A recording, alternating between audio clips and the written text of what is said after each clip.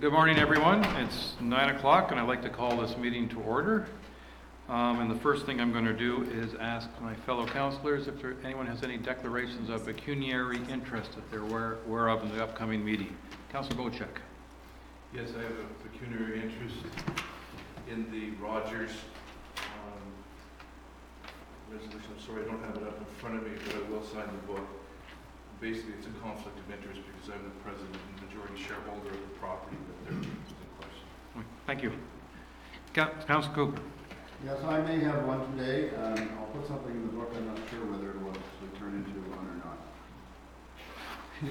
You'll leave us guessing or hanging in the short run. No, I think you'll leave me guessing. Oh, okay. Fair enough. Any others? With that, our next order of business is to go in the closed session, and on the published agenda, there were two items for closed session, and I think with your agreement, I'd like to take one of those items and postpone it until later in the day. So I'd like to go in closed session just for item A. So I'm going to read the motion without section B in it for this morning. And it reads, whereas section 239 Part 2, Part 3, 3.1 of the Municipal Act 2001 as amended.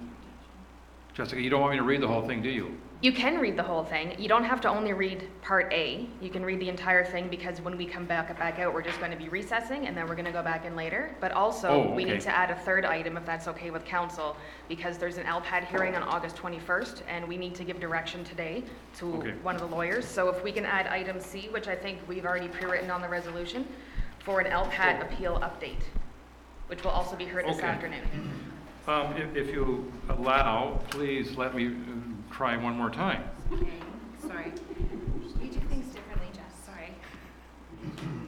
So there's A there. See, I Okay, all right, we'll make this work. Whereas section 239(2)(3)(3.1 of the Municipal Act 2001 as amended provides authority for councils of municipalities to close a meeting or parts of a meeting to the public if the subject matter pertains to a matter identified in sections 239(2)(3) or 3.1.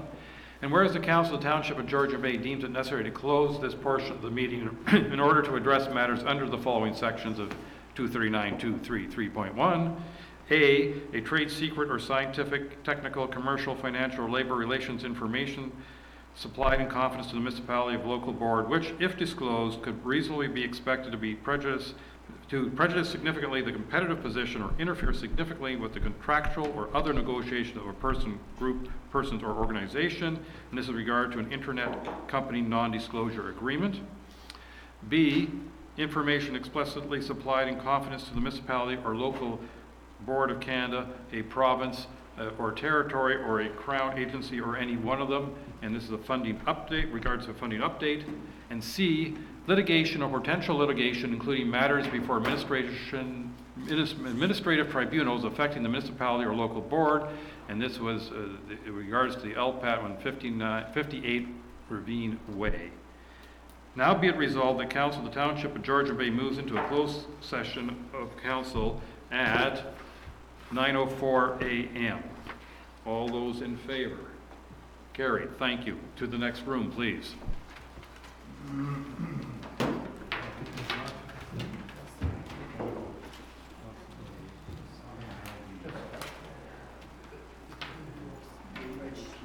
It's already on the screen for you. It's already for you. We'll be back with you. Some backup. Oh, good. You come in off the water today or?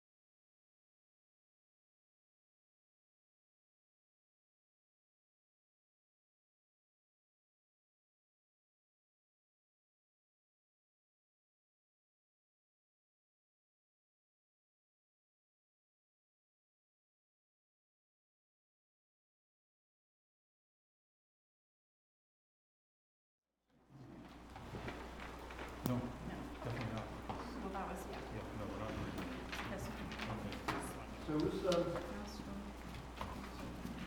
Okay.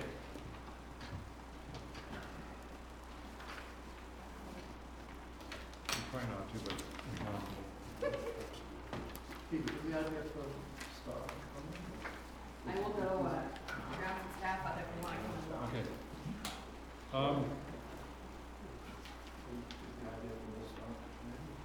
was hoping so. So should we wait? I think Jessica's going to. I think that was the idea. Okay. Well, Good morning, everyone. no, not yet, Not yet? not yet. Yes, sir. Pause. I'll keep quiet. Yes, exactly. We have to do a few formalities. Where's Mr. Bocek? There's Mr. Bocek. Council. So council, the motion in front of me is be it resolved that council recesses from closed session at 9:18 a.m. without a report. All those in favor? Thank you.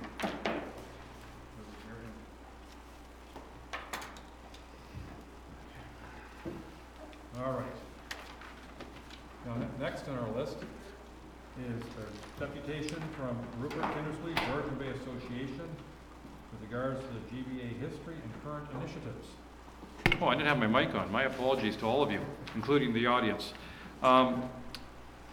Mr. Rupert Kindersley, Georgian Bay Association, you're going to report to us on the GBA history and the current initiatives, and the floor is yours.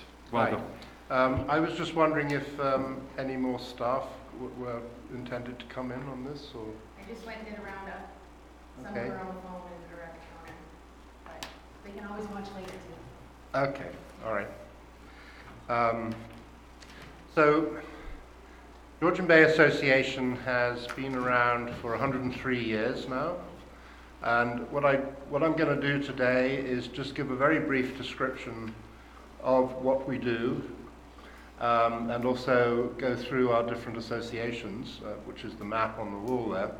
And then there's two parts of a four-part series from a presentation that Carl Schiefer, I don't know if some of you may know Carl, did at our 100th anniversary symposium in 2016, which Peter Cooper asked me to present to staff to give some idea of why Georgian Bay is so special and why environmental protection is the priority for all the coastal communities that are members, and some of them who are not.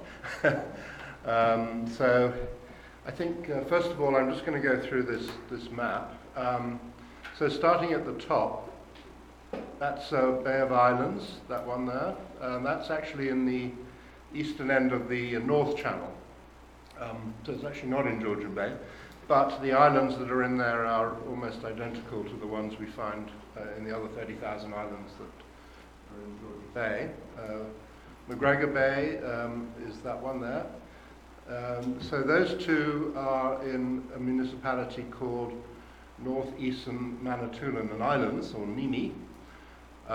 Next one down here is Northern Georgian Bay Association, and this one here is Key River Association. Part of Key River and all of Northern Georgian Bay are in Killarney. You can see that the southern part of Key River is actually in the West Parry Sound district. Then there's a bit of a gap because there aren't any associations in there. Bayfield Nares, Point of Barrel, are both in the Township of the Archipelago. Then you've got West Carling, Deep Bay and North Sound, which are in Carling. South Channel, Sans Souci, Woods Bay, Manitou, all of those are in the Township of the Archipelago, and as is Blackstone Lake, which is there. Then in terms of this township, there are 5 associations that we have. So there's 12 Mile Bay here, Wawatesi, Mad Club at Go Home Bay, Cognasheen, and Honey Harbour. So you can see that we cover really the whole of the north and most of the east coast, except for this gap here, of Georgian Bay. So the 30,000 islands. 85 to 90% of our members are water access only. However, there are quite a few road access areas, such as Honey Harbour and West Carling, and these two are Carling. So the lifestyle and the priorities of these members, as I mentioned earlier, the number one priority is environmental protection. So the Township of the Archipelago was formed in 1980 and came up with an official plan and comprehensive zoning bylaw, which were very different from others at the time, because of the prioritization of environmental protection rather than the built form. So for us, for our members of our associations, that's what they want us to do. And that's really our mandate as Georgian Bay Association, is to protect the Georgian Bay. Now, I don't know how familiar everybody in this room is with the Georgian Bay, but I'm assuming not particularly familiar, or some more than others. I don't know if you've been out there, but what we will see in the upcoming videos is a description of really what it looks like and why it's so important and why it's so special and why we need to protect it. So I think probably we should just, just in conclusion. So we have 19 member associations, 17 full members and 2 associate members, which are these 2 here. We have a board of directors of 23, because our 6 largest associations can appoint 2 directors. I'm the executive director, so I'm the only full-time paid employee of the organization. We have a part-time communications and marketing coordinator. Okay, yeah, let's go to the video.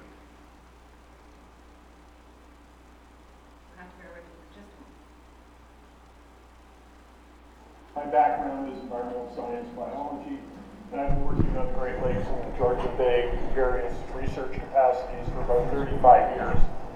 So this is a project I've been working on for a couple of years. I guess the most important part of my bio is I'm a 4th generation Georgian Bayer.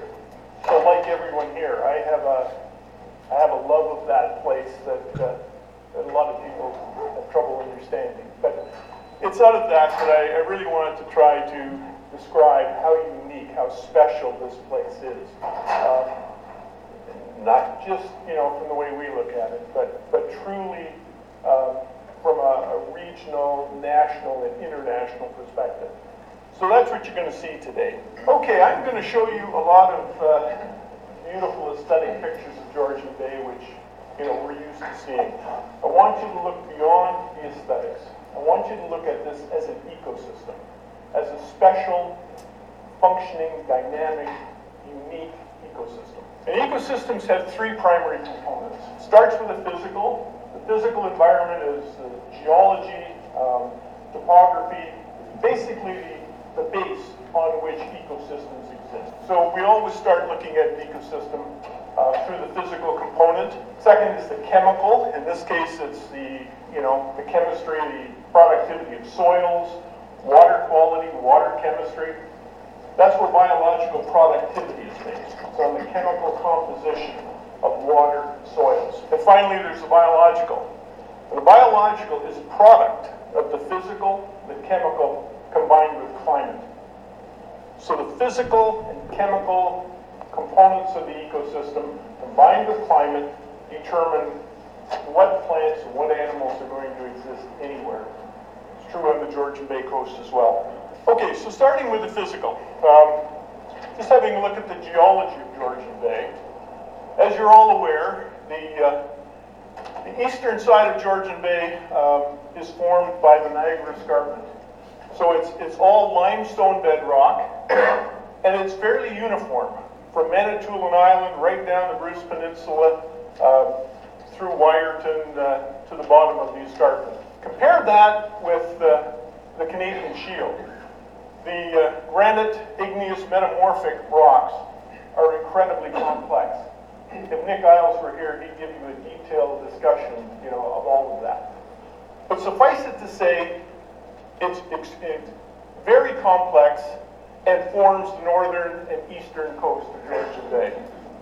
The southern area is characterized by thick, deep glacial deposits.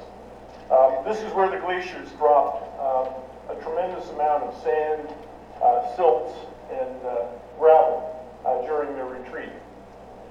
And just to show you some examples of what that resulted in, this is the western shore of Georgian Bay formed by the Niagara Escarpment. So those cliffs of the Niagara Escarpment form the western shoreline, characterized by limestone bluffs, cobble rock beaches, and deep water. In fact, the deepest area of all of Georgian Bay is a stone's throw from Cave Point in Bruce Peninsula National Park. These limestone cliffs can be as high as 60 to 80 feet high, and the important thing is that cliff face keeps going right down in the water, almost immediately down to 200 to 300 feet of depth. And it's a karst topography, so there are things like sinkholes, underground streams, flower pot islands, characteristic of a limestone karst area. Now compare that with the eastern and northern shores. This is where the Canadian Shield, with its low topography, slides into the Great Lakes in Georgian Bay. And because of that, has created the largest freshwater archipelago in the world. The difference between the two coasts couldn't be greater. Here you have almost no littoral zone. This drops quickly into deep, cold water. Here, this is all littoral zone. There's no water in there over 50 feet deep. It's productive, it's sheltered, aquatic plant growth, wetlands. You'll find no aquatic plants or wetlands on the western side of the bay. The geology varies from smooth granite bedrocks that we're so used to seeing to limestone or to quartzite rock of the La Cloche Mountain Killarney area. On the southern side, the deep glacial deposits formed in the southern part of the bay have given rise to some of the largest freshwater beaches in the world.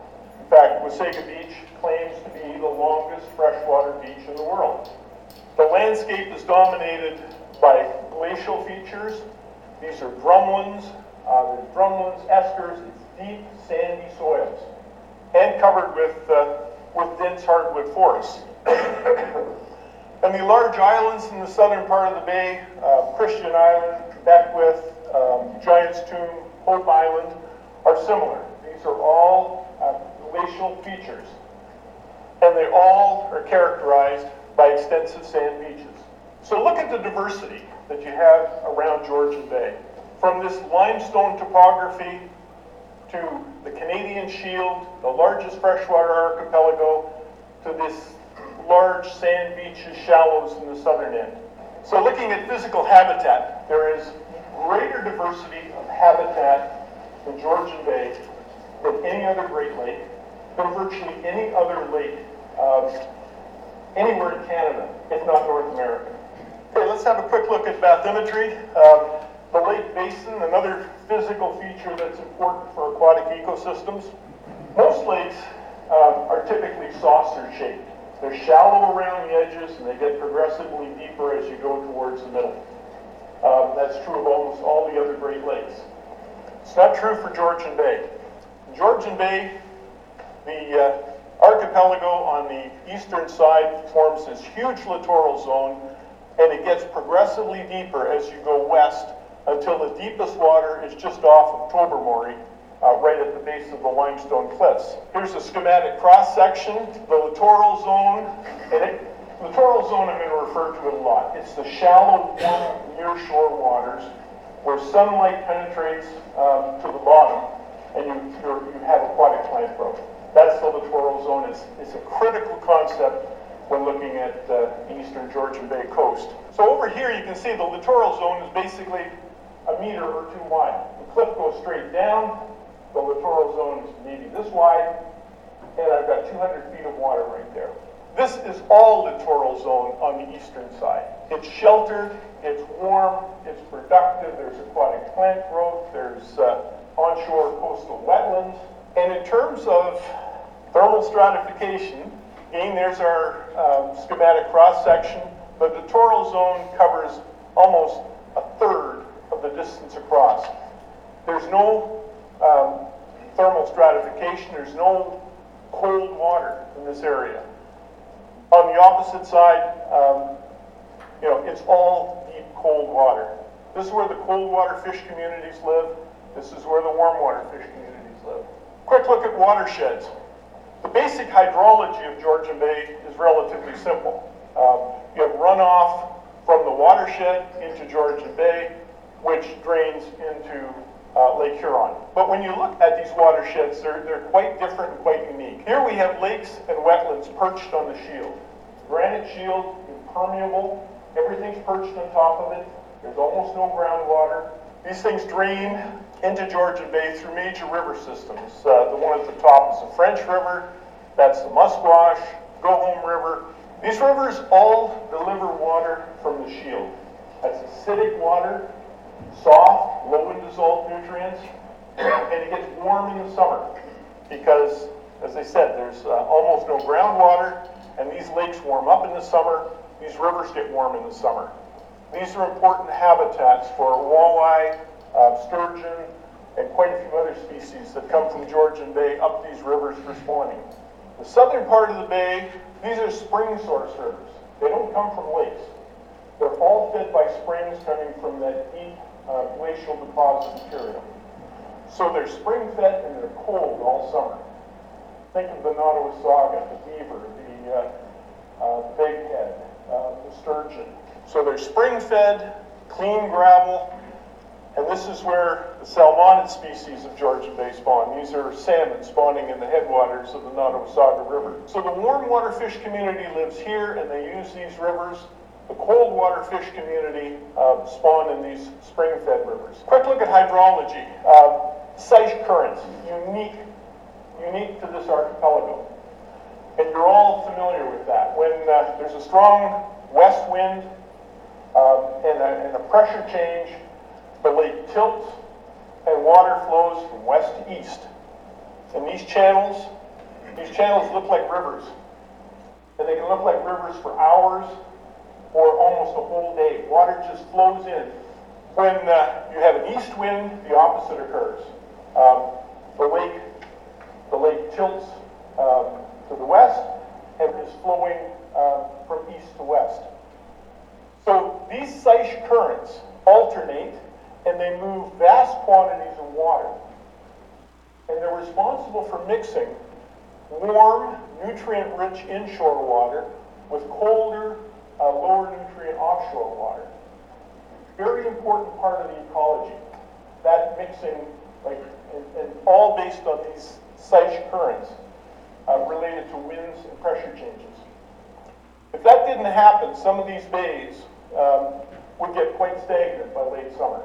Ecologically, from a water quality perspective, those Seiche currents are very important. We're all familiar with them.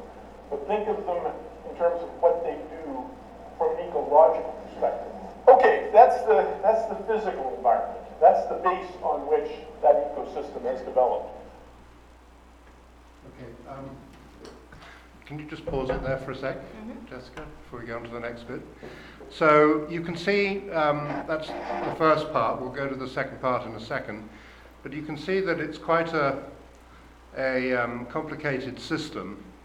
And as I mentioned earlier, we've been around for 103 years. We are primarily an advocacy group. We are an advocacy group, in fact. That's pretty much all we do. So we advocate to different levels of government, including municipal, federal, and Ontario. We have good relationships with most of the First Nation bands up and down the bay as well. But over the years, to deal with the special environment that we occupy, other Georgian Bay associations have been developed. I don't know how familiar you are with them, so I'm just going to give you a quick rundown. One of them is called Georgian Bay Forever. That is a science and education and research organization that deals primarily with water-based issues. And that was formed by the GBA. All three of them were, in fact, and they're all charities. We are not a charity. We are a not-for-profit advocacy company. And the other one, which I think you probably know best, is Georgian Bay Biosphere Reserve. GBA was very instrumental in establishing that UNESCO designation, and so really the Georgian Bay Biosphere Reserve also came out of GBA. And they basically deal with biosphere issues. They're looking at the business community and permanent residents a little more than the other Georgian Bay organizations, and looking for good communications between all the different stakeholders within the Biosphere Reserve. And sustainable development is one of their key part of their mandate, as well as protecting the ecology of the biosphere. The last charity is Georgian Bay Land Trust, which is now the 6th largest land trust in Canada, has done extremely well. They just added 1,500 acres, which I think is in the Township of Georgian Bay at the Tadanac Club. They're poised to add another 1,500 acres, I think, from the Mad Club at Go Home Bay. Their commonly owned property, that's underway at the moment. And they're looking at another 22,000 acres between the 400 and the shoreline, which they may be able to add in the future to their bank of land. So they are very integrally involved, for instance, in the 17% target of the federal government. They've got a seat at that table to protect 17% of the land base in Canada, which is an international agreement, under that international agreement. Georgian Bay Forever does a lot of work on water levels as well as water quality. They have recently acquired an autonomous underwater vehicle, which you may have heard about, which is really exciting. They are definitely at the forefront of a lot of that research. And the Biosphere Reserve is very intimately involved in the community. They are based in Parry Sound, and their profile is very high, certainly in Parry Sound. I don't know about, is it high down here as well? You heard of them? Yes. No, good, yeah. They've got a great team. So I think, these organizations have developed over the years, as I say. The Land Trust also came out of GBA. There was another organization called the Eastern Georgian Bay Stewardship Council, but that is now part of the Biosphere Reserve. They were mainly fish. Okay, so that function is now part of the Biosphere Reserve, so they do a lot of research on habitat in rivers and stuff like that. So I think that we got some idea of the Georgian Bay, but we'll go to part two. Is there time to go to part two? Okay. All right, let's go to part two. We're going to just have a quick look at water chemistry in terms of the diversity of the chemical environment. I could spend the next hour just talking about water chemistry on Georgian Bay, but I want to look at this from an ecosystem perspective in terms of diversity of habitat. The far side, as you saw, is limestone.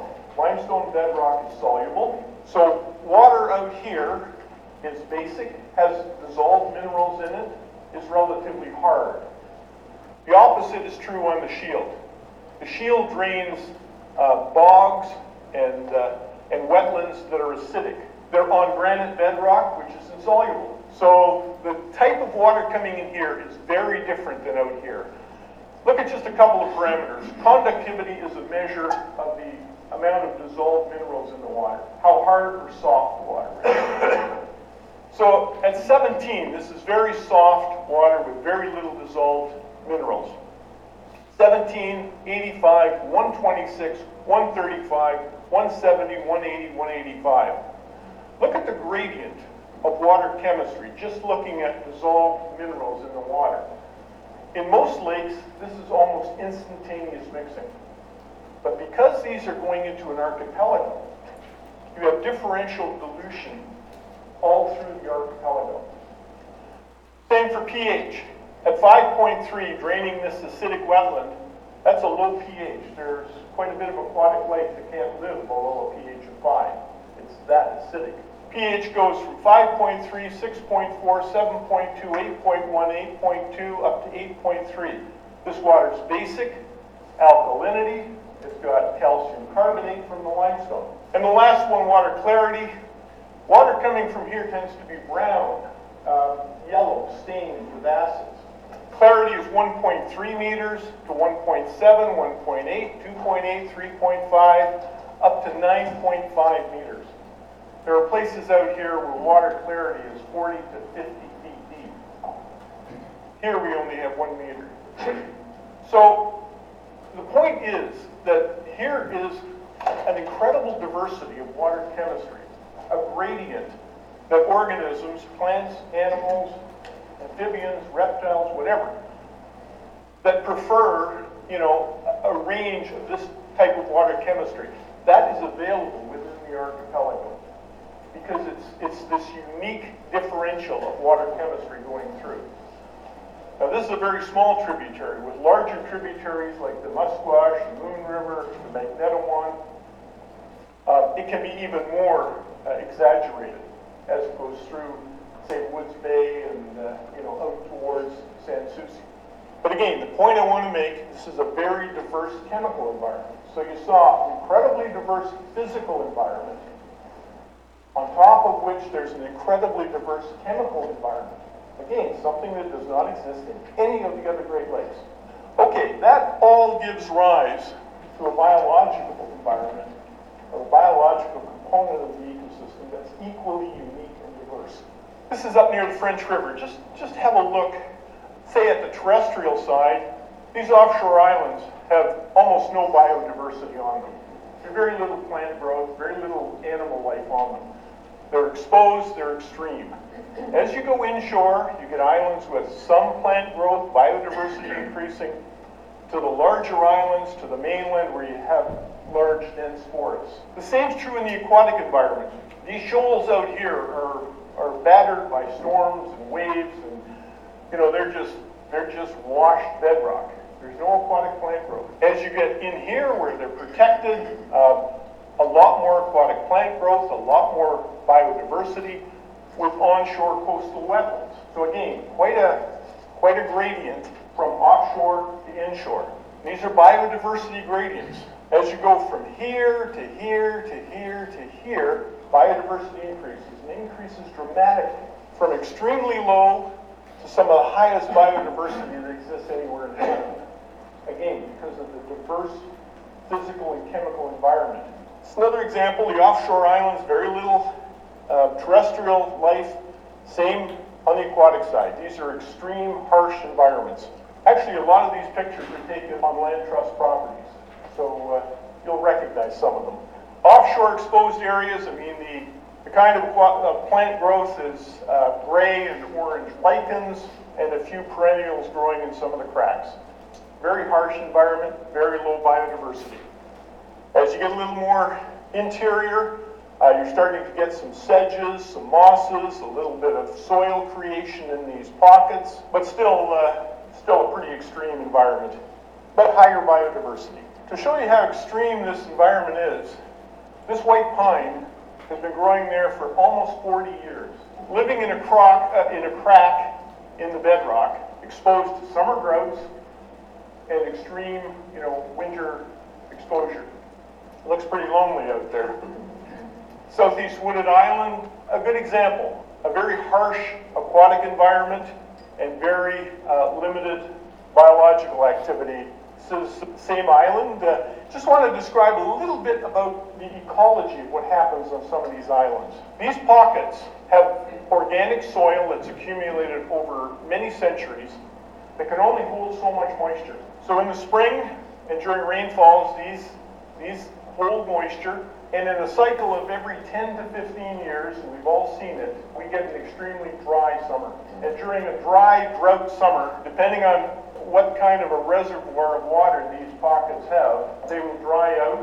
And in an extreme year, the younger pines and the younger birch trees will die. They'll die of summer drought because these microhabitats simply can't support them. Or, as in the case of this pine tree, the tree will outgrow the site. The top mass of the tree will get too large, the root system can't hold it, a windstorm will come along, and it'll blow over, and the root system just peels off the bedrock. We've all seen that. That's what happened. This is the predecessor of this tree. It grew in that site, blew over, the organic materials, eroded off the site, and this tree grew. And that's just a succession that occurs in these offshore islands. A little more inland, got a little more soil development, stunted pines, higher biodiversity. But look at these islands in the winter. This is the same island I was showing you, the lizard. In the winter, there's basically no overwintering habitat on these islands. Reptiles, amphibians, birds, mammals, they can use these places in the summer, but there's no overwintering habitat. So they have to move to larger islands as part of their home range. Finally, on the big islands and on the mainland, we have the highest biodiversity. Diverse, mixed hardwood plant communities, high biodiversity of animals. These areas have habitat that provides overwintering conditions for most of the large mammals that live on the coast. Woodpeckers, the birds that overwinter, can't live on those outer islands, not during the winter. So secure habitats nearby are critical for their survival. And one of the most unique features of the Georgian Bay coast, many of you have met Pat Chow Fraser over the years, who's been studying and documenting these coastal wetlands. The Georgian Bay coast has the best quality, the highest density of coastal wetlands anywhere in the Great Lakes. Here's an example. 2 islands providing protection for the development of this kind of a wetland between 2 shelter islands.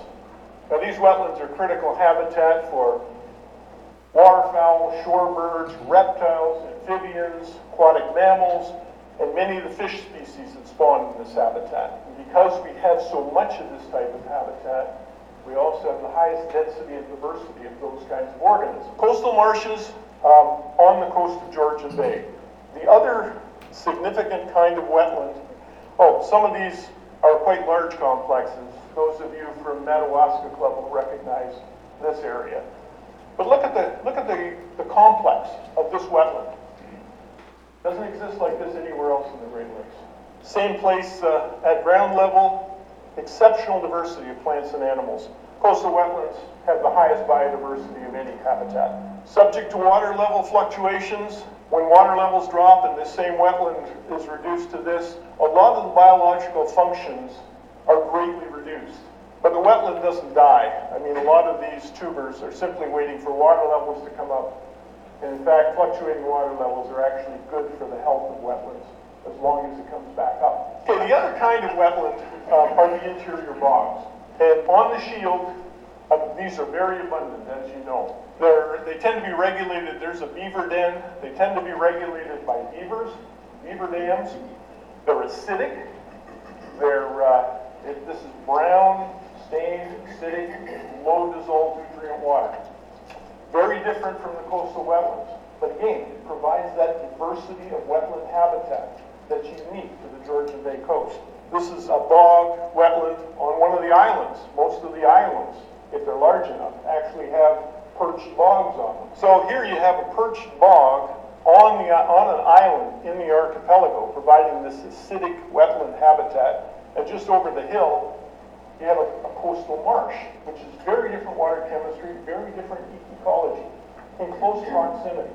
Again, that simply doesn't exist anywhere else. Okay. I think that's all we have time for in terms of videos. Are there any questions anyone has about what we do and what we cover? Okay. Is that any questions from the hope it was interesting. Well, I and, say- provided information that you didn't already have. The sound quality and everything was not great, but you could hear it okay? Well, Rupert, I was going to say thank you very much. Greatly appreciate it, and thank you everybody for coming. I think that is terrific. Never seen such a large studio audience, and I think it's wonderful because I think we sometimes forget as we get caught up in our work and everything else about how important this area is. And I think, as pointed out by Carl Schieffer's excellent presentation, it's not only the bay, and some people like to talk about the bay, other people talk about the inland lakes. It's the whole cross section that we have. The watershed feeds into the bay and our, we celebrate with the Biosphere Reserve that it's the world's largest freshwater archipelago, but that archipelago would be impossible without the lands and the watersheds behind it. So it's all an important package, and I think we must take our responsibility of taking care of this very seriously.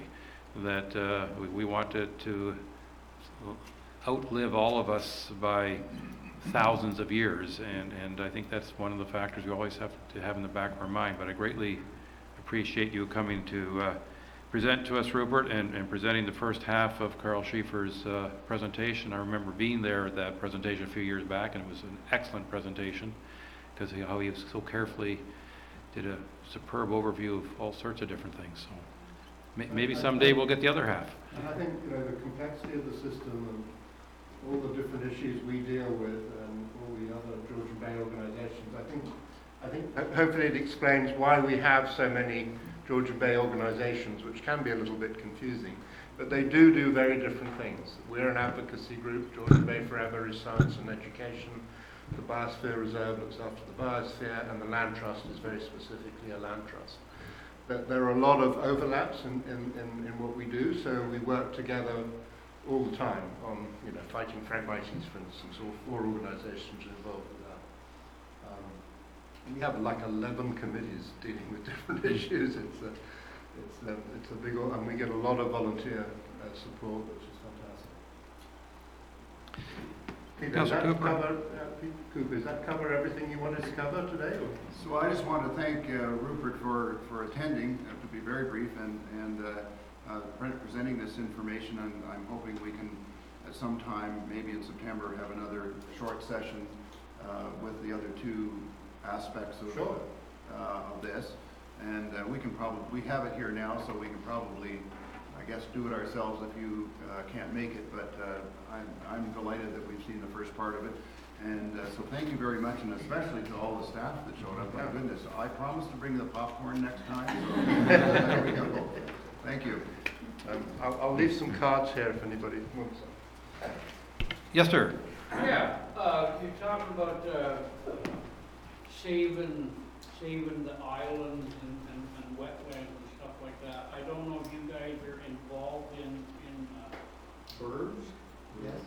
Okay, but cormorants are a very big problem around here because I don't know about the other, like Rosso or Muskoka, but I have seen on Lake Joe islands that used to have vegetation, Yeah. and it's all dead. I'm familiar with the damage they do nesting. There are all kinds of different views on cormorants. Out in Georgian Bay, really there are very few areas where they are overpopulated and causing a problem. I think the problems you're talking about on the inland lakes are more severe.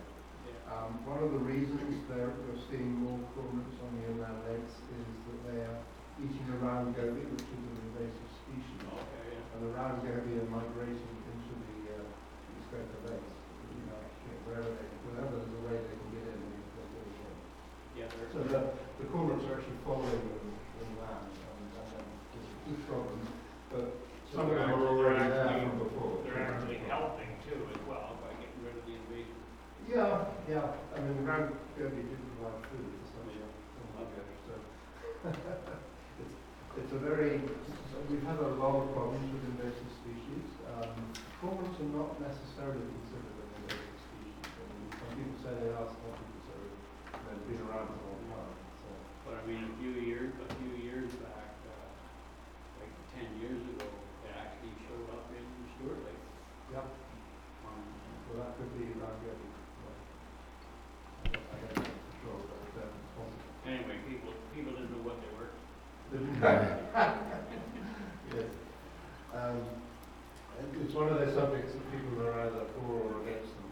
And, we get both of those duties thrown at us, so we have to try and find a middle way. Well, thank you very much again for your presentation. It's greatly appreciated. And thank you, everyone in the audience, for enjoying the show. Well, thank you for inviting me. It's a great pleasure to be here and meet everyone. Thank you.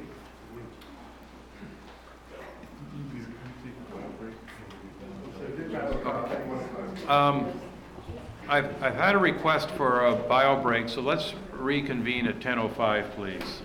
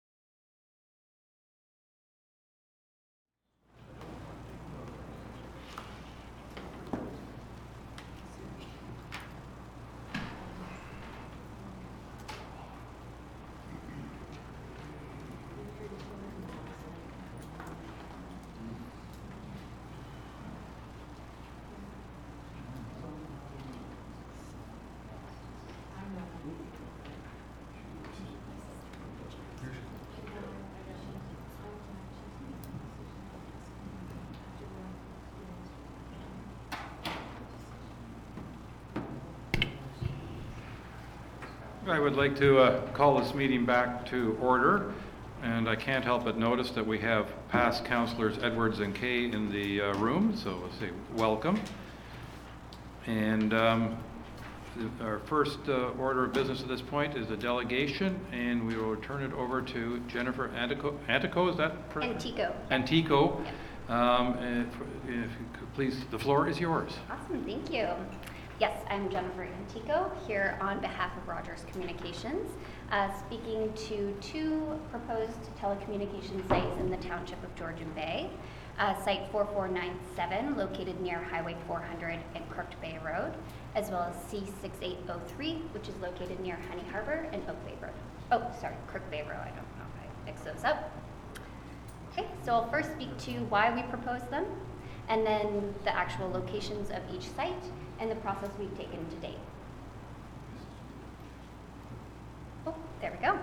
So the objective and what a wireless network is. A wireless network is a series of interconnected parts. As you can see in the lower left-hand corner, they're like little honeycombs that fit together that will provide continuous coverage, and the objective is so that those in the area can move freely, have interconnected calls without dropping, and being able to data transfer between end users.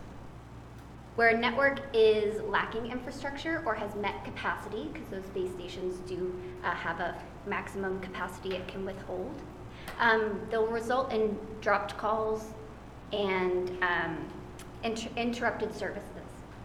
In order to facilitate, that's shown in picture number 2.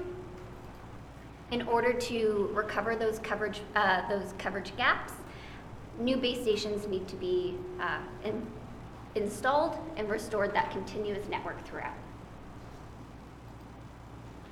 Okay, so moving into the actual locations proposed. So first is C4497. Municipal address is 169 Crook Bay Road in Port Severn. It's located on the southwest portion of the subject lot. An aerial diagram is located on the left-hand corner. And sections of the site plan are located on the top right, and the actual tower proposed in the top left. The proposed area is located 50 meters northeast from Crook Bay Road.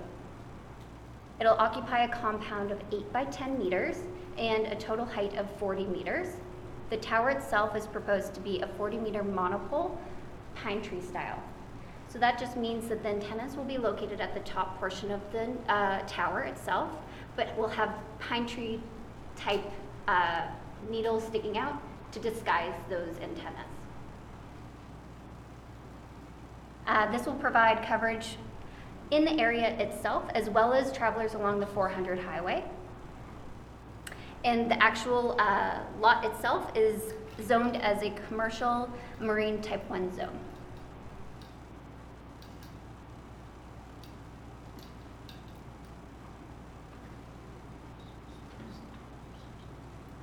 Second site proposed is C6803. Again, bottom left-hand corner is an aerial view with the section of the site plan map on the top right and the tower compound itself in the top left. This will have a municipal address as 98 Honey Harbor Road. The tower itself is located at the northeast corner of the subject lot. It'll be utilizing an existing gravel road all the way up to that northeast corner. I know it's a little tiny, sorry. It's 116 meters setback from Honey Harbor itself.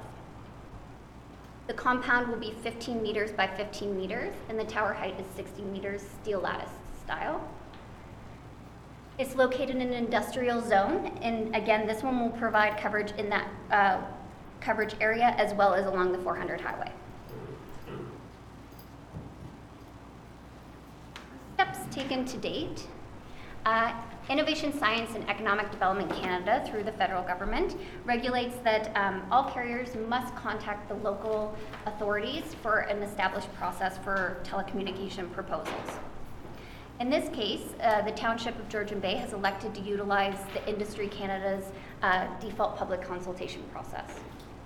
That process looks like a mail notification to property owners 3 times the tower height, which will include multiple details to those property owners, including the location, an example of what the tower will look like, a location map, any co-location details that were investigated. In this case, both options did not provide a co-location, as well as all federal regulated guidelines. So that's Health and Safety Canada, Transport Canada regulations. We'll always include contact details for the proponent, so that's myself, the Land Use Authority, Township of Georgian Bay, and the ISED contact. We also publish in a local circulating newspaper, again with those similar details, what the tower is proposed, the location, and contact details outlining any communication to be sent into those contacts. We'll allow for 30 days for any public comments. The proponent will address any submissions received. And at the end of that 30-day time frame, we will, and all submissions have been responded to, we will request a concurrence letter from the Land Use Authority. With that request, we'll include any communications that we've received to date and our contact back to that individual. I'll now speak to this process in regards to both of the proposed sites. We did them in tandem, so the dates will be a little bit repetitive, but I wanted to speak to them separately. So April 9th, 2019, we contacted the township. We determined which policy and procedures we will be moving forward with. And as of May 24th, we sent out the mail notification to property owners. In this case, being a 40-meter tower, the radius of property owners was 120 meters. As of May 30th, we put a newspaper advertisement in the Midland Mirror. And July 1st was the closed comment period. As of July 1st, we did not receive any questions, concerns, or objections to the site. Therefore, July 3rd, we requested a letter of concurrence. For C6803, again, we contacted the township April 9th. We sent out notifications May 24th, newspaper May 30th. July 1st, we did not receive public comment. And July 3rd, we requested a letter of concurrence. Outside of the 30-day time period, as of July 15th, we did receive one phone call communication from a property owner in the area requesting the setback distance between their property and the proposed site, but again, no objections were made. Okay.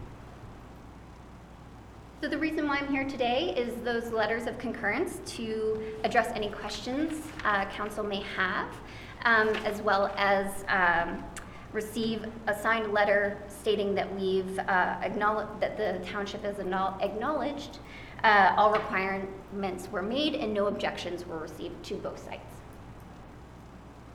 And any questions? Thank you very much. Councilors? Councilor Wienko and followed by Councilor Hazelton. Can you go back to one of your first pictures showing the location of the Crooked Bay? Definitely.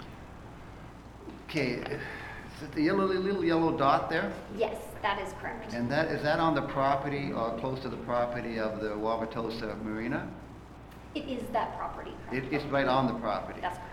Now, obviously, you are aware that within a kilometer of that location, there's a bell tower exactly the same. Yes, let me... So now we have two towers within a kilometer of each other doing the same thing. Yes. Why can't you guys get together and have one tower? Like, I don't think enough people on 6 Mile Lake know about this, because I doubt if you even contacted the association. You contacted the local people, maybe a half a dozen people, and that's about all that knows about this thing on 6 Mile Lake. And I will be encouraging you to contact the 6 Mile Association, which I'm sure will have the same type of comments that, why can't you get together and have one tower, they're both within a kilometer of each other, and they both look the same, and they're both, I wouldn't say ugly, but they stand out throughout the entire lake, not just within 120 meters or whatever. Everybody on the lake can see these things. I'm going to have trouble supporting this for that location, because the two of them within a kilometer of each other looking exactly like these Christmas trees. Can you explain why you can't get together? For you, your worship. Yes, we did look at it's a Bell Mobility site, site code 4416. It is approximately 880 meters from this proposal. It's a 30-meter high tower, and the Bell Mobility antennas are located at the highest point of that tower. The proposed area that Rogers has suggested is a 40-meter high to reach their coverage that they're hoping for. So in order to reach the 400 highway, to get those travelers along the road so that if travelers are traveling, their signal does not fall out, that 40-meter is necessary, and that location is slightly closer to the 400 highway where the RF engineers have pinpointed where their coverage needs improvement. So that's why this co-location has been disqualified to date. Again, we can always go back to RF engineers and ensure and have them provide a very detailed letter on why that co-location has not been chosen. But those were the original reasons that we were provided. So, do you have an example where you actually do share a tower with Bell, or is that just a big no-no and you have all kinds of excuses not to do it? No, through you, Your Worship. Yeah. In Gravenhurst itself, we are looking at a co-location option with Bell. Again, the address is lost at the moment, but it's along the Highway 11, and we are looking to co-locate, but it takes time from Bell to hear the response back. So that is a good faith effort for us to co-locate on a tower. Yeah, okay, I think we should be doing the same thing here. We're talking about an engineering problem. We're not talking about something that's impossible. I think it's probably cheaper to combine both towers, even if you got to add to the Bell when it get a little higher.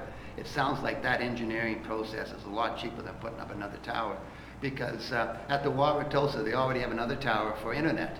So now they're going to have two towers at Wauwatosa, and that whole area is getting full of towers. So I'm having some problems looking at the reasons why you can't combine the two of them. And I encourage you to go out and talk to the 6 Mile Lake Association, who represent the entire lake, and get their opinion, because I don't think you've got that yet. So I'm having some problems with this one. Councillor Hazelton? If I could, before. Councillor Boucher? My understanding that this was going to be a delegation and that item 11A was going to be a point in time when questions would be answered as far as the letter request for 1 and 2. So if this is going to continue being a question and answer period, I'd like to step out of the room while this happens. Understandable. We'll let you know when the discussion ends. Thank you. Councillor Hazelton. I have what could be a very simple question. I'm just curious what the radius of coverage and impact of the improved communication is likely going to be. Definitely. Through you, Your Worship. For both sites or one or? Very simply put, does it affect farther west out in the Georgian Bay shoreline or not? Yes, it does. Yeah, so typically it will cover at least a 1 kilometer radius surrounding that site itself. It depends on the amount of trees in the area. It can decrease or increase pending if there's hills, again, increase or decrease, but we say a minimum of roughly 1 kilometer, so that will reach out into the bay as well as the 400 highway. But it won't go 5 kilometers out into Georgian Bay? I would need to request the full coverage map to see how the benchmarking increases out into the Georgian Bay. Thank you. Councillor Jarvis? Just following up on Councillor Wianko's thoughts here, can you go to the slide that showed how you communicated? I think you showed the Midland Mirror as being the news publication of choice. I don't know what the circulation of the Midland Mirror is around here, but I suspect it's not very broad, so I'm curious to know why you chose that, unless it's the only thing within 50 kilometers of this area that's a published paper, and Jessica has an answer for me. I sure do. We provided them with the name of the papers that we do advertise with, because it is the closest paper to our community, and that's where we advertise our tax sales and our planning notices also. Okay, appreciate that. But I would agree with Mr. Wianko. I see the timing on this is April, May, a number of residents, particularly on Six Mile Lake, or the lake areas, will be seasonal. They aren't even up here until July 1, and I'd be concerned that a lot of people didn't even know about this, even at this time, what's going on, and I'm a little concerned in that regard. Do we have any indication of whether people actually know about this or not? For you, your worship. Yes, so the mail notices are sent directly to the property owner's main address. So we do receive the property owner address versus the local address in case it does differ. So in that case, hopefully we did capture the appropriate address. Also, on the outside of the mail notification package, just so it's not just like disguised as junk mail, it does clearly state notice a telecommunication is proposed within X meters from your property. So in those cases, unfortunately, we don't have a read receipt for the notification, but we do our due diligence to ensure that they don't receive it as junk mail. Schneier, did I see your hand? Yes, through your worship. I'm trying to give you 2 or 3 names at once there. I'm not clear on what you just advised Councillor Hazelton. Did you tell Councillor Hazelton that it would be 1 kilometer radius support from each tower? Roughly.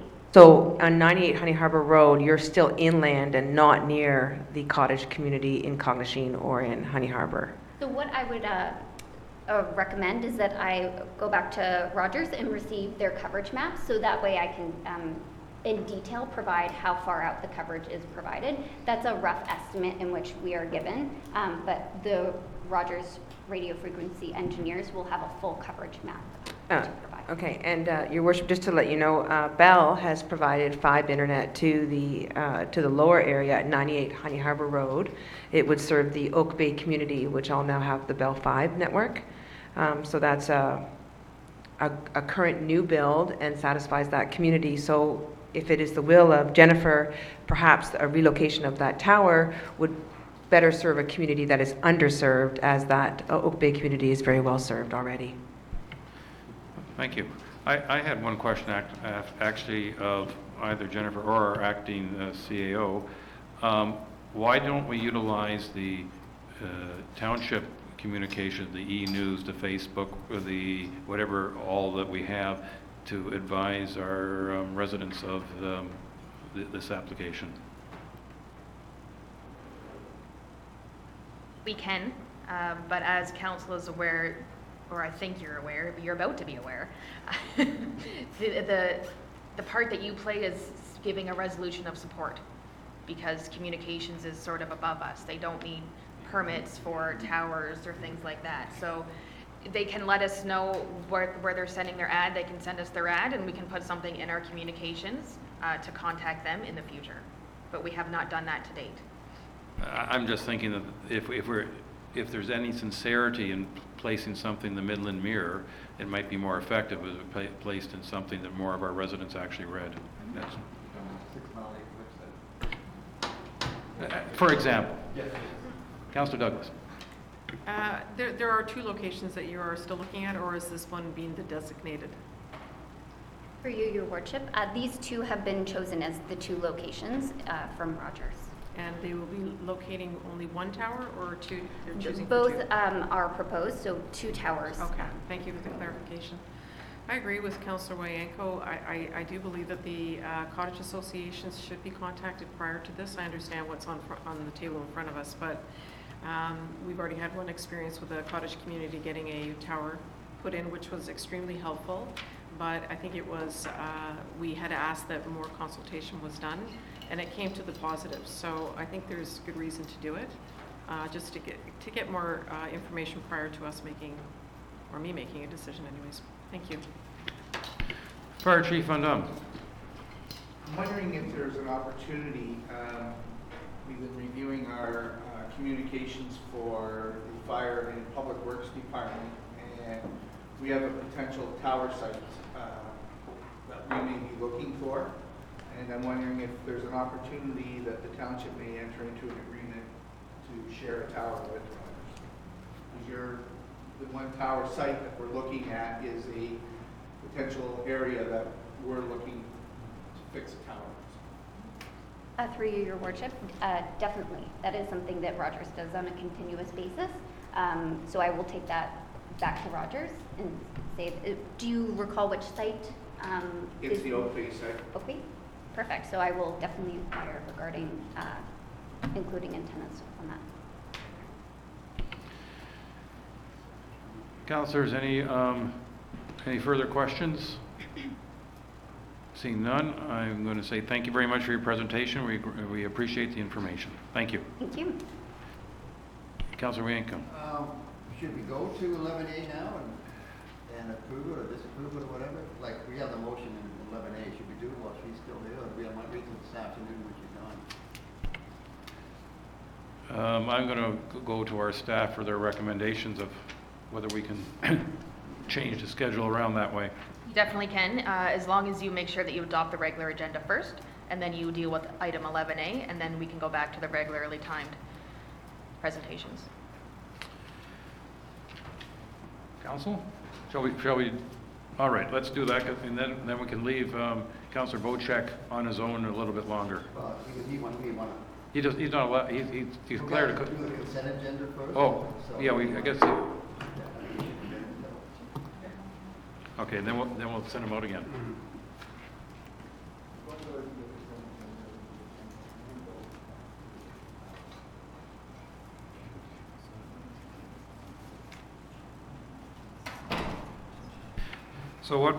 So I think the plan right now is that we'll do the consent agenda, and then we'll adopt the regular agenda and skip straight to 11A, and then go back to a regularly scheduled programming. So, council. Be it resolved, the council adopts the consent agenda of August 14, 2019 as amended, which includes removing item 6I, which will be added under new business. All those in favor? No. Oh, Can we move 6G too? 6G, and under new business as well? Any other requested amendments? So I will read that it now reads, be it resolved, the council adopts the consent agenda of August 14, 2019 as amended with the removal of item 6I and the 6G to be added under new business. All those in favor? Carried. Thank you.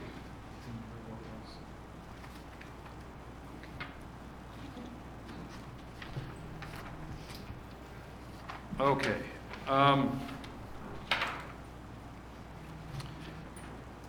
So now we have to add 6G.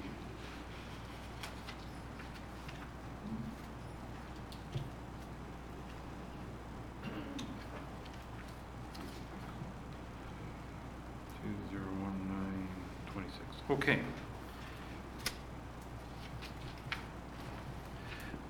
Be it resolved, the council adopts the regular agenda of August 14, 2019 as amended. Add item 6I, fuel RFP results under new business. Add item 6G, financial service report 2019-26. Add item 11E, MAC tier speed limit. 11F, milkweed. 11G, South Glengarry Library resolution. And 11H, septic systems. All those in favor? Oh, Councilor Bocek, sorry. Under the regular agenda, septic systems, I would like to add conversation under new business, and I'll report it that time. It is on that agenda. It is on the resolution already. So, we have a resolution already. Yep, and the mayor just read it. So because you're covered. I do have septic systems as one of the additional items that we will be speaking to on this agenda. Okay, that's fine. Okay. Any other comments, councilors? All those in favor? Carried. And my vote was also in favor. All right, so it's been suggested that on the regular agenda, we move immediately to item 11A, and that is, and I'll read the motion.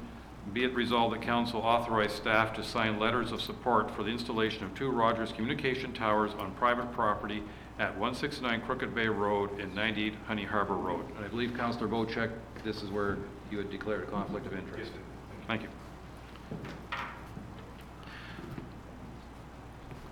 I'm just going to wait for Acting Councillor CEO. Bocheck. Before I start talking. To our acting CA. Based on the conversation heard during the delegation, I recommend, and I'm feeling that council might have the same idea, to defer this resolution until next month. And I can provide Jennifer with the contacts for the cottage associations and give them a deadline of, say, 25 days, 30 days until our next meeting. And then so we can have their comments ready for the next meeting if they do have anything to contribute. Councillor Yanko. And I will support that deferral, but I also want to get some feedback as to if there's an engineering possibility of combining the towers. You know, why are we having two towers less than a kilometer apart, looking like big pine trees? It's a blight. It's going to be a blight. You know, we always complain about too many towers, but when we have a blight within, two blights within 1 kilometer, people are going to complain. Any other comments? Can't stop today. And also, did I hear that council would like a map, a radius showing where the service will be extended to? Coverage, thank you. Okay.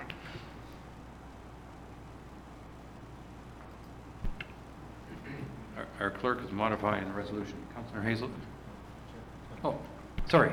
Oh, Your Worship, I just wondered whether or not there's an opportunity for Forbes to be able to look at a site closer to the end of Honey Harbor Road. It would be an underserved area, and our business community and a lot of reports also speak to that need in that area, as opposed to the 98 Honey Harbor Road.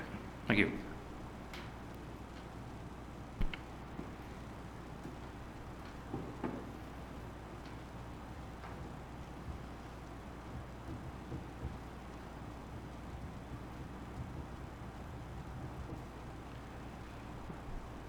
We have our clerk quite busy at the moment.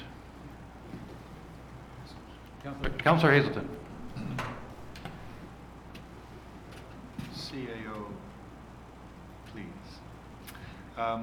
Is it possible to ask in your conversations with Rogers to help us understand what could be achieved in landline capabilities if in fact they did what E.D. Oceaneer said, which is put a tower out towards the end of the Honey Harbor Road? Because we have heard several times that in the hamlet we have pathetic service, and if they put a tower out there for cell communication, is it possible that that could also deliver landline, high-speed internet that could service the hamlet, perhaps the Dell, and some of the marinas up there? I mean, what is the potential beyond the simple cell extension service?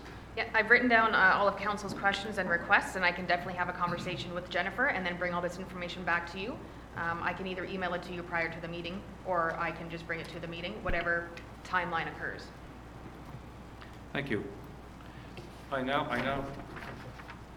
Oh, sorry, Councillor Douglas. When our clerk leans forward, the view is blocked. Also, I was wondering if you could ask if they would make a consideration of possibly moving the one tower from the 6 Mile, which it already has one, to the other end of Honey Harbor. I think the one that's in the middle is a good idea for coverage on Honey Harbor Road that's presently proposed, but I think moving the second one further towards the bay makes a little more sense in my opinion. We will have a lengthy conversation. I'll read the motion. The modified motion is, be it resolved, the council defer the determination of support for the installation of the 2 Rogers communication towers on private property at 169 Crooked Bay Road and 98 Honey Harbor Road, and that staff provide communication to resident associations and report back to council in September 2019. And I have staff direction. I have all the questions written down to save our clerk handwriting every single request. I can take it as staff direction, and Jennifer is also here, so she heard everything also, so we can come back with that information for council. The engineering thing is what I really want to, is to find out why they can't use one tower. tower, even if Rogers builds a tower that Bell can attach to. I'm not sure, though, if we have to put all that in the resolution. No, but that's what I want the answer. Okay. Why can't there be one tower that they can both use? Okay. All those in favor? My hand is up, Councillor Hazelton. Thank you. Who told you? Oh.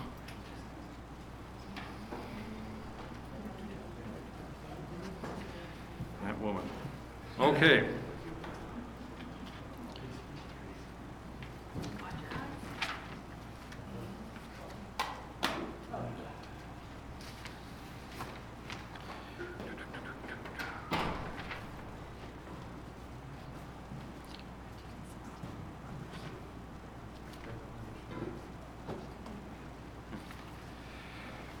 Okay, so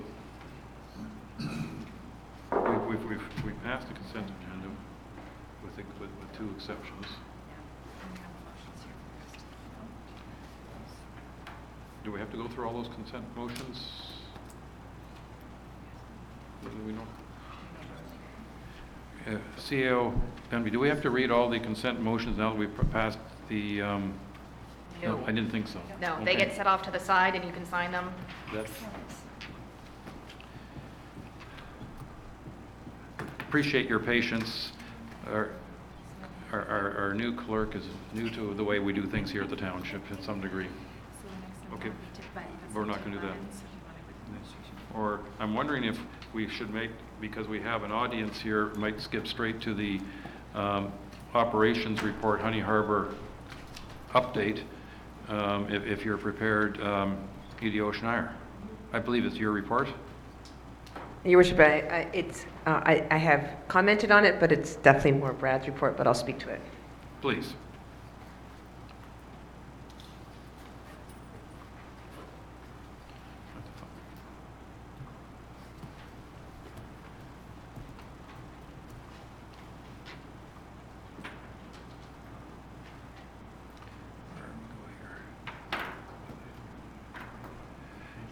Your Worship, this report just provides a little update of what the staff have done and what the Honey Harbor Community Advisory Group, commonly known as the CAG, have been participating in the last couple of weeks since we provided you an update.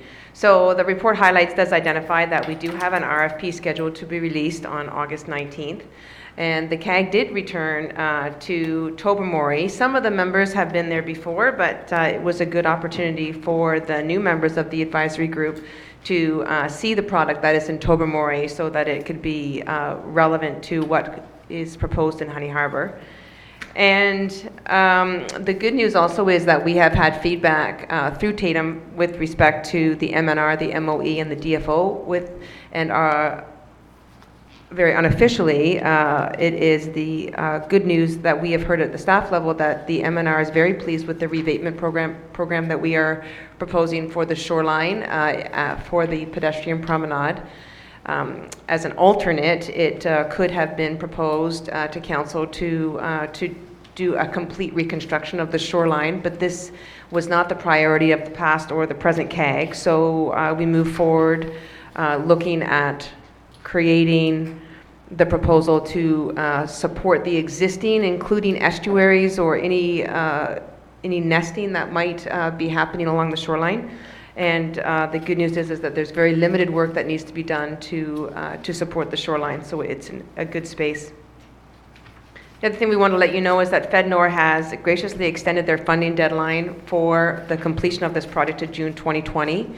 This is because there are some items that are best to be spent in the new year. If you think of things like trees and shrubberies that have to be planted in haste in the fall in order to meet a deadline, those trees wouldn't make it through the winter, and so it would be wise to take the time and plant them in the spring to give them a good, honest opportunity to grow before the next winter season hits.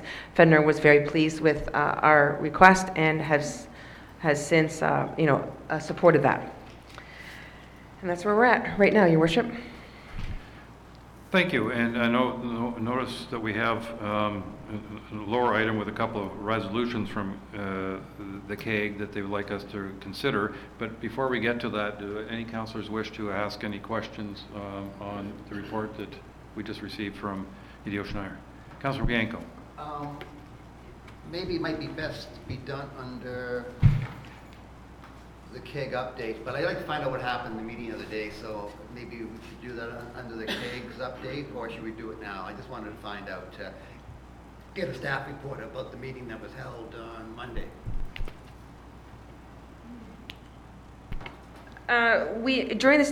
During the meeting on Monday, we had an opportunity to make sure that the advisory group was well informed and felt comfortable with the information that had been provided by Parks Canada at the July 26th meeting.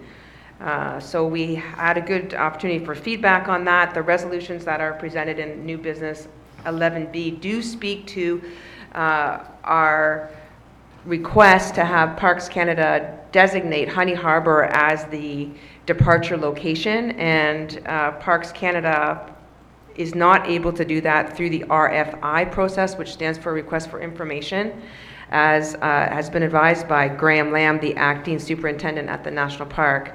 The concept of a request for information is to provide Parks Canada with information of the operators that are out there that would be interested in coming into the community of Honey Harbour. So they didn't want to provide any designate with respect to boat size, with respect to number of passengers carried, with respect to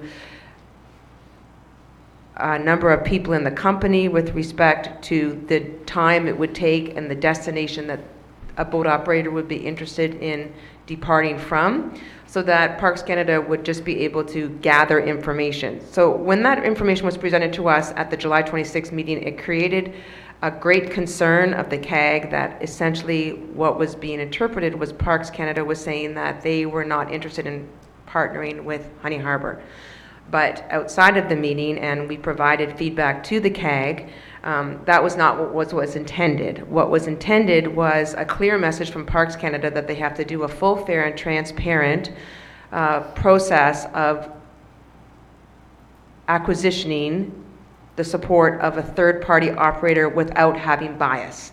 So it would make good sense for an operator to consider Honey Harbour as a departure location, but it might be operator's intention to provide a scenario where a departure could come from Midland, or Port McNichol, or Victoria Harbour, where large docks do exist.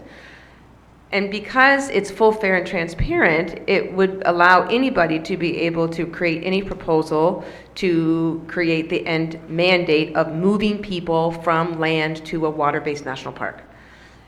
Parks Canada then identified that the logical choice would be Honey Harbour. It makes good sense for Parks Canada to partner with Honey Harbour because of the history, culture, because of the new infrastructure that is being proposed, and because of the relationship that exists with Parks Canada and the Township, Parks Canada, and commercial operators like the history of the Delawana, and as well as the residents. So that resolution is before you today. It's rather moot because we can't control what Parks Canada does, but we can savor in the good work of the advisory group for the past 4 years and the continuing good work of the advisory group that some of the members are here today, that we are in a position that we are competitive to be able to provide third-party operator a facility that includes a large vessel, pedestrian promenade, as well as a commercial operator and a private funder to be able to say, hey, this is what we can do to support you if you want to move your business into the community of Honey Harbour. Any other questions on the report? Whether or not you want to question now or later, I'm going to suggest that we go to these two motions that the CAG has put in front of us, because I think it's a continuation of the same discussion. Okay, the first motion that is in front of us, as proposed by the Honey Harbour CAG, Be it resolved that the Honey Harbor CAG recommends to the Committee of the Whole that Council directs staff Excuse to... me, Mr. Mayor. You were talking about the Honey Harbor 2020 update report, so Yes. you would pass that resolution first Was before there- moving on to the next sorry, item. There was a resolution attached to that? I apologize. My apologies, I'm jumping the gun. The resolution reads, be it resolved the council received the Honey Harbor 2020 update number 3 report as information only. All those in favor? Yes, my hand was up. You've got to have some fun. All right, now may I go ahead with the next item? Yes, you can. Well, thank you very much. Be it resolved that the Honey Harbor CAG recommends to the Committee of the Whole that Council directs staff to immediately meet with those at Parks Canada who are responsible for the generation of the RFI and RFP with respect to the engagement of a third-party operator. Staff are directed to make it clear that it is the intention of the Township, the Honey Harbor Community Advisory Group, that the only destination to be mentioned as a departure point be Honey Harbor, and in particular, the large craft dock as funded by the FedNor, the municipality, the province, and the private sector, funding from the Delawana Inn and Resort. Sorry, I had a little trouble reading that. I hope you don't ask me to read it again, because it's in your package. Any discussion? Councilor Wienko. I guess it's the CEO. This recommendation is to the Committee of the Whole. We're not in Committee of the Whole right now. Can we just take that out and make it to recommend to Council? The actual recommendation is just to adopt these 2 resolutions. Yeah, but we're not in the Committee of the Whole. So, Yes, because we don't have a Committee of the Whole, so we don't have to change those resolutions. But the Committee of the Whole is next month, so we really Yes. can't do anything until 2 months from now? We When can it comes be- back to Council? We can because they're on the council agenda. Okay. So the resolution in front of you right now says, be it resolved that council adopt resolutions CAG 04 and 05, for instance. Yeah. But we don't need to take a... We don't need to alter anything in the actual Okay. resolutions. Okay, thank you.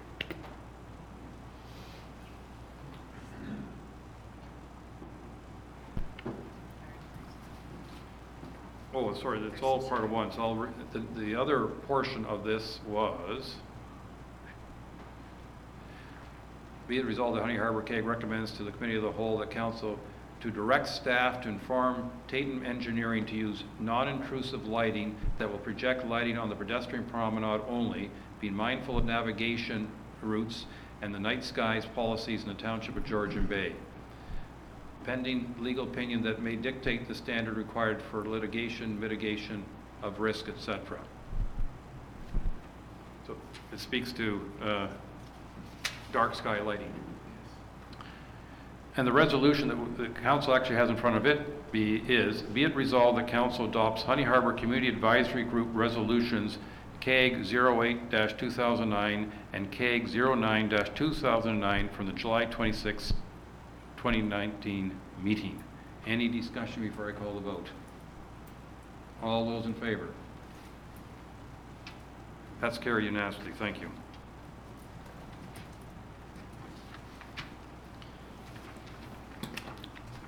The next resolution that we have in front of us is from Councillor Hazelton with regards to Honey Harbor waterfront plan. So I'm going to turn it over to you, Councillor Hazelton.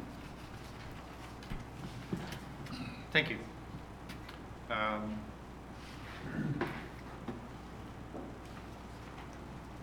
So I'd like to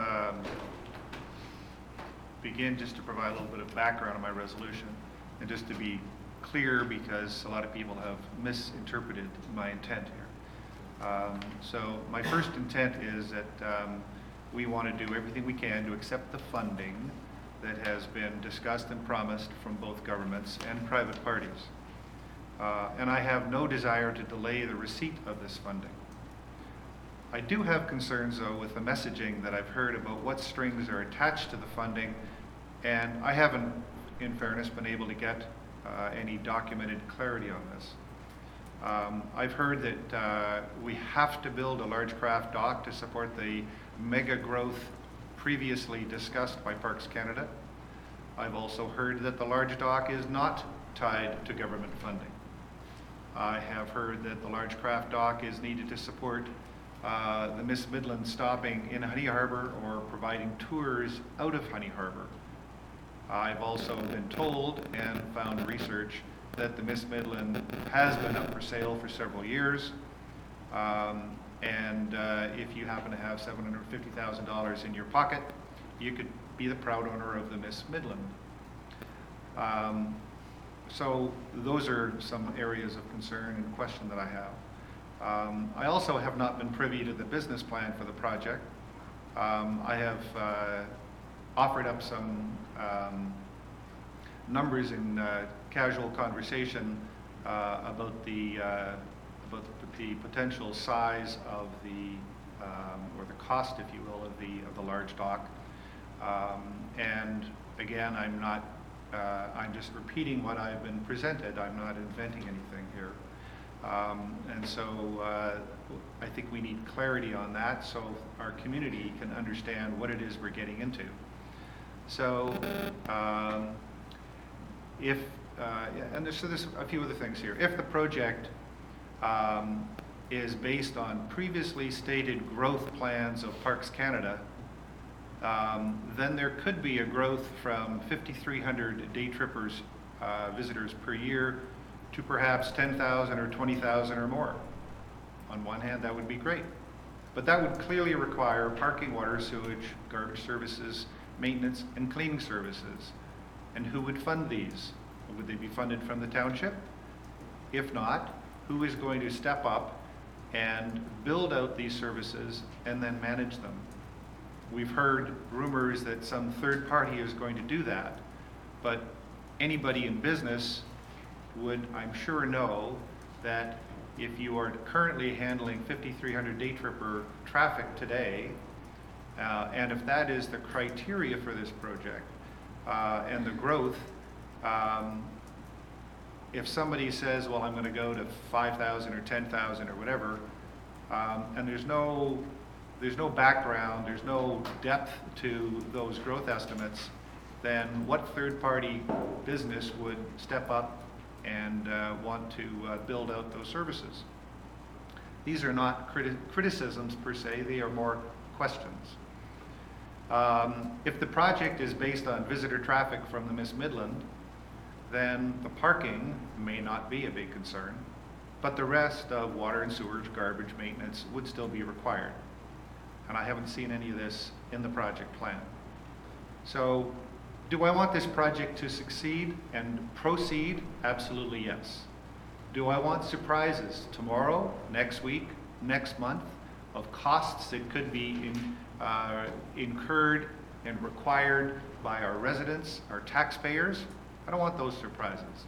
I would like to understand what it is we're doing, what the future costs are going to be, and allow us as a community to have that information in front of us before we really go much further here. So one of my key points here is, how do we very quickly get to a complete disclosure and transparency for our residents so they know what is planned and why, and that they know what future burdens, if any, are expected down the road. Another key point of focus is on transparency and communication of the significant changes in our township. The scope of the proposed docks are very significant, and we should feel obligated to do a stellar job on communicating to our residents. As a point of reference, we currently significantly exceed the requirements from the Planning Act when we provide notification on minor variances and planning matters. The requirements are 60 meters. In coastal Georgian Bay, we use 800 meters. Given the magnitude of this planned project, we should be at least doubling this notification radius so that we can feel that we have completely been open and transparent as much as possible. So I am, as I said, I'm not against this project. I fully endorse anything we can do to help drive this project in the hamlet. What I would like to do, though, is make sure that we are consciously going forward, understanding what the current costs are, which I think we partially do, but as I indicated earlier, one document that I've been given through the township tells me a giant number for the cost of the dock, and sitting in the Honey Harbor CAG meeting, EDO Schneer provided a very different number. So these are numbers that I think we should be transparent and open about with our community, and I think we need to understand the real scope of the project. What are the drivers? If there is no connection to the day tripper business, and we're just going to go and build out what we've planned, that's okay. If there is no connection to the Miss Midland business, that's okay too. But if those businesses do come along, how are we going to handle the services that will be required? The parking, water, sewage, garbage, and maintenance and administration of this new building. Anyway, that's my opening. Thank you. EDO Schneider, do you want to respond to any of this at this point, or do you want me to hand it over to council first? Whatever you wish, Your Worship. Perhaps maybe I'll just say a couple of things. It's really important to understand that this funding that is available to us to build out what I'm calling now the Big Five, and I apologize for my language if it's not quite appropriate, but what I'm seeing it as 5 real key sections that have come to us with respect to preparing for the RFP. So the large dock, the small dock, the revetment, which is the shoreline, the pedestrian promenade, and the community parkette, sometimes called the beach. So those are what I call the Big Five. When we are building out the Big Five, it's not a situation where we build it and that's the end of the game.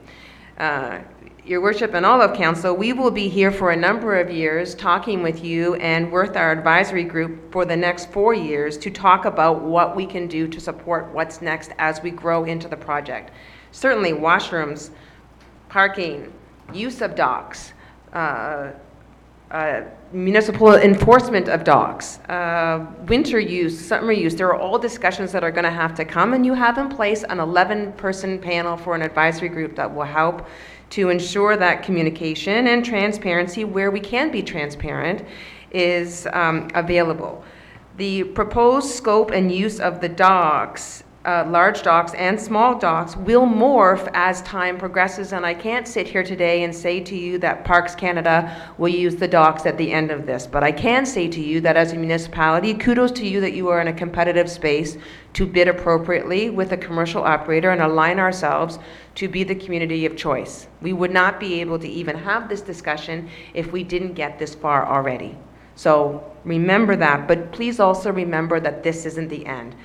In a wee while, Your Worship, you're going to be speaking in front of Minister McLeod at AMO, and I'm asking you to then talk to them about a tourism development fund. And in the tourism development fund, which is through the ministry, it will help us to be able to partner with a commercial operator, not to be in business with them, but to support their business, because that's what we are trying to do. We're trying to promote and encourage tourism in the community of Honey Harbor and the surrounding area.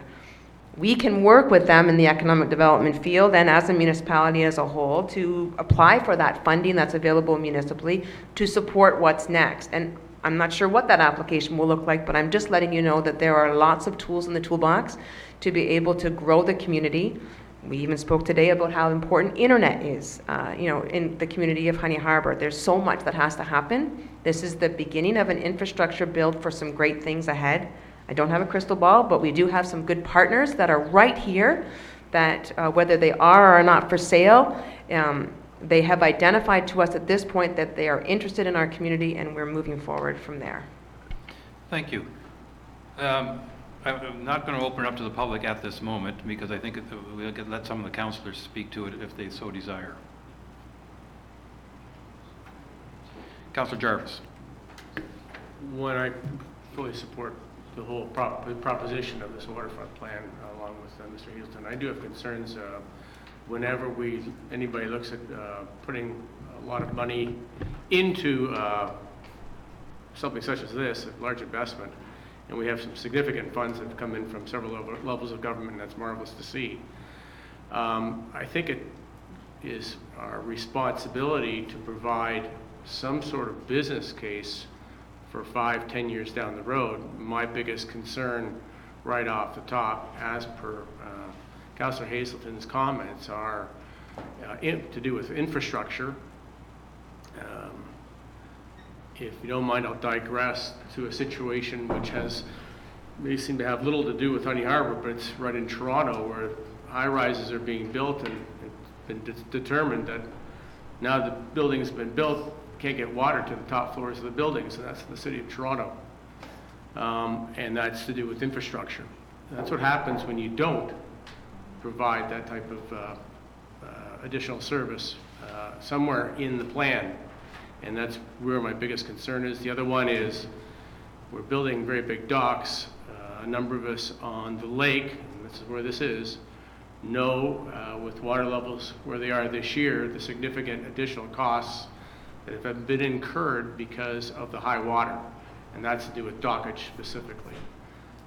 So my concerns are, how are we handling infrastructure costs down the road? And do we have that in the form of a business plan so we have a clearer view of what our liabilities, financial liabilities, are going to be down the road? It's great to have the money now from the governments. I think it's marvelous to have that money. And I applaud all the applications that went in and the success they've had.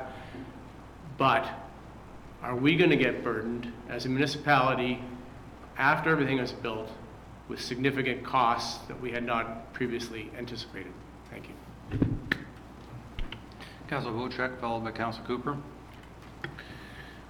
Yeah, I've read through all the documentation that's been presented to us, and yes, there is gaps in information, but this happens in a project where there's growth projected.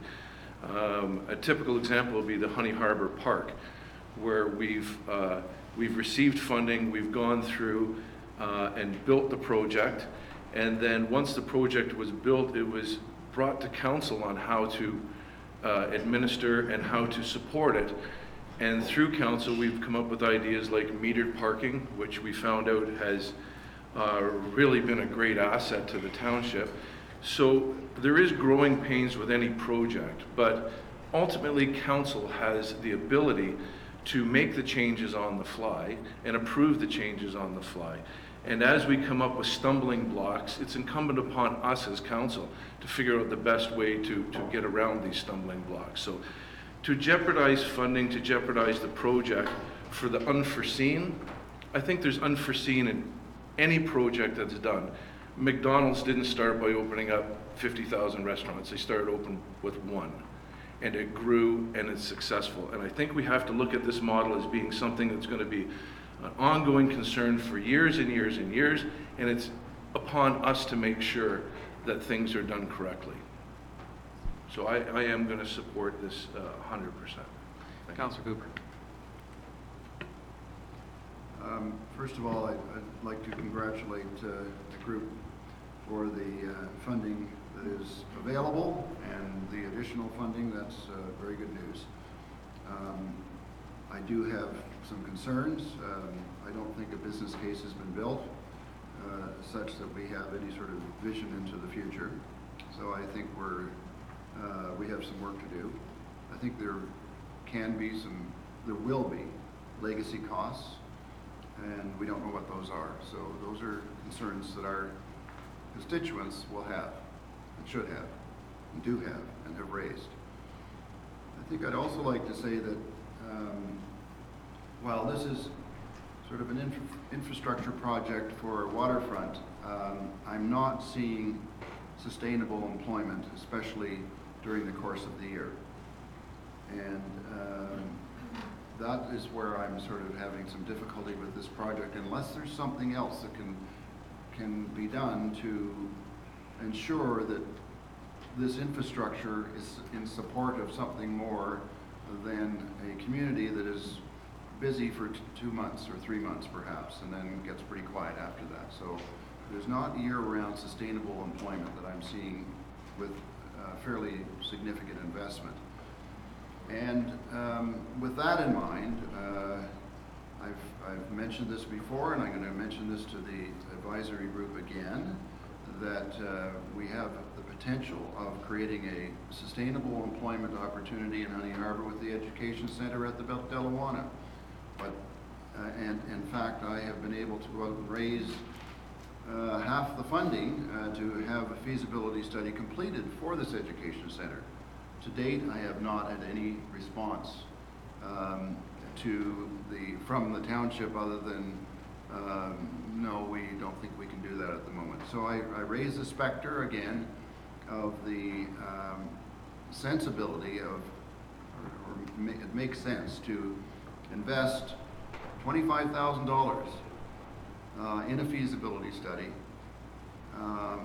so that the $50,000 that we've got a total bill of doing a feasibility study for $50,000, and I think it would make some sense for the advisory group to look at this so that we could end up with something that is even more meaningful in the future.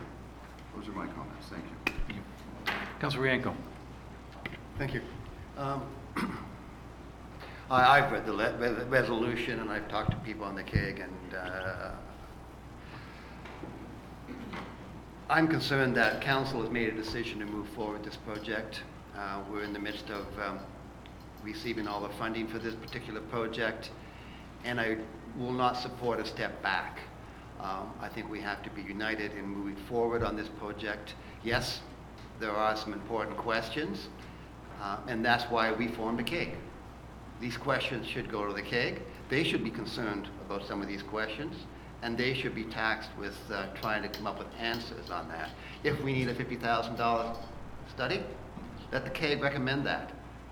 But I don't think as a council today we should be second guessing what the community advisory group could do with some of this information, or be able to prepare some of this information. So my suggestion is to send this resolution off to the KEG for their consideration, and maybe tax them with some of the responsibility to come up with some of these questions over time. But I would think that any action today by council is to take a step back, as this resolution indicates, to develop more information. I think we will lose funding. I think the government has been the government's, and the property owner at Delawan has been very patient with us, and they've been frustrated, I'm sure, too, in not moving this project forward sooner. And any step back, be it a couple of months or whatever, I think the funding will start to back out, and then the project's dead. We'll never get that funding back. So I want to move ahead full steam and tax the KEG to maybe come up with a plan for some of this information to be available to all the residents of the township, including council, in the near future. But so my recommendation would be send this resolution off to the KEG for their consideration, and that way it doesn't die, but it still gets considered at a larger venue than just at council. Because if this is going to be put in front of us today, this resolution, I will definitely be against it, and I hope we're all against it, because I think any step back will kill this project. Thank you, Your Worship. I just wanted to answer a few of the questions that I've heard so far. As Ms. Schneier had stated, the KEG is not going to be dismantling after the RFP's been issued for docks. They're appointed as a community group for the entire term of council, so there are other steps that they will be discussing. This is just, Ms. Schneier says the big five, I say phase one. We have different terms that we're talking about here. But they will be continuing to meet, and if an education center if council wants the KEG to talk about the possibility of an education center, if Councillor Cooper wants to attend a meeting and make some sort of presentation with information and the background studies that you have from people who are interested, that would be fantastic. Also, with communications at the KEG meeting on Monday, the KEG decided that we would start communications as early as this afternoon, I think, or tomorrow. Right. We're going to start them quite early. We're going to put them on our social media, our website, in our e-news. I have an email list of about 600 residents I can send things out to. I was showing Councillor Hazelton a map of the area and even a 1,600 meter radius to mail out. If council would direct us to use budget for that, it would reach a lot of people. We can send a specific communication to those residents within 1,600 meters of the project. Ms. Schneier and her staff are going to be developing little communication cards to be distributed through all of the businesses in downtown Honey Harbor, so anyone living there, visiting there, docking their boat there to go to any of the stores can pick it up and get information. Anyone's always available to contact staff themselves and see what's happening. So there is a communication plan in place, and also I have asked the engineer to include in the RFP the requirement to ask for anyone submitting information to give us the lifespan of their materials and any sort of future replacement costs when that lifespan has expired, so that we are aware of any sort of what people are referring to as legacy costs and how we can sort of prepare for that in the future. Thank you. Councillor Douglas. Thank you. A lot of really good information. Thank you for that, Jessica, because I think that's part of the process that will help some of the councillors understand that we are not just going into this blindly. There is some information that will come out, and I'm sure there'll be a lot more information that will come out and forward. I'm not willing to support the resolution. I think this is a fantastic opportunity for the community of Honey Harbor. It's a living, breathing project. It will grow. As our EDO has mentioned, this is just the beginning, and there will be other opportunities to add on to that. I believe that the advisory committee that has been put together in the community has been together for quite some time, have made lots of headway, have kept us informed, and I'm sure they will keep us informed in the future. And I think it's a good idea that Councillor Cooper do a presentation to the KEG. Perhaps there's an opportunity to look at something down the future with regards to that. But at this point, I can't support this. I think it would be a shame to lose the funding that we've been allotted.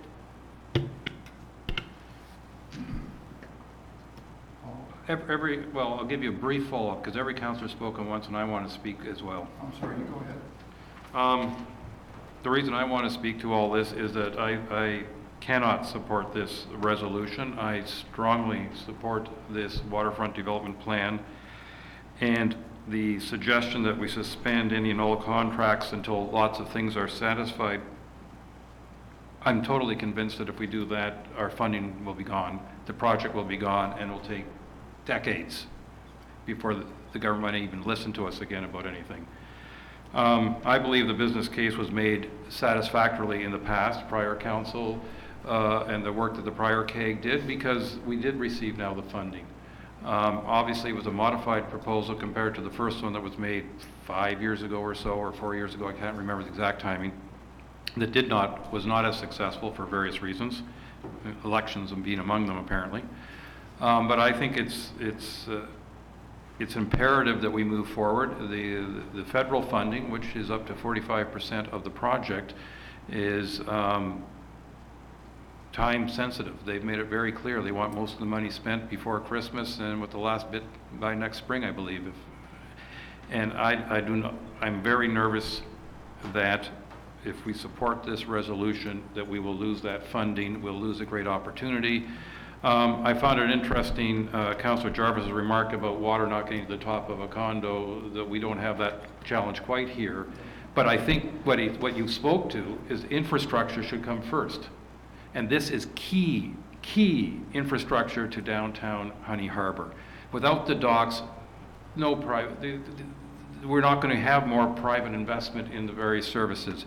We already have some private individuals talking about possibly providing parking or washrooms. I think that, people have expressed a bit of nervousness about the parks not, in the last prior KEG, not being quite as enthusiastic as we hoped. But you know what? We are better situated to provide service to Georgian Bay Islands National Park than any other community in the Sound. And with that dock in place, not only for the various reasons that Hideo Snyder has already mentioned, but also it's the most protected route between the mainland and the Beausoleil Island.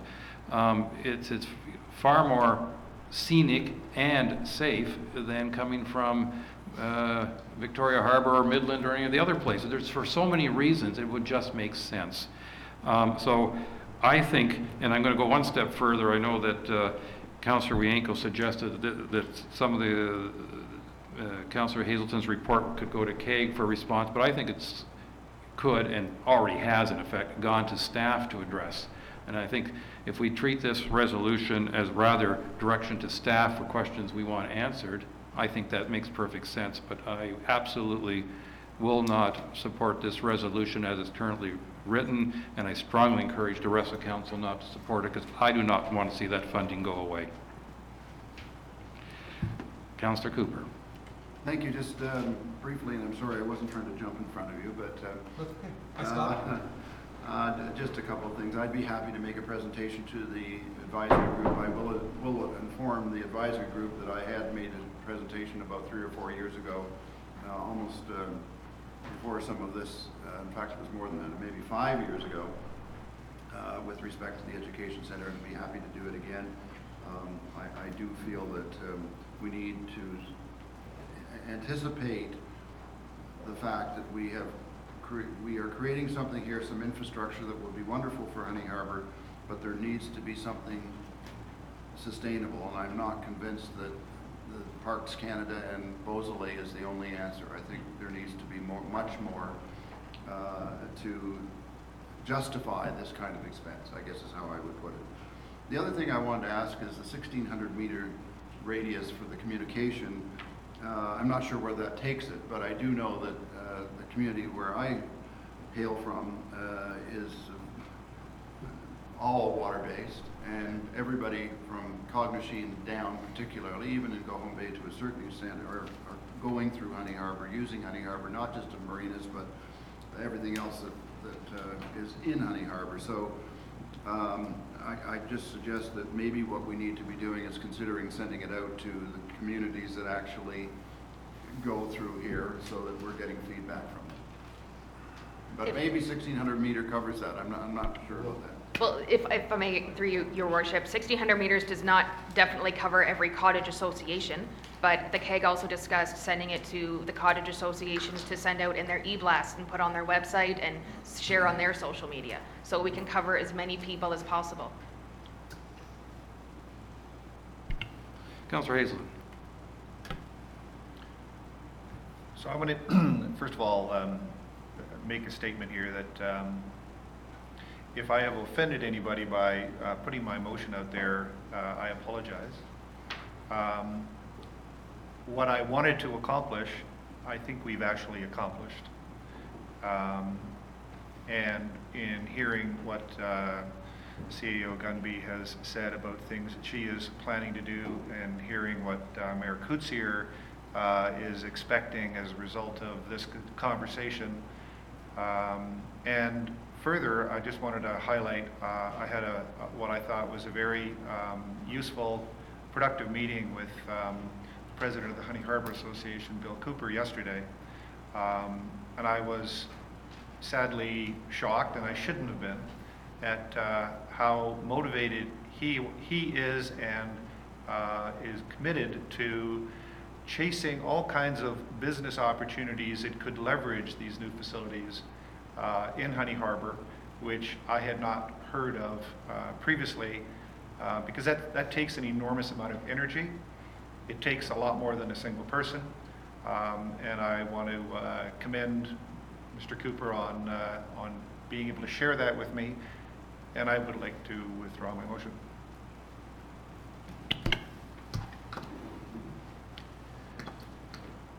Thank you.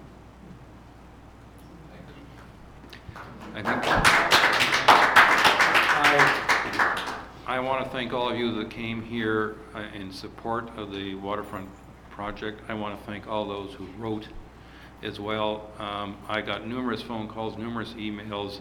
There is zero doubt in my mind the great majority of our residents are in favor of investing in the future of downtown Honey Harbor. Thank you.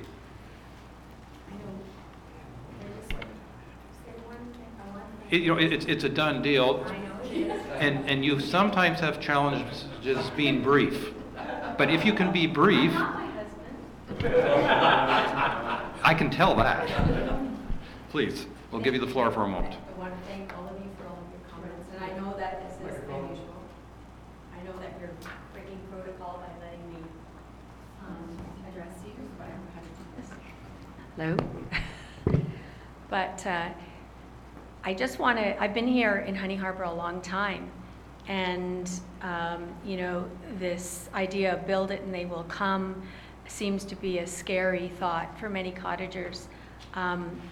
I had many notes, but most of you covered everything, and thank you, Councillor Wienko. You really took my pages and said them even better than I could have ever thought of.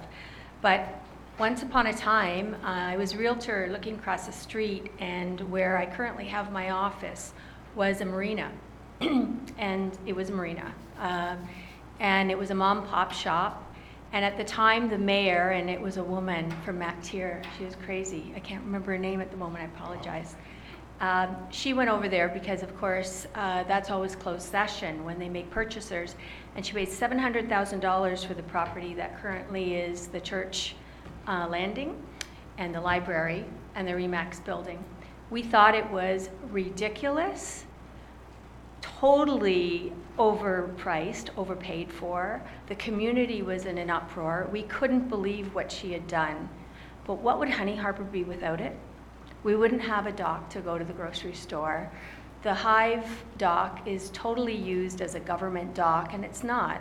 It's public or private property that's supposed to service the Hive. But our residents need it for access to the LCBO, the post office, the shops that are around, and just to get an ice cream cone and walk around town and get, you know, rid of their island fever, so to speak. We're getting more and more bikers coming. I think you know this. The Cognition gang is coming in and biking. We've got so much potential and growth. We have to start somewhere, and this is our chance. We got to get shovels in the ground, and I'm sorry, but the idea of build it and they will come, our church landing is a good representation of that. That place is humming. We rent there, and there are many Saturdays I don't have parking because we have 300 kids going to camp, buses lined up and down the road. We don't have enough space for all of this, so we have to open up the doors and invite all those visitors back. Thank you very much. Thank you. Thank you again.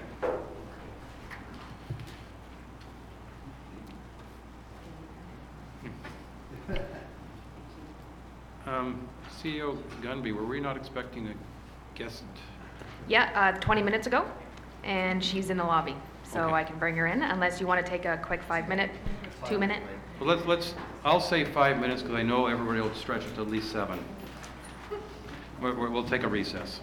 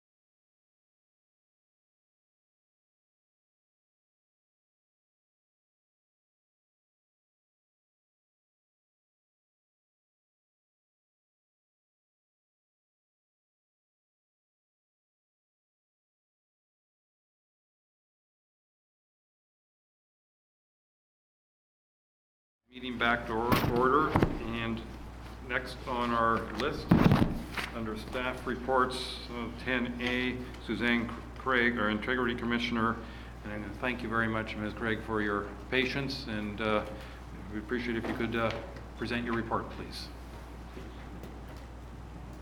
Thank you, Mr. Mayor, members of council, and senior staff. Sorry. Councillor Cooper, you?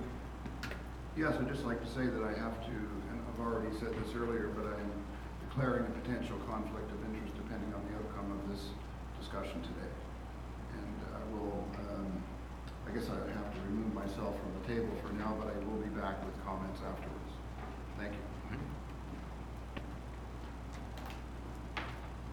Good morning. I come before council this morning to present the Code of Conduct Complaint Investigation Report that is before you. The respondent to the complaint is Councillor Peter Cooper. I'm just going to take about 15 minutes of your time to go over the highlights of this report, at the end of which, as I've just heard, depending on your procedure, the respondent will have an opportunity to speak. And I will take any questions on the process, not on the substance of the report, and I will answer any questions as it relates to clarification that you may need. The complaint alleged that three things. The respondent voted at a closed meeting on February the 11th without declaring a pecuniary interest under the MCIA. Based on the fact that the complainant believed that the respondent had a conflict of interest under the MCIA, he influenced a member of staff or staff members in a decision before the municipality. And the third part of the complaint was that the member of council inappropriately exerted pressure on staff in contravention of section 10, 1, 2, and 3 of the Code of Conduct. In the report before you, I find that issues 1 and 2 involved allegations which were on their face allegations under the Municipal Conflict of Interest Act. As you well know, in March of 2019, the Integrity Commissioners, Municipal Integrity Commissioners, were given jurisdiction to receive under the Code of Conduct of the municipality allegations of contravention of sections 5.1 and 5.2 of the Municipal Conflict of Interest Act. I do not determine whether or not a member of council has contravened the MCIA. I do not have authority to do that. What I do have authority to do is receive a code of conduct complaint, determine whether or not on the face the allegations are a complaint, and if it does trigger the rules of the MCIA, make a determination that it is likely that the member may have contravened the MCIA. And in that situation, I may, with my facts, make an application to court, and a judge will make a determination as to whether or not the member of council has breached the MCIA. I have found in the report before you that the member of council has not, in my view, likely breached the MCIA, and the report puts out the findings. I have found on issue number 3 that the member of council has breached the Code of Conduct as it relates to improper use of influence, and that also is explained in detail in the report. To be clear, what became glaringly obvious during the investigation was the distrust of the respondent of some municipal staff. It must be clear that while present at all time, and rightly so as some may argue, this code complaint investigation does not deal with the evaluation and the determination of the pros and cons of protecting environmentally sensitive areas, the wisdom or the creation of planning bylaws, and it certainly does not go into whether or not there is a contrast between the vision of some members of your municipality and your council. The report before you does not and cannot answer these questions. However, what I can say and have said in this report is that a member of council's vision, whether aligned or not with restricted members of the community or broadly the community of Georgian Bay, this does not obviate him or her from their statutory duties under the code to ensure that they do not insert themselves into the professional responsibility of staff. The complaint set out 3 issues. The first I will just briefly go into. The complainant raised the allegation that the respondent, the councillor, had a deemed pecuniary interest. I'm sure that you all know what this means, but for clarity, a deemed pecuniary interest is when a member of council's parent, child, or spouse has a financial interest in a matter before council, and therefore the Act, the MCIA, deems that to be the pecuniary interest of the member. The complainant stated in the complaint that the respondent had a deemed pecuniary interest because the respondent's spouse was one of the appellants to an LPAT, previously OMB appeal, and the complainant suggested that there was an opportunity for an award against the appellants towards the municipality, and believed that for that reason the respondent's spouse had a financial interest, and therefore the respondent had a financial interest. The second part of the complaint was that the respondent used his position as a member of council to influence the decisions of staff, which was contrary to Section 5.2 of the MCIA. And the third was the code violation of Section 10, improper influence. So before I even started, I had to ensure that I had jurisdiction. As you know, you had a new code of conduct approved on came into force on February 12, 2019. So I had to look at what jurisdiction I had to investigate this complaint. Was it under the old regime or was it under the new regime? On April the 9th, 2018, this township approved an updated code, bylaw 2018-37, which I refer to as the 2018 code.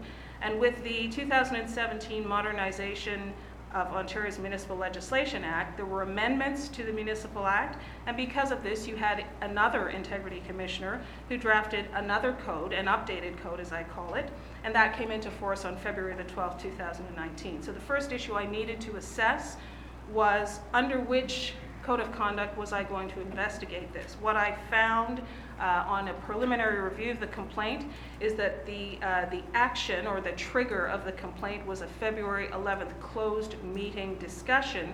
However, the complainant advised throughout the complaint and also in discussions with the supporting documentation that this allegation of undue influence took place from January 2009 up to March 27, 2019, and therefore I believed and I assessed that I had the authority under the new Municipal Act to receive MCIA complaints, and I believe that the action was protracted from a period to another period, and therefore I determined that I had jurisdiction under your new code of conduct to evaluate this particular complaint.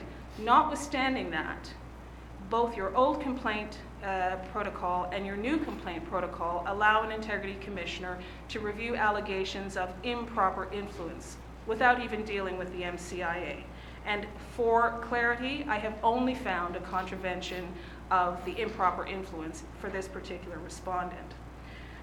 One of the issues that the respondent stated was this complaint was riddled with bad faith. It was frivolous and it was vexatious, and therefore I should not have even entertained the complaint.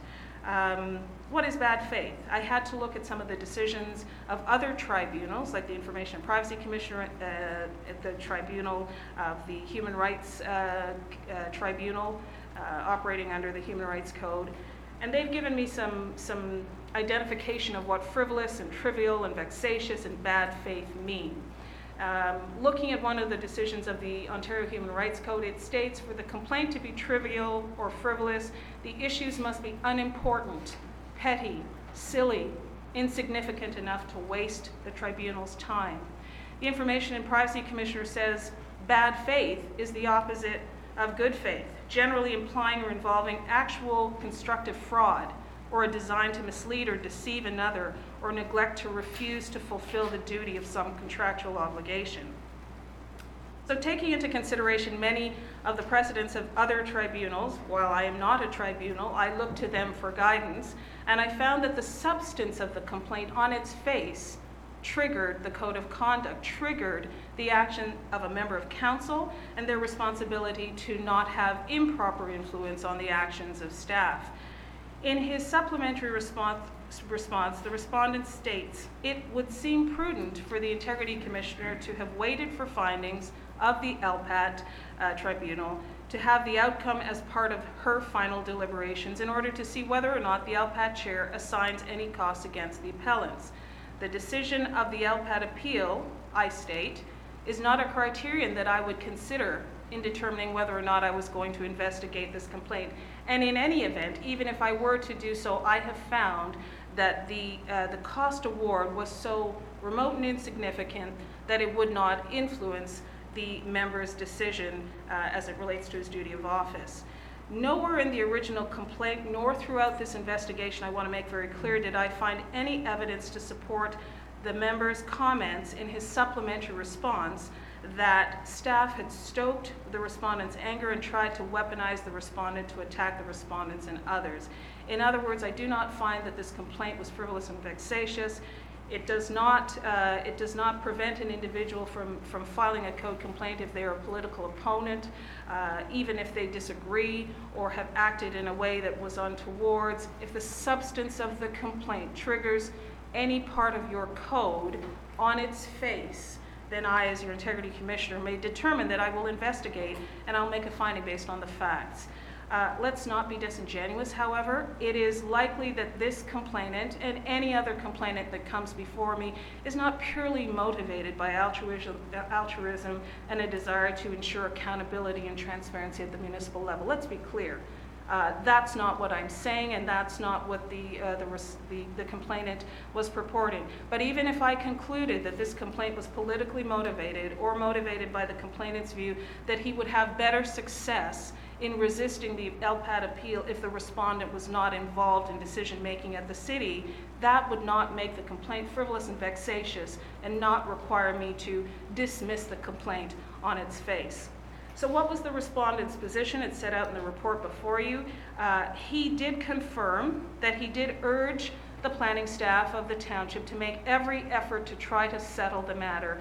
However, as you will see, he stated that this was not with a view to granting special favor to the appellants or to his spouse, but rather in the best interest of all parties, he said, that being the Township of Georgian Bay, the respondent, and the 9 appellants from the Cognition community. The respondent went on to say that prior to his spouse signing on as an appellant, she sought legal advice to ensure that she would not be exposed to potential cost. He goes on to say that she was advised by a partner at a law firm that specializes in municipal planning. He goes on to say that the appellants received some pro bono planning legal advice about the merits of their case. And the respondent claims that he did not have, therefore, a deemed pecuniary interest in the matter by virtue of his spouse being an appellant to the LPAT appeal, because she and the other appellants received legal advice. He states, I share an interest in common with electors across the township. Our residents have demonstrated, he said repeatedly in surveys, public meetings, and public feedback, leading up to both our new official plan and the township's 5-year strategic plan, the protection of the environment is their top priority. In the second response that the respondent provided to me, he stated that he felt that I had raised new issues.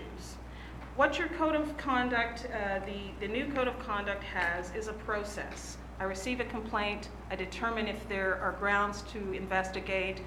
If I determine there are grounds to investigate, I give the complaint to the respondent. The respondent has a certain amount of time to provide their comments. I take those comments and give them to the complainant. I speak to staff, I speak to others, I look at documents, and then I come up with preliminary findings. And then I give those preliminary findings, not because I must, but because I believe that it is procedurally fair to do so. And I give those preliminary findings to the respondent to say, based on these preliminary findings, are there errors of fact? Are there omissions significant that you believe that I should reconsider? They give me back their comments. The complainant gives me their comments. I consider them, and then I come up with a final determination. And the Code of Conduct states that that final report does not have to go to the member and may go directly to the clerk. On June the 28th, my office provided the respondent with a copy of the draft preliminary report on the complaint with my preliminary findings. At that time, the respondent, as set out in the report before you, believed that new issues had been raised. Significantly, that he wanted to provide further comments and felt that the timing of this preliminary report and my request for comments was inopportune. It was before a long weekend. It was weeks and weeks past the time that he had given his original response. And to be clear, a code of conduct complaint investigation is not a gotcha. It's not a here we go and I'm not giving you any time to respond. So while there are strict guidelines on time as it relates to responses and what I do, because we want these things to finish quickly, we don't want the member to have their name being dragged through the mud and conjecture being raised. At the same time, we don't want the complainant to have to wait and wait and wait for a determination. I felt that his reasons were just. He needed more time. He felt that more issues were raised, and I gave him more time. Nonetheless, I considered that these two new issues that he believed were raised were not new issues. But I gave him the time, 22 days beyond the time when I submitted my correspondence to him, asking him for comments. It's important to note that while I cannot provide a detailed commentary in this report regarding the potential settlement negotiations of the LPAT appeal, the information that I received during this investigation supports the position that the respondent urged staff to adopt the appellant's position, which went beyond making every effort to settle the matter. In fact, the respondent urged staff to give the appellants most of what they needed, which was not what the subject matter experts on your staff had recommended. And one may say, well, so what? Is that not allowed? And my answer to you is that you have rules. And so if a member of council, one of you, believes that staff has given incorrect information, the way to go around that, or the way to address that, is not to go outside of the council procedure and speak to that staff person, suggesting that this is the way to go, suggesting that this is how you perhaps may reach a resolution to the problem. So what did I have to do with this complaint? I had to ask myself, based on the facts, was there an MCIA pecuniary conflict of interest? And if so, should the member of council have declared a pecuniary interest under Section 5 of the MCIA at the February 11th council meeting? If the respondent did have a pecuniary interest, should he have declared and refrained from any sort of discussion with staff? And thirdly, did he breach Section 10 of the code? In answer to issue 1 and 2, no and no. And I will not go into detail because it's before you, but suffice it to say that the member of council's spouse, if it was Section 3 deemed pecuniary interest as alleged in the complaint, the member of council's spouse had a remote and significant, as the respondent stated, a remote and insignificant pecuniary interest. And what does that mean? If you have a pecuniary interest, as you know, as a member of council, if there's a matter before council that you have to decide upon, you have to declare, you have to refrain from influencing the discussion, you can't talk about it during or after, and you cannot vote. Then Section 4 of the MCIA said there are A to K exceptions where even in the presence of a pecuniary interest, not I don't have a pecuniary interest, but even in the presence of a pecuniary interest, you are then allowed to say, because it's a pecuniary interest in common with other electors, or it's a pecuniary interest that's so remote and insignificant that the law says it likely won't influence your decision. So if you fall into one of those exceptions to the requirement, which would disqualify you from voting, participating, influencing, then you can vote and participate and influence. Because what the law says is you have an interest, but these exceptions suspend it. And what I am saying is, looking at the facts, I found that the deemed pecuniary interest, therefore there was a pecuniary interest, was remote and insignificant. What the respondent said was, well, I have a pecuniary interest that is in common with other electors. Without getting really technical here, you look at the pecuniary interest, and what some of the cases have said is, in common with electors generally doesn't mean every single resident of Georgian Bay. It can be with a jurisdiction of electors, a group of people that have similar interests. And if that pecuniary interest is in common with those people, then that exception 4J applies. The pecuniary interest here that was listed in the code complaint is that there may be, remote and insignificant, there may be a cost award that the appellants would have to pay the township.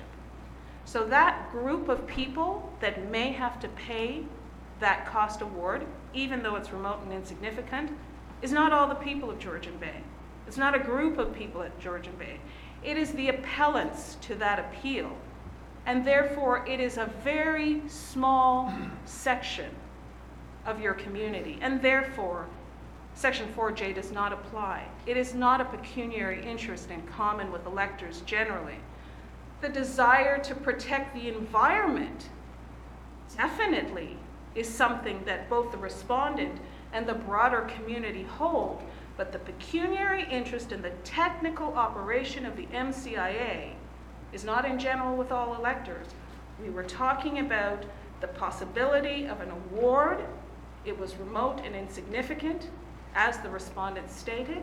I agree, but that pecuniary interest was germane only to the appellants, and therefore, even though remote and insignificant, not in general with other electors. So therefore, I looked at Section 4K of the MCIA and I said, a reasonable elector would feel that the fact that there could be an award and it was never done with your township would not lead the respondent to make a decision that was in favor of his spouse.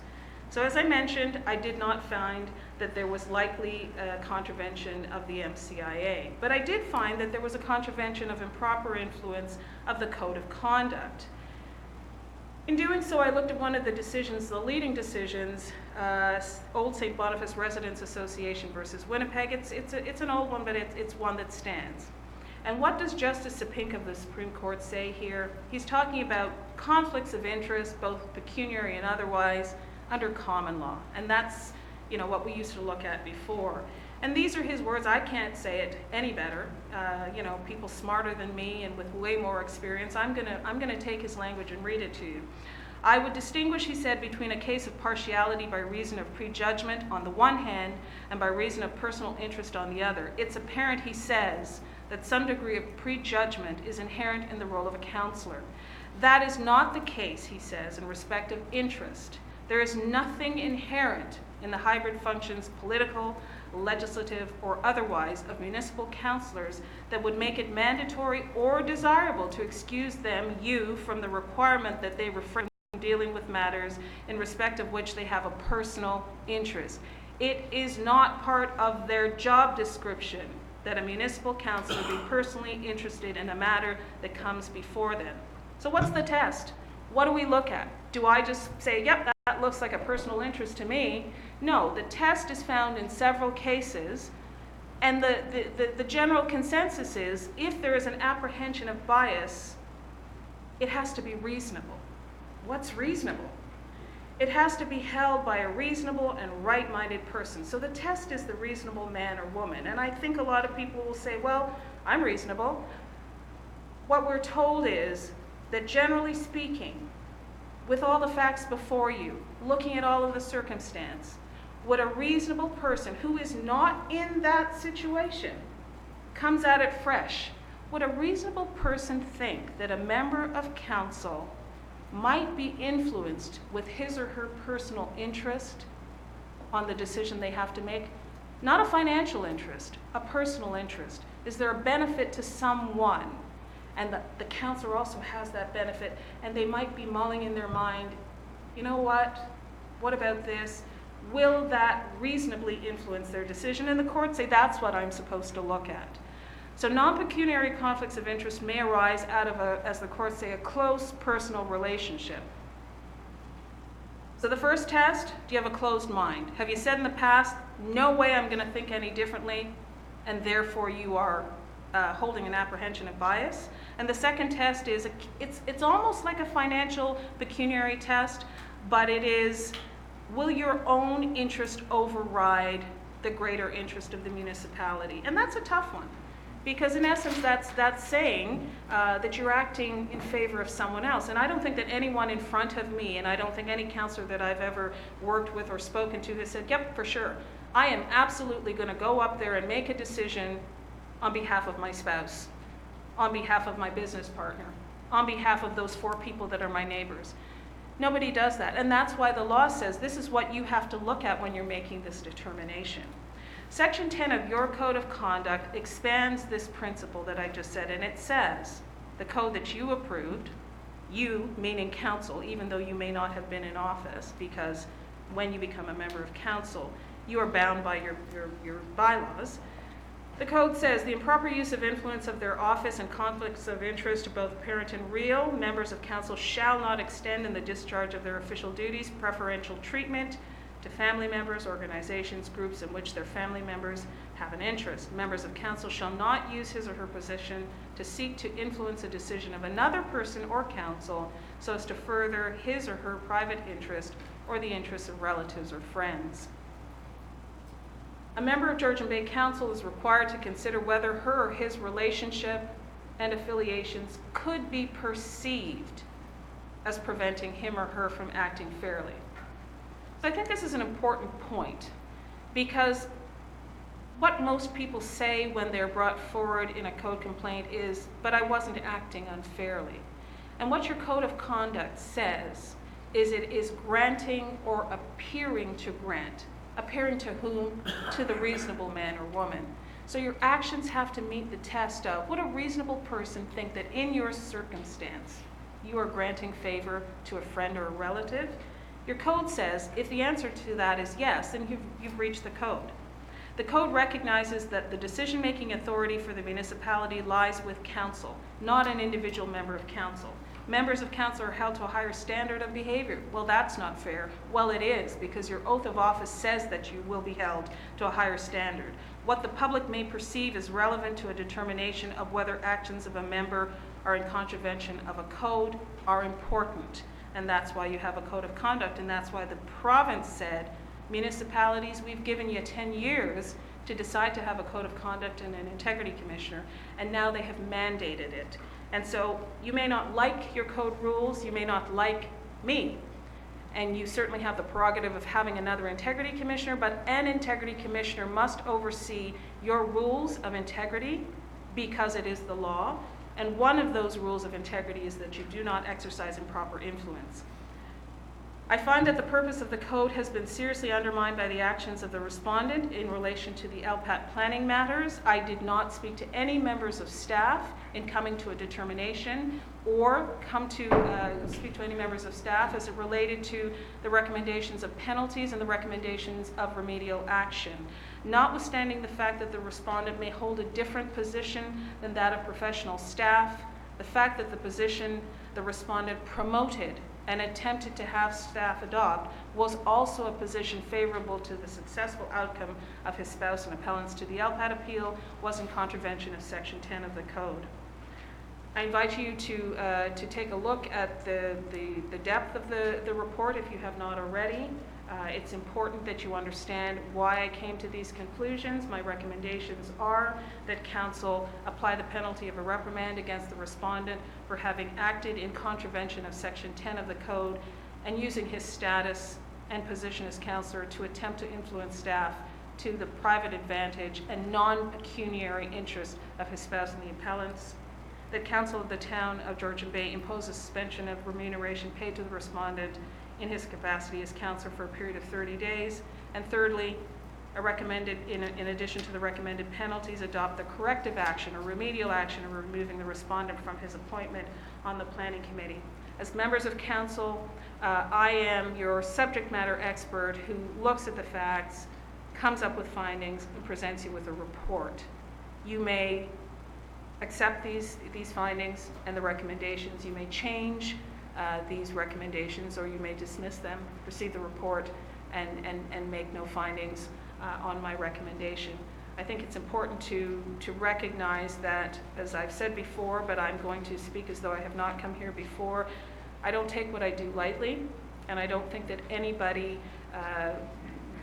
takes pleasure in saying that someone has breached their code. But I think it's important to differentiate and extrapolate the desire to protect the environment, the desire to represent one's constituents, and the actions that have been played out in this particular complaint investigation, where the member of council has taken a desire of appellants, whether or not they were right in appealing. This is not something that I can opine on, but has taken the requests of the appellants and has tried to ensure that a member of staff insert this into their recommendations.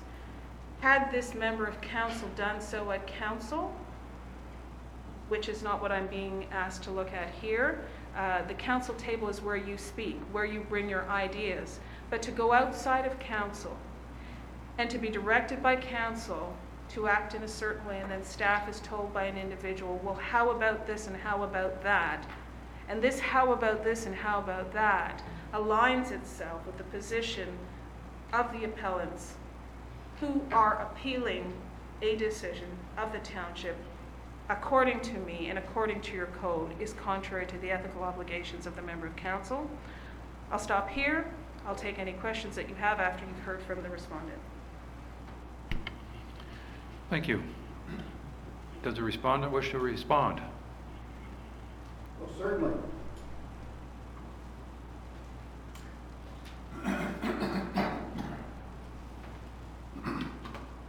Hopefully my remarks will be a little bit shorter, but not much. So, here we are. Thank you. I want to thank the Integrity Commissioner for reviewing all the evidence which I provided. However, I have to say that I disagree with their findings in this report and will be asking for a further investigation of the conclusions which you have provided.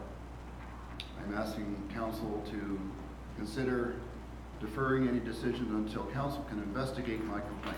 And I recognize that there are many people who have come into this room, or some people have come into this room with a preconceived notion as to how they're going to vote. Having said that, I am making this request.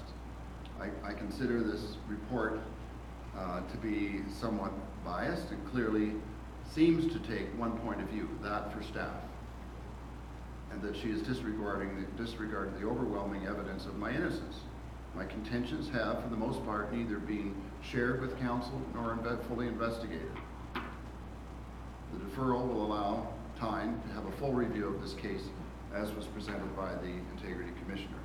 What I mean by that is I would like to see some of my report information, some of which I'm sharing today, but I'd like to see some of that information in front of our councillors so they can fully understand what transpired. Why am I making this request? Because I believe the report shows this potential bias, but also makes no acknowledgement of the overwhelming evidence which I presented and I think supports this contention. The Integrity Commissioner, in my view, clearly did not present or seem to consider any of this evidence because if you look at the conclusion that was in her draft report, which was given to me, never changed, not one iota really.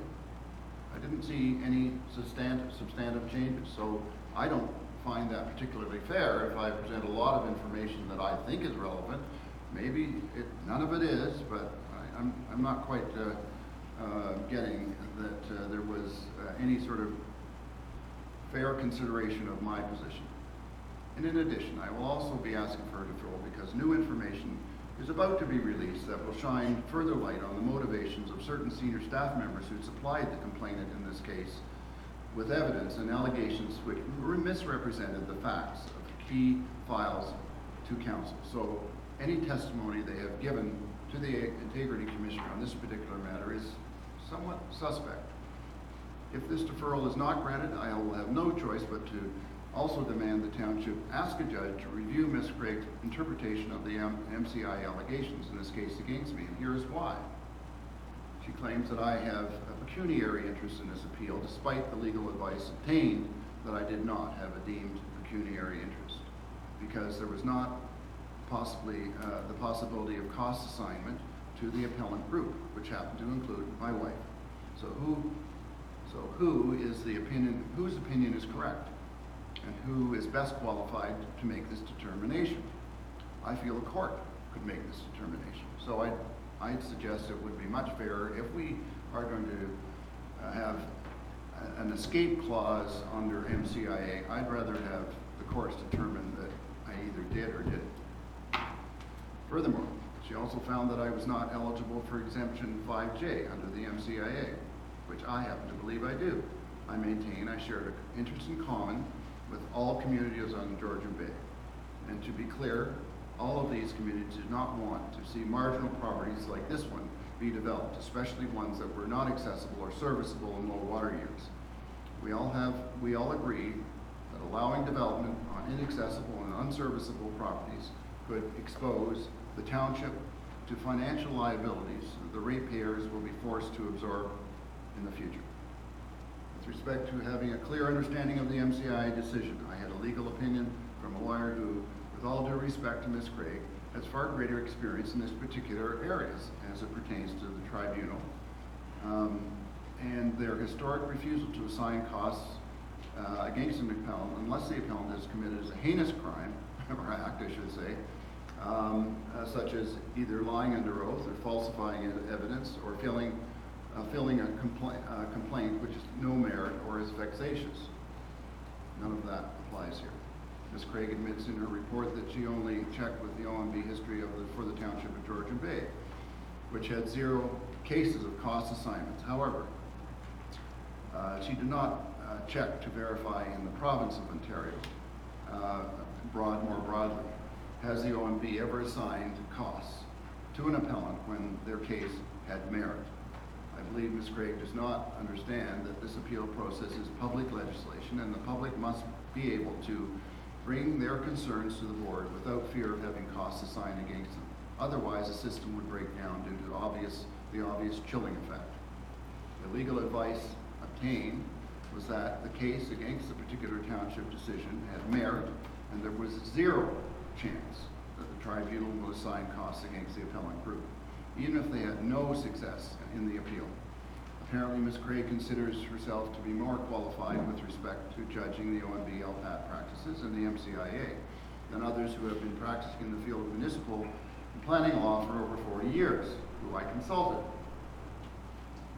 The reason this opinion was so important is that there was 0 chance of costs being assigned to my wife, and therefore I did not have a pecuniary interest in the OMB appeal. Who had provided this advice? Came from a lawyer, as I said, who had 40 years experience in this field. He is a Queen's Counsel. He appeared before the Ontario Municipal Board well in excess of 1,000 times. And I think that is somebody that I would be inclined to rely on in terms of their interpretation with respect to this matter. I also was very concerned that no recognition was given in this report to the fact that I was very forthright with the members of council, CAO, and clerk during a closed session when council first debated how to respond to this particular appeal. I disclosed that my wife was one of the 9 appellants and that she sought legal advice, which I've just related to you. I advised council that the opinion we received was there was no pecuniary interest, so if she had no interest, neither did I. So I voted on the matter. I'm also dismayed that the report fails to acknowledge something that to everyone else is obvious. At the time that this application was heard, Councillor Edwards and I both indicated the entire community of Cognachine was against the way the township had handled this application. There were 14 letters of objection sent to the Township of Georgian Bay, including one from the Cottage Association that has a solid mandate to speak on behalf of the membership. 400 members, 400 families actually, on planning applications. Ms. Craig has inexplicably chosen to reject my claim of the 4 letters of objection to one of the applicant, all providing relevant and planning-related rationale, by the way. The letters had very specific, it wasn't just I don't support it, but gave specific reasons. I find this was unprecedented in terms of the township's history. I also reject the fact that I share this interest in common with, the IC rejected the fact that I share this interest in common with the coastal residents. People who know me know that this is true, that I do share it in common with my community. So this is clearly not how I operate. I'm not doing this to support just my wife. I've spent the last 15 or 20 years doing everything I can to protect the environment on Georgian Bay. Anyway, moving on. It was very clear from the outset of this appeal that I was acting on behalf of the coastal community and in the best interest of the township, not on my wife's behalf. And that even if the legal opinion we received was disputed, I knew that I qualified for at least one, if not two, exemptions under the MCIA, a document which I understand reasonably well. I believe I did everything reasonable an elected official should do, and then some. One thing that this report is also missing is any acknowledgement that the CAO and the planning consultant received instructions to broker a settlement as soon as possible to avoid an OMB hearing. Rather, as we know from the email communications, that the CAO directed the consultant to spend his time on other matters, not this appeal. I provided the IC with an email from the consultant to the spokesperson for the appellant group, and that is exactly what he admitted in terms of why he had not responded for 3 weeks. So I'm now about to be pilloried for getting involved and reminding the planning consultant of a council directive. But the fact then that the CAO countermanded the council directive has gone unnoticed or uncriticized. I would also ask the council and the Integrity Commission to ask themselves how elected officials can possibly govern when they are undercut by senior staff that think they know better than council and clearly have been willing to disregard council directives. I feel that I was put on an absolutely untenable position, and with the representative of the appellant group, Ms. Hallpenny, calling and emailing almost daily and pressing me to find out why her emails and phone messages to the township consultant were being ignored. And then I was confronted with the consultant and CAO who obviously did not care to implement the council's instructions to broker a settlement. This type of staff ignoring such a situation of an elected official and the council is unfortunate to have to deal with. As for the code of conduct complaint, that I tried to influence Mr. Robinson, there is no way the property owner respondent for this appeal would ever have filed this allegation without internal information which was provided to him, likely from the consultant or the CAO. His complaint alleges that I tried to influence the consultant's professional planning opinion about registering minutes of settlement untitled, and I did this to protect my wife or to help her win. This is preposterous. This is a preposterous allegation, and remember, I was talking about a professional legal opinion, not a professional planning opinion. So I think it's important that we understand that Mr. Robinson has conflated this issue to the Integrity Commission. Conflating being that this was legal opinion that I was asking to be enforced, not a planning opinion, which would be obviously Mr. Robinson's position and where his background is. Furthermore, how would any of the appellants have benefited from a change to the title of future to protect future property owners? It was rather the opposite. The community and the Township of Georgian Bay would have benefited due to the appeal by the appellants. From the start, the Township's consultant, Mr. Robinson, took the side of the property owner. It appeared that way anyway, and did not support having anything registered on title. In fact, he claimed initially that this could not happen, regardless of the advice that had been provided to Mr. Robinson. He continued to resist this idea even after he received a council directive to register a site plan on title so that the consultants of this so the constraints of this property were acknowledged. I tried to explain this to him that it was a legal strategy that would protect both the future owner of the property and also the township. The legal concept is meant to protect the township from any future liabilities.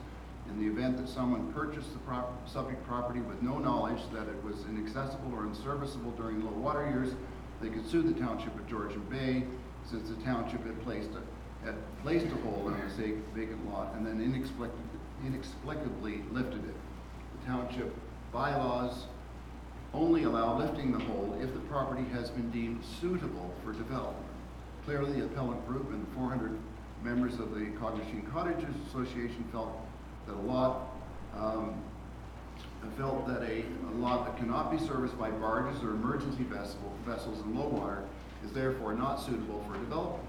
Listing constraints on title is a legal strategy that the appellate group claimed from obtained from different legal firms, and the strategy which the township's lawyer at the time did not disagree. Therefore, I was not trying to change a planner's professional position, but rather I was insisting ensuring that the township would be protected regarding this matter. It appears that the Integrity Commissioner did not believe that that was my motivation, and she has preferred to believe the speculation of others who know or cannot prove my motivations, what's going on in my head. I find this to be unfair,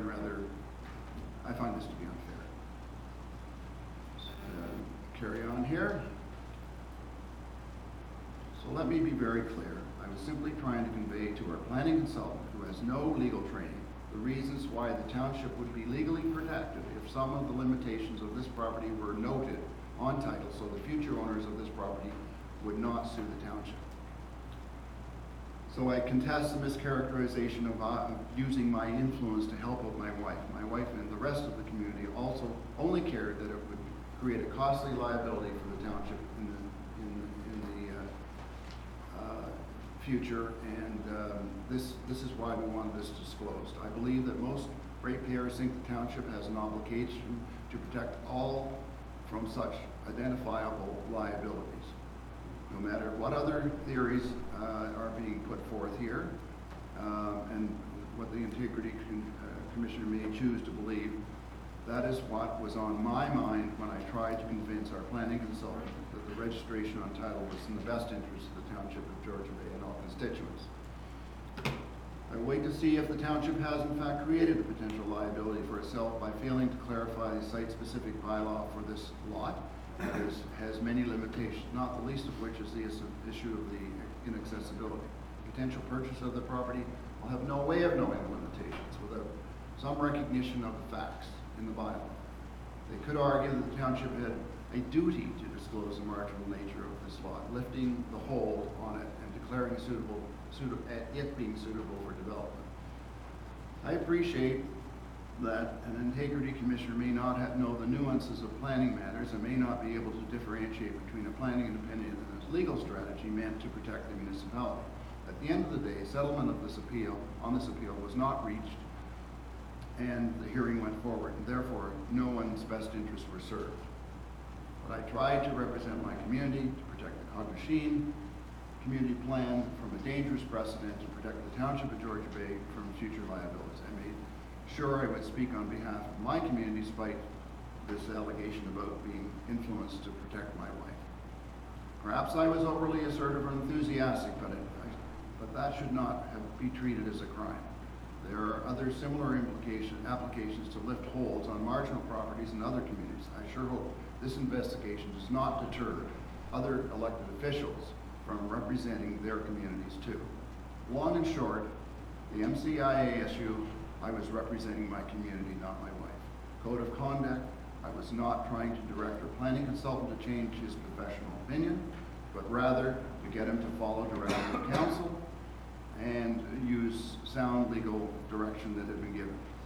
And B, my efforts were to aid all the residents of the township and the administration of our township. Thank you.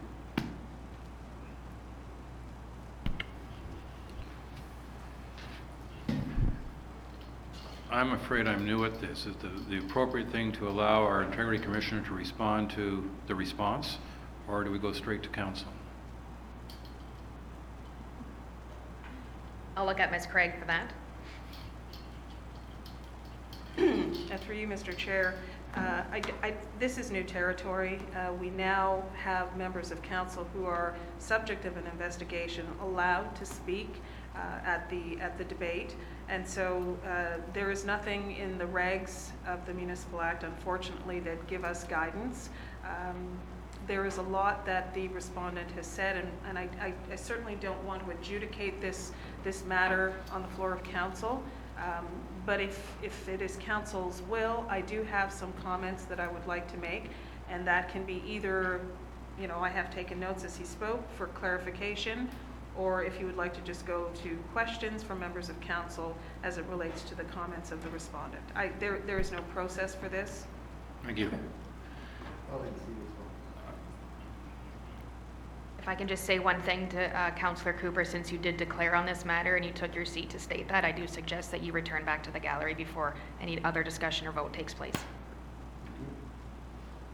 I think perhaps it would be most appropriate if you did give us your response and then allow us to question.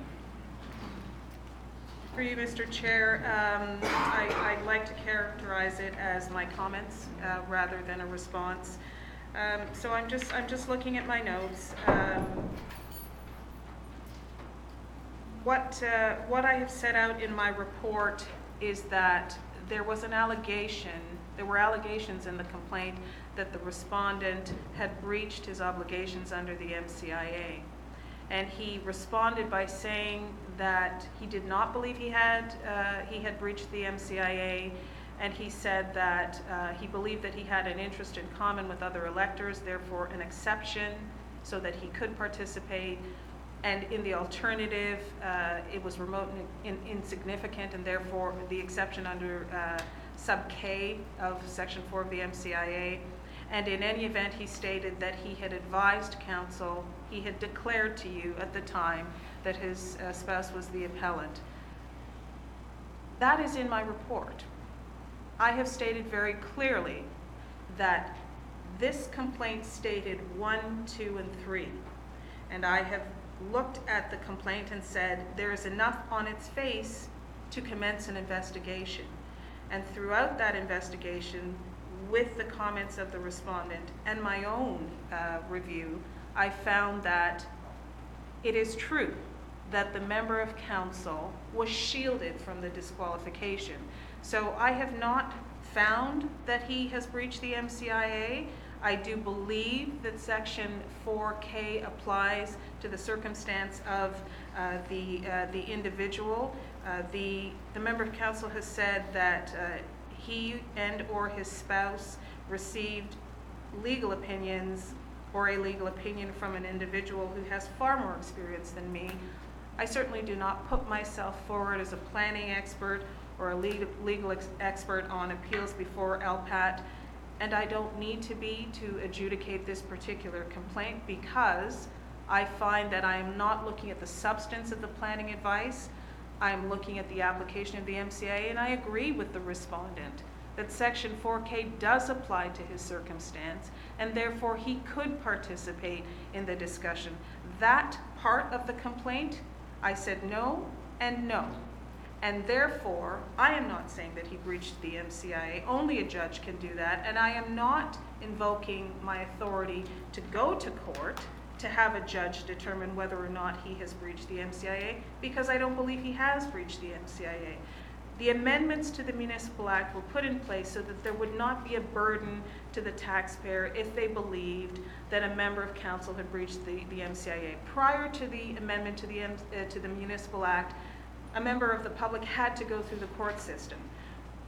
What the new act says is, if a person comes to the Integrity Commissioner and says, I believe that the member has breached the MCIA, the Integrity Commissioner can do the preliminary work and say, there's sufficient here to substantiate perhaps a court determining if you have breached the MCIA. But I'm saying in this particular case, there is not sufficient here.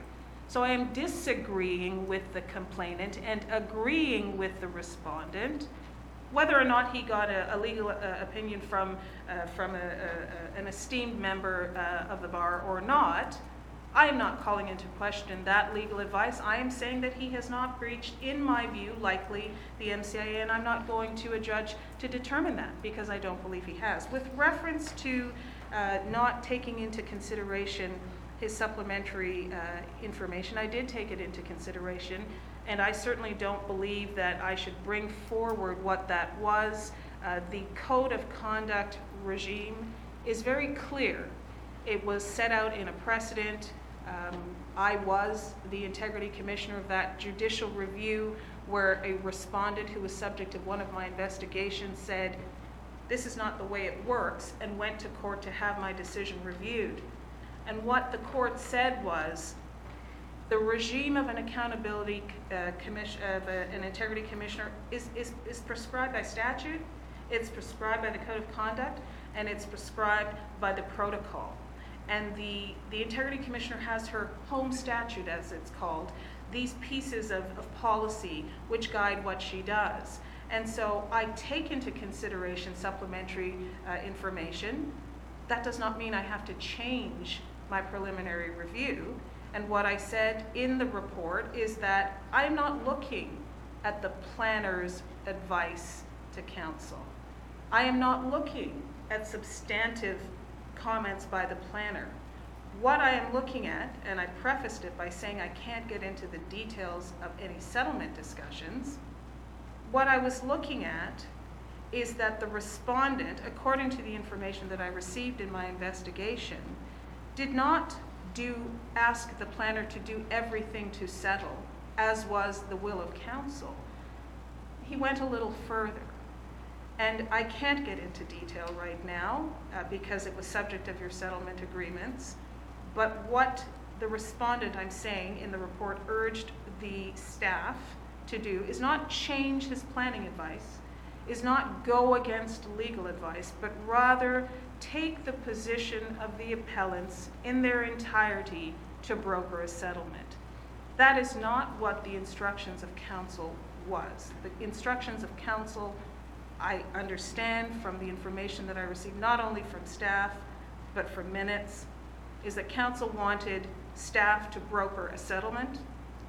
As the respondent has pointed out, this did not take place. I can't say why that didn't take place, but I do know from my information received during the investigation that the respondent went beyond what council directed and wanted more than just brokering a settlement, and believed that what the appellants were asking was right, and wanted and urged staff to take that position. Lastly, the respondent talks about having an interest in common with his community, with Cognisheen, with the broader Georgian Bay, with ensuring the protection of coastal property and land and water. As I said at the outset, my code investigation is not about that. That is very important to you. That is very important to your community. The MCIA speaks about a pecuniary interest. It does not say, do you have an interest with your community that you would like to see the shoreline protected? If you do, then any actions that you do and any voting you do is fine because you have an interest in common with electors generally. It says, do you have a financial? Pecuniary interest is not defined. And so the courts have said over time, here's what a pecuniary interest is. And they've said, it's about money. Do you stand to gain any money? And as I've said in my report, I do not believe, whether due to his property or due to the participation of his spouse in the appeal, that the member had any opportunity to gain or lose financially. A, because his spouse and the appellants, as the respondent pointed out, and I agreed with, and the legal opinion he received, it was highly unlikely. And I did also look at other areas of the province in coming to my conclusion, but it was highly unlikely the cost would be awarded because they did not act in a way that was frivolous. There were no undue delays. There were no vexatious statements made. So it was highly unlikely that LPAT would have awarded costs as the complainant said that would happen. So I discounted what the complainant said. But what I said in my report is the member of council does not have a financial interest in common with the electorate. He has a desire to protect the coastline, and I agree with that. And he shares his interest with his community to protect the coastline, and while I cannot opine on that, it is laudable. What this report is talking about is, did the member of council urge staff, therefore use his position of office to unduly influence the decision of staff under the code, not the MCIA? And my finding is that he did.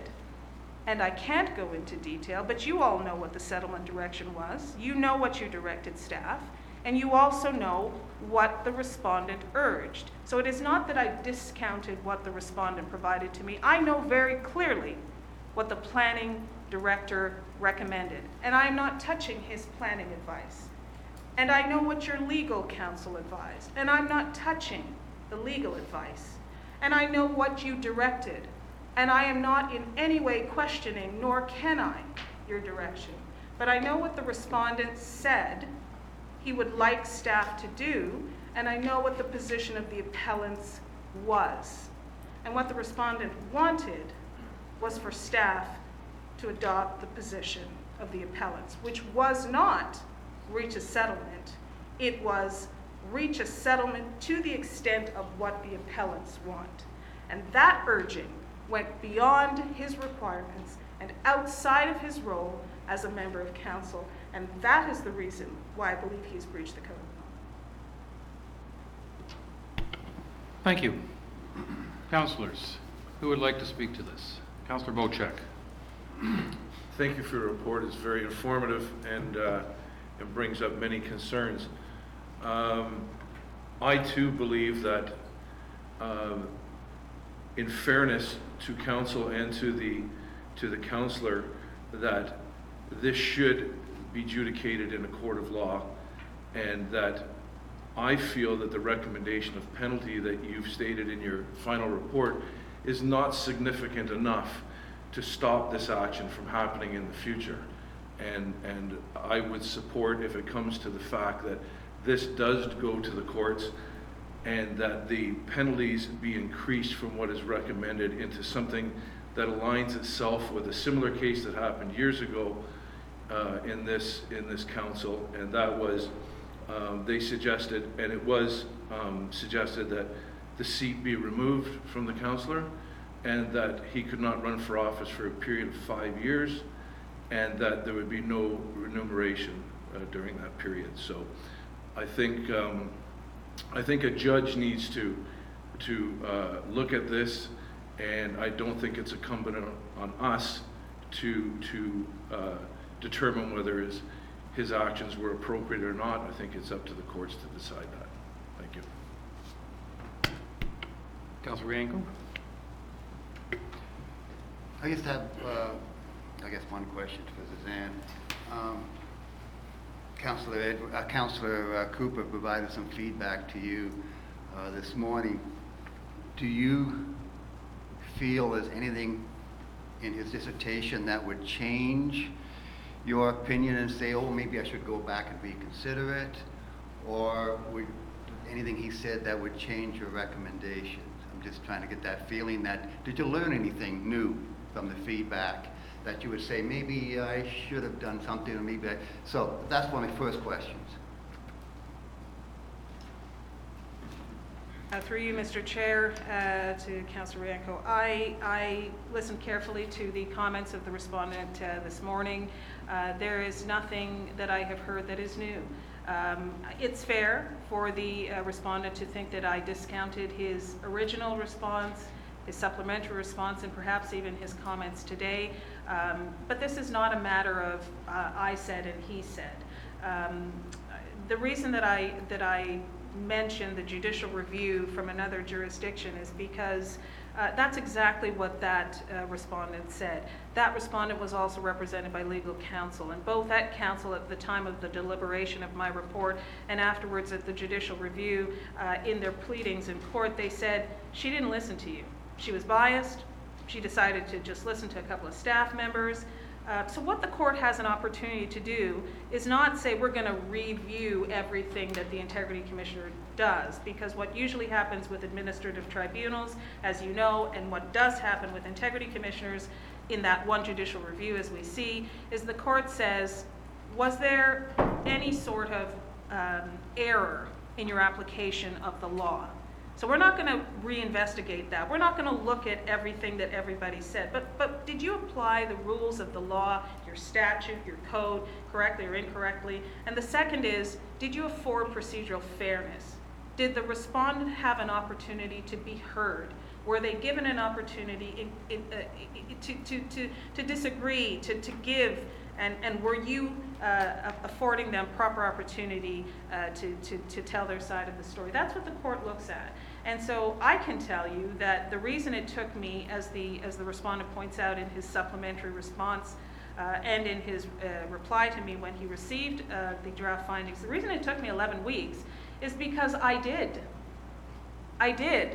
look at your deliberations. I did look at not just what staff said to me and how they said it to me, but the documents, looking over the planning application, even though I'm not here to adjudicate the veracity or the merits of the planning application. I needed to have a context. And so nothing that, in answer to your question, I'm sorry if I'm being long-winded, in answer to your question, there was nothing that I learned that was new today. What I'm hearing, though, and what I'm trying to impress upon you is that the new Municipal Act, the amendments to the accountability and transparency sections of the Act, says very clearly, look, MCIA issues are for a court to decide, not for the Integrity Commissioner to decide. The Integrity Commissioner is sort of a first level, first set of eyes, because before all these things were going to court and it would take forever and it would cost both the applicant and the municipality so much money and the respondent. So here's what we're going to do, says the province. We're going to take those sections of the Municipal Act and we're going to say, Integrity Commissioner, insert that into your code.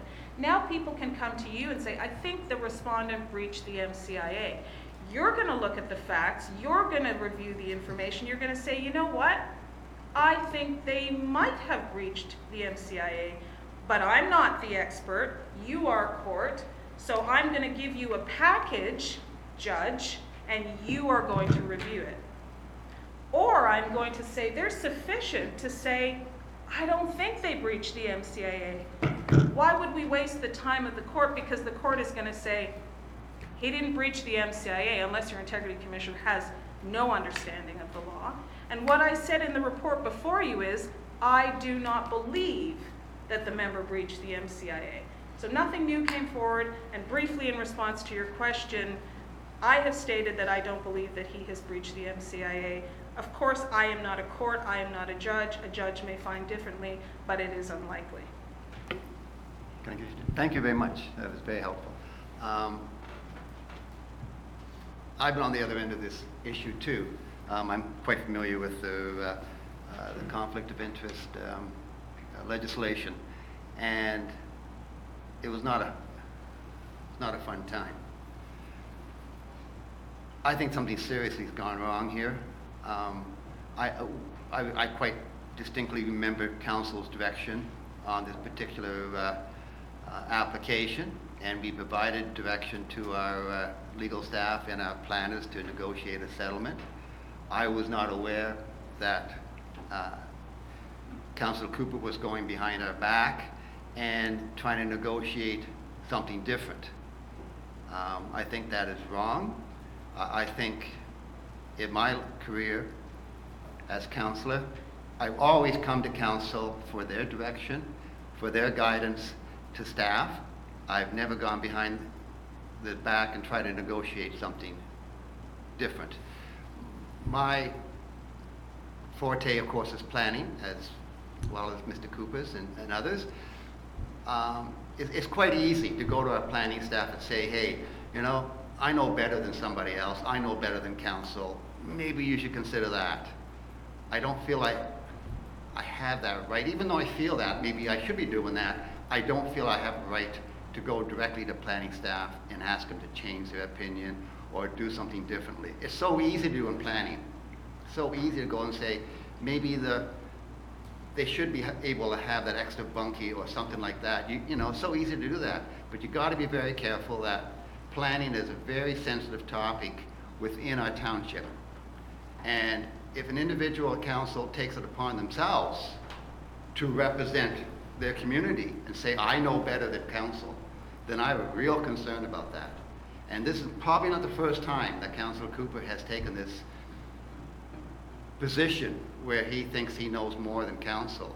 So I'm quite concerned that we have to change that behavior, and I would be looking for a little higher penalties on this issue, and be very careful where Councillor Cooper involvement in planning is in future, because it is so easy to get carried away and say, I know a little bit better I know something about planning, therefore I should be able to give some kind of direction. So easy to do that. So if Councillor Cooper wants to take this to court on his own, I have no problem with that. But I don't think I want to spend any more money on court cases that we're using taxpayers' money. We have an issue coming up later that I'm quite concerned about, the cost for that we have put aside for the Integrity Commissioner. It's an unnecessary expense if we all behave ourselves, and we aren't. And I understand we've got another issue coming up next month. So something has to happen that we make a definite statement as what we feel should happen, and that if council has to give the direction, and all councillors have to follow that direction and not go on their own and think they know better. Councillor Jarvis, I think I saw your hand up. Yeah. I too appreciate all the work that's been done. Not a task I'd want to take on. And I appreciate just the last comments, your sort of distillation of how everything comes down, in your opinion, to the way things should or were or weren't done. It makes a lot of sense to me.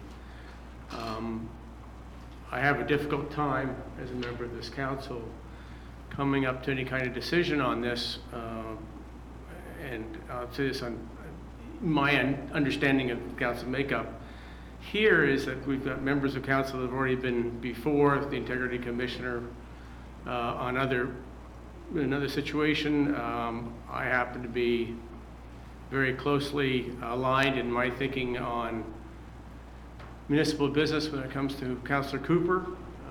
So I think that I might even have to withdraw from making a decision saying I'd be in conflict in that case, and I have a hard time with that as well. So I would rather we didn't consider moving ahead with any further cost to anybody on this. I have a better and clearer understanding of where I stand or should be standing with regards to possible conflicts of interest, and I appreciate that side of it particularly. I think, in my opinion only, that the recommendations are a little on the severe side in direct opposition to fellow councillors Wienko and Bocek on this. However, I think it's been made very, very clear as to how we should be moving ahead in the future on these things. I think it's unfortunate we got to this point, but I'd have a hard time even accepting the recommendations as they stand out from the Integrity Commissioner. But thank you very, very much. Councillor Douglas. Thank you. A lot has been said by my fellow councillors, which I would agree with. So I'm not going to go over the same issues. However, I do agree with the fact that I do not believe this is the first time this has happened with Councillor Cooper. Perhaps the first time it's been complained about. I think the behavior has been going on. This is my second term now for 2 terms, and that we should be seeking the full penalties and severe penalties to try and curb this. Councillor Cooper has suggested he take it to court if he wishes to do so on his dime. I would be fine with that.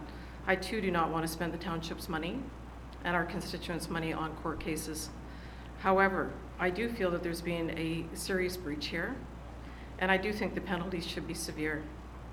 I don't think that the penalties imposed by yourself or suggested, recommended, are severe enough.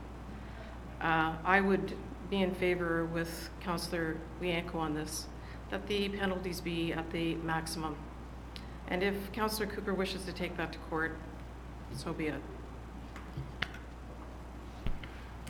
Councillor Hazelton, you wish to speak? Sure.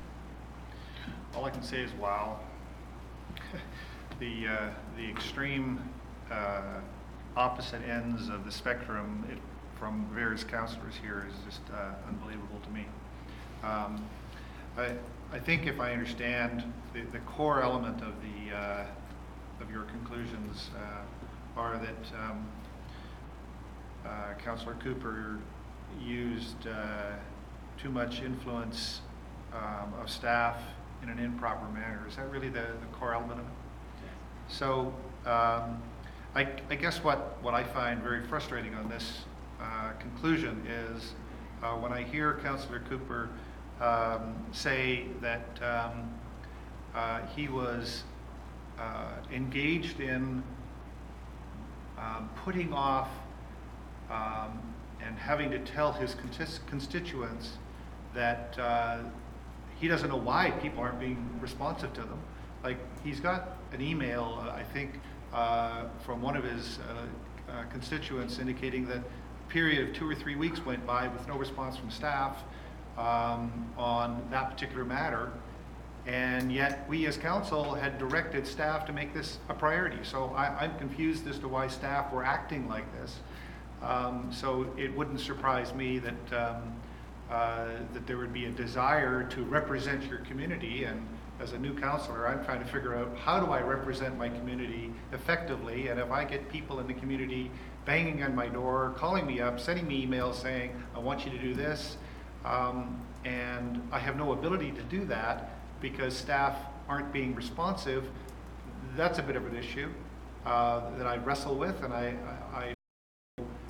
don't know how we can singularly find a councillor at fault for trying to represent his community.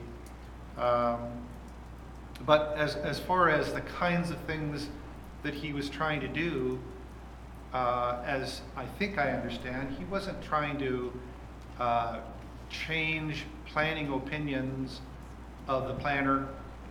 What he was trying to do was bring in legal expertise of strategies to protect the township short-term and long-term on outcomes of this this hearing and this activity. And so should he have perhaps come back to council and got broad council support for these things? Maybe. Was the timing going to allow for that? Perhaps only if you call an emergency meeting for council to meet and have these things.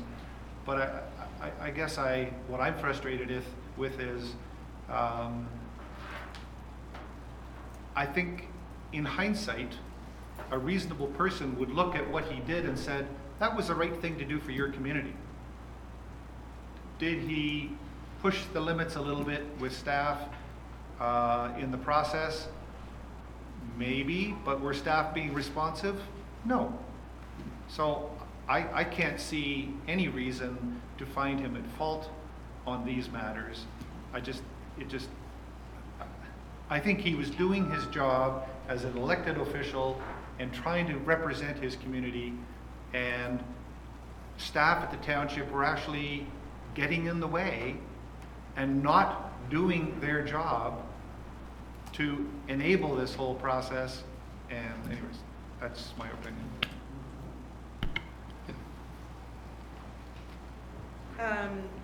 Through you, Mr. Chair. So just trying to summarize here, how can we find a councillor at fault for representing his community? This report does not purport to find the member at fault for representing his community. I think I want to state very clearly, because of what I've heard from all of you, that this report is neither impugning the respondent for past actions, nor is it recommending a punishment for representing his community. I do not say anywhere in my report that the respondent tried to inject his perspective, planning or otherwise, in the recommendations of staff. Staff had a staff report. Your staff are subject matter experts.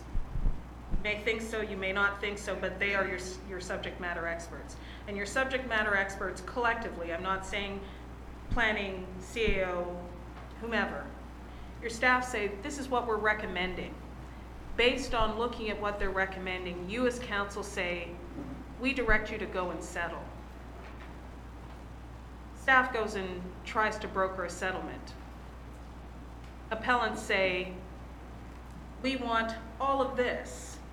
based on legal opinion, based on planning opinion, your staff has seen the counter. And arguably, your staff has said, this is what we recommend to you, council.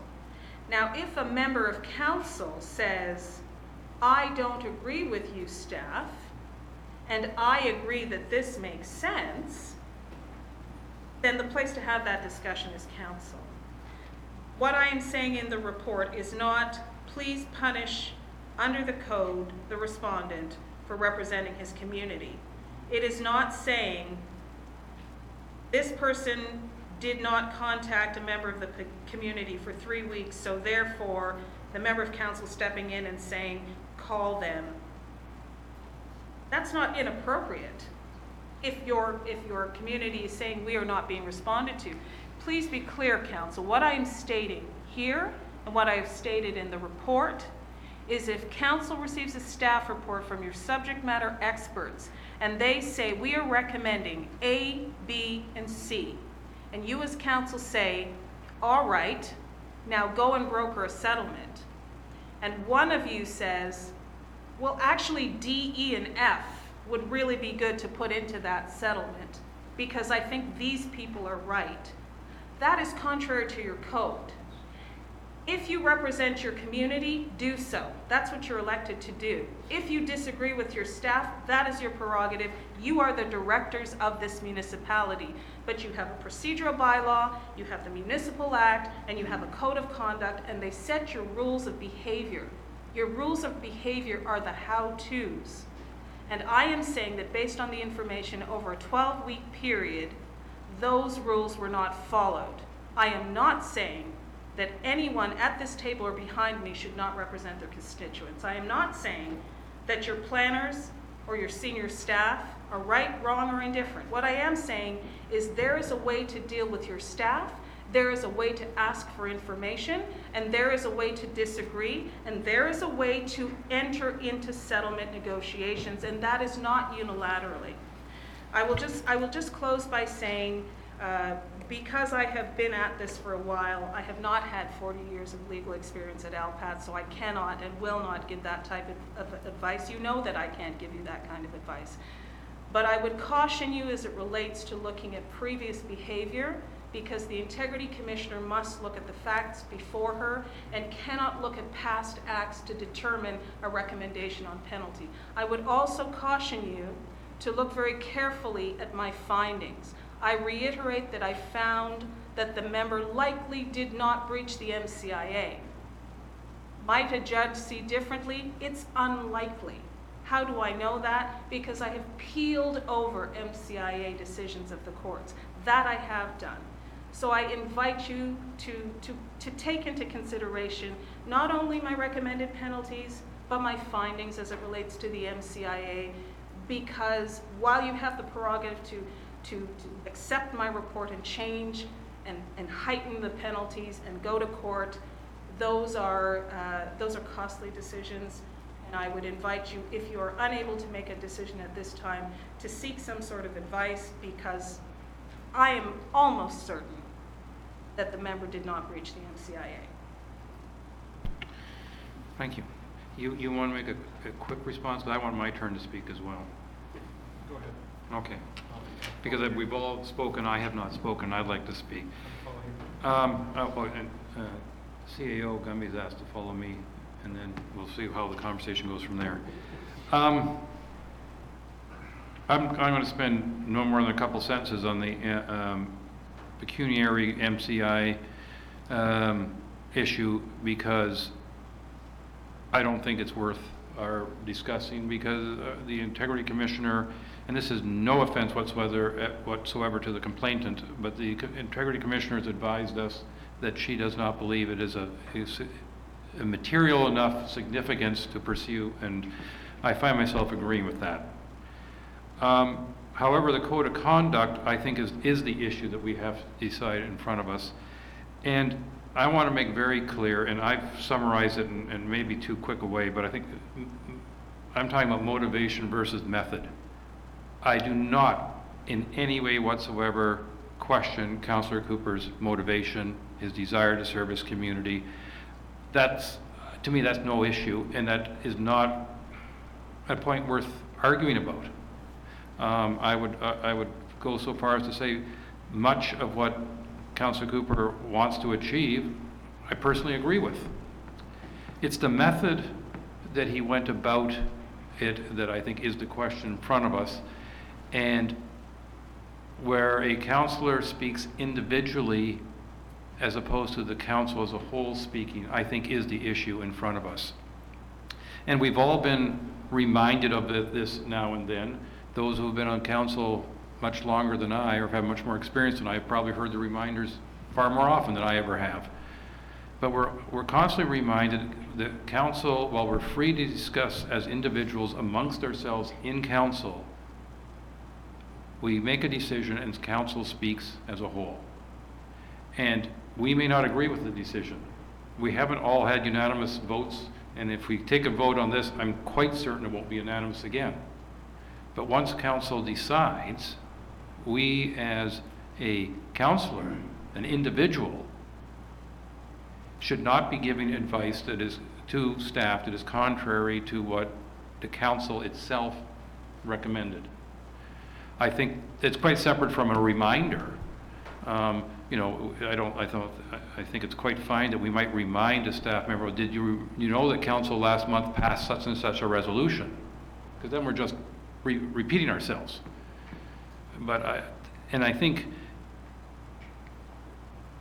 our Integrity Commissioner has found that Councillor Cooper did at times speak individually as a councillor that was different than what the council itself has said. And I don't think Councillor Cooper actually has denied that, because even in his report, he has said that he went to staff and tried to encourage them. Clearly, amongst the council here, we have a difference of opinion as to what the appropriate penalty should be. We've had a number suggest that it should be more severe than what was recommended, and a couple suggest that it should be less than what was recommended. And not wanting to sound insensitive, it almost makes me think, well, if we go for the recommendation, we're meeting in the middle. But I also share the dilemma that some other councils have, is that what is the best way of encouraging better behavior in the future, not just from Councillor Cooper, even though he's the one who's the subject of this investigation, but from all of us, that we cannot speak independently of council, going against council when conducting council business. With that, I'm going to pass it over to our CAO. Thank you very much, Your Worship. I just wanted to clarify a couple of things from our code of conduct, because I have heard councillors state they are suggesting changes to the recommendation, something higher, something lower, whatever. So first of all, the resolution in front of you at this moment is to receive the Integrity Commissioner's report, and there are 3 recommendations, as she's already outlined, to apply a reprimand, impose a suspension of remuneration for 30 days, and remove the respondent from his appointments on the Planning Committee. So the Code of Conduct states that council can only implement their own recommendations if it's for a reprimand or a suspension of remuneration up to 90 days. So keep that in mind if you want to alter the resolution whatsoever.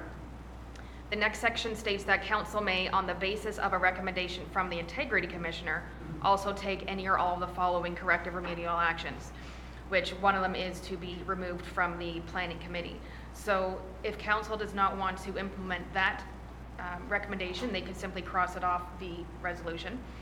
But the only one that you are permitted to change at this time is either the reprimand or the suspension of remuneration.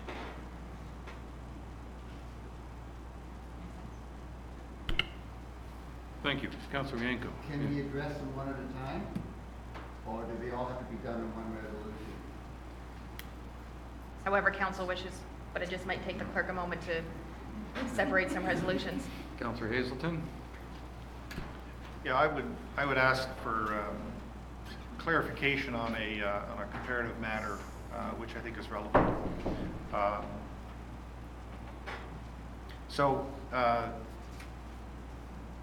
As I think we clarified earlier, the core is the improper influence of staff, or trying to get ideas into staff's head that are different than what staff had.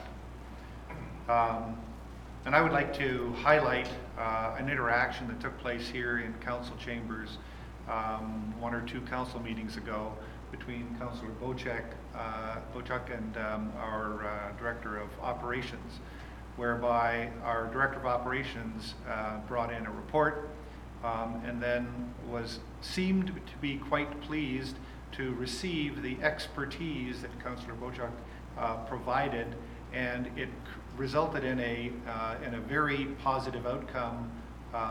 And I looked at that and I thought, wow, that's exactly what I would expect for a council environment, whereby if a councillor has personal expertise or access to extra expertise on a matter, that's brought forth. And as I understand it, and I saw, there was a conversation separate from the council, and then there was a discussion in council, and I thought, well, this is great. This is a councillor using his expertise to influence a staff member to do something different than what they thought they could be doing or should be doing or were approved to do. And I'm wondering what the comparison is between what Councillor Cooper did, because in fairness, in my head, I look at those things being very, very similar, and there is no contention whatsoever about Councillor Bochek having done a stellar thing for the township, for his community, and for his residents. And I'm wondering, why is that not the same thing? May I suggest, Councillor Hazelton, that if I recall the incident correctly, Councillor Bochek was informing Operations Manager Bochek with some information that allowed his report to council to be more complete. He was not going against a council resolution or direction, and I think that's very different. If Councillor Cooper was offering further information, that's one thing. If he's trying to influence the decision, that's a separate thing. That's my opinion. Perhaps you would like to speak to that. Agree, Mr. Chair, I agree. To be noted, Section 10 of your code states that one of your obligations as a member of council is to avoid the improper use of influence. And I think that's really significant. The code rule is entitled improper use of influence, which assumes that use of influence can be proper. Each and every one of you come to the table as elected officials with expertise in areas, a knowledge of your community, and that doesn't get thrown off when you become an elected official. So a staff brings a report or a recommendation, and afterwards you think, well, what about A, B, and C because it is my area of expertise or because my members of my community have told me so. Nothing in your code prevents you, as leaders of this community, from going to your staff. Remember decorum, remember respect for them, remember not raising voices, remember not calling people names. Nothing precludes you from saying, what about this, outside of council? This staff report said this. I'm wondering, what about this? The code rule says improper use of influence you are obliged to not use improper use of influence. And to be clear, you don't use your status. I'm a councillor, I'm walking over to you, or their position of influence, you're listening to me because you're a staff person, to influence the decision of another person, staff person in this case, to the private advantage of you, or a family member, or an associate. Now, if the advantage that you are suggesting based on your expertise is for your community, there's nothing in this code that says, what about this for my community? And to be clear, as we're dealing in this particular report, we are not talking about does the counselor share the interests of his community. I think we all said yes, and I certainly said yes. What I am looking at, based on the complaint here, different from the situation that you've pointed out to me, very, very loosely, there may be details that you haven't shared and may make it closer or further apart, is if the council has said, we would like a settlement based on a staff report, and one member of council says, that staff report is not as close to the appellant's perspective, and so in order to get close to the settlement, the staff report has to be amended, in essence. That's what's being said.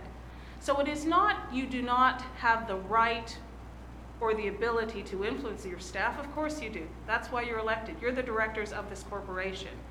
The code says improper influence. Staff recommends, council agrees, council directs, and then a member of council says, hold on a second. All right, you didn't call for 3 weeks. And you know what you should have? Absolutely. According to the mayor, and I agree, and I think you all agree. You need to talk to the constituents, and I'm not getting into the reason why that didn't happen. But council agreed on the recommendation based on a staff report and said settle as quickly as possible. A, B, and C, appellants are saying E, F, and G. Member of council outside of the status of council is saying E, F, and G. E, F, and G. E, F, and G. E, F, and G. That is what is contrary to your code, and that is what I'm saying today.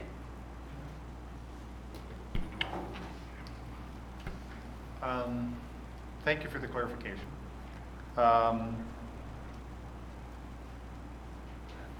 reason why I'm struggling with this, especially the way you framed it, is what I know about the appellants and the Cognizine community is that they are essentially one and the same. They are 14 or whatever the number of people that were part of the appellant group.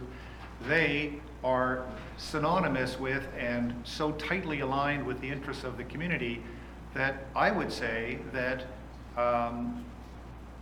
focusing on trying to suggest that the changes were aligned with the appellant group is an improper representation. It is the councillor who is representing his community who are very tightly aligned, and the appellant group is essentially also another visible spokesperson, if you will, for the community, and so he was representing his community. So I'm struggling, I really struggle with this framing of it. Anyway, that's just my concern. I just don't get it. Councillor Bochek? I'm not going to comment on the statement made by Councillor Hazelton, but what I will say is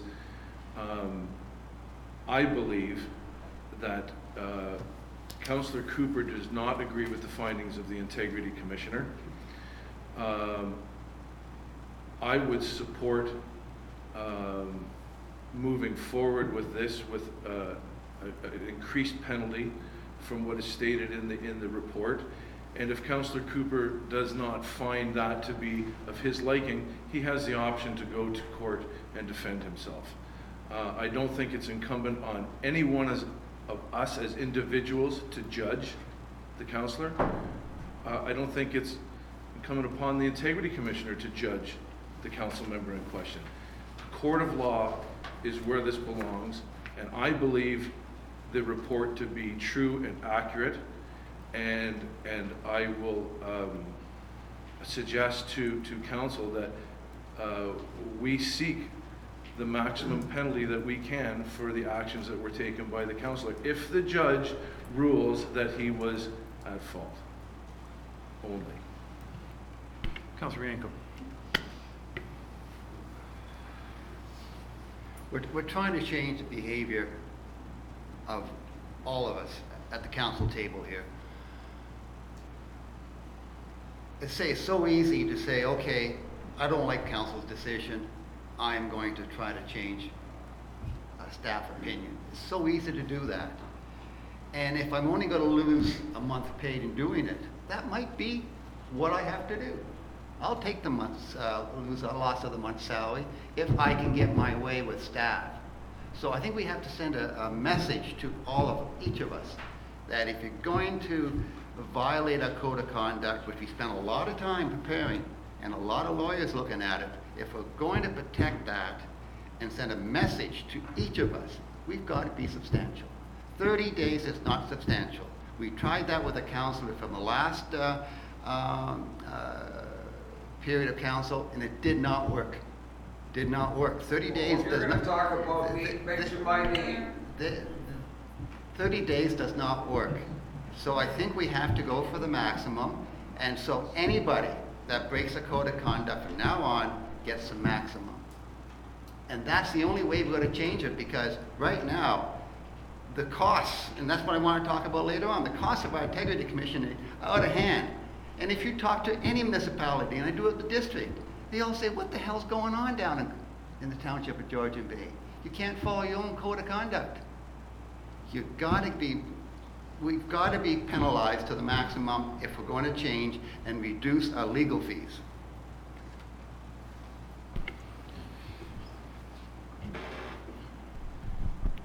This is not a public meeting. You wish to speak? Yes, sorry, Your Worship. I'm the complainant. I wondered if it would be appropriate to make any comments at any point. Will you give me a few minutes to make some inquiries first? Because I'm not, again, this is the first round of me going through this procedure.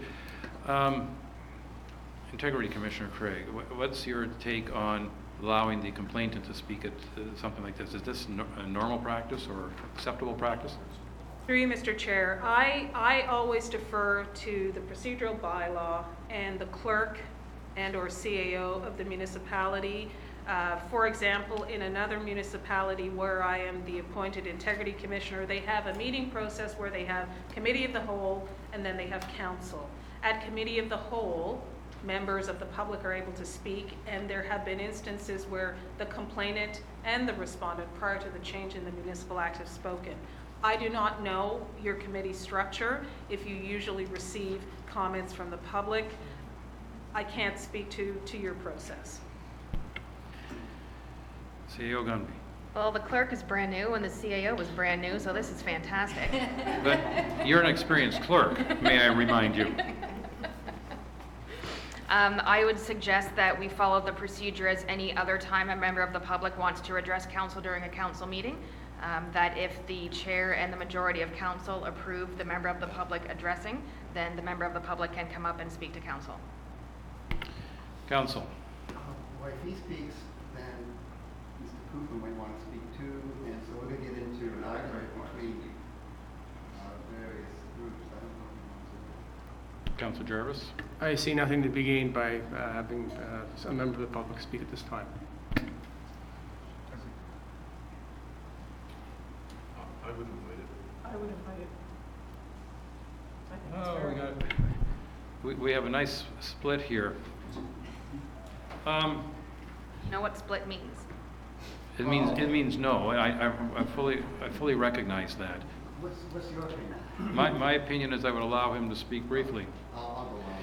So, sir, you have, the floor is yours, but I would say briefly, we do not want a complete repeat of the complaint, if you will. Thank you, Your Worship, Council. That's great. I will try to be brief. I think I have a brief synopsis of the entire situation that's transpired over the last 3 years that I can hold. Sorry. Excuse me, sir. We're judging Councillor Cooper's behavior, not the history of the case itself. I hope you... Well, it all sort of ties together. I thought it might provide some scope to the overall picture and the entire cost that I've been put to on this whole matter. I'm going to encourage you to be exceptionally brief with that then. It's take me about 5 minutes. You've got 5 minutes. Okay, thank you. May 16th, 2006, I purchased a lot on Big Ship Island. Big Ship Island is a relatively large island in the Cognition area with numerous cottages already on it. The property was zoned shoreline residential. It's approximately 2¼ acres. It has 320 feet of frontage. The water in the bay was extremely low at the time and access was no problem whatsoever by boat. In 2014, unbeknownst to me, an H2 hold was applied to all vacant lots in the Cognition area. This essentially sterilized the lot for development, yet taxes remained at a rate reflective of a viable building lot. Spring of 2017, I decided to list for sale. Immediately, there was considerable interest from prospective buyers. May 2017, an offer for $163,000 was made. It was withdrawn due to the H2. In June of 2017, an offer of $170,000 was made. It was withdrawn after 6 weeks due to too much confusion and conflicting information from Township regarding the H2 removal. In September 2017, an offer of $150,000 was made. It was conditional on the H2 removal. This party waited until council decision in January of 2018, which was in favor of the H2 removal, but finally gave up when the appeal to the OMB LPAT was made. In order to apply for this H2 removal, I had to have a new survey that was $3,600. A site evaluation report was $6,185. Administration fee of $575 to the tune of $10,360 just to apply for the H2 removal. January 8th, 2018 council meeting, I was blindsided by a letter from the Cognizant Cottagers Association, of which I was a paying member at the time, opposing my application. Vehement opposition from councillors Cooper and Edwards, and nonetheless the vote went in my favor, 5-2, with Cooper and Edwards opposed. Then there was a 20-day appeal period. In early February of 2018, the appeal was filed with the OMB LPAT by Kathy Cooper and others. The hearing date was set for August 27th of 2018. During the lead up to the hearing, I was approached by Stephen Jarvis, who at the time was not a councillor. He approached me privately, and on behalf of the Cognizant Cottagers Association, he informed me that they would accept nothing less than my donation of the property to the Georgian Bay Land Trust. In August 2017, 2018 was OMB hearing number 1. I had costs for preparation and attendance of a lawyer for $14,884 and an expert environmental witness for $2,543. Only one appellant showed up, Kathy Weeks-Southey. She informed the tribunal that the group did not have a consensus. As a result, the tribunal member postponed the hearing, although I had all my witnesses and lawyers present. April 3rd, 2019 was OMB hearing number 2. Preparation and attendance cost for me, for the lawyer, was $25,801. The expert witness was $4,291. The appellants wanted a 5-day hearing, but we were able to complete it in 2 days. The spokespersons that showed up for the appellants were Beth Halpenny and Kathy Cooper, and not all of the appellants attended again. They brought no appropriate expert witnesses and did not follow proper format and process. Mr. Cooper's wife was very actively involved in the cross-examinations and presentations that day. By the rules of the tribunal, from what I understand, these appellants can be exposed to costs due to all the unnecessary delays and their failure to follow proper protocol. Thus, Mr. Cooper does have an obvious pecuniary interest in the outcome of this appeal. In total, this H2 hold has cost me nearly $58,000 so far, not including the lost real estate deals, my personal time, and the extreme stress this has placed on myself and my family. My lawyer and I eagerly await this decision of the tribunal, which will be upcoming shortly, hopefully, and whatever steps we'll have to follow next. So, thank you, Worship, and members of council. I'm impressed by your brevity and what you were able to put into that 5 minutes. That was an Yeah, well, excellent overview. I whittled it down a lot in time myself. Yeah. So. Well, and I am impressed by that. However, I think you can appreciate that, while we fully appreciate your frustration, you can appreciate that did not address whether or not Councillor Cooper stepped out of bounds as a councillor earlier this year. And well, okay, if you say that, sure. But I very much appreciate your overview. Okay. It's quite informative. Thank you. Thank you.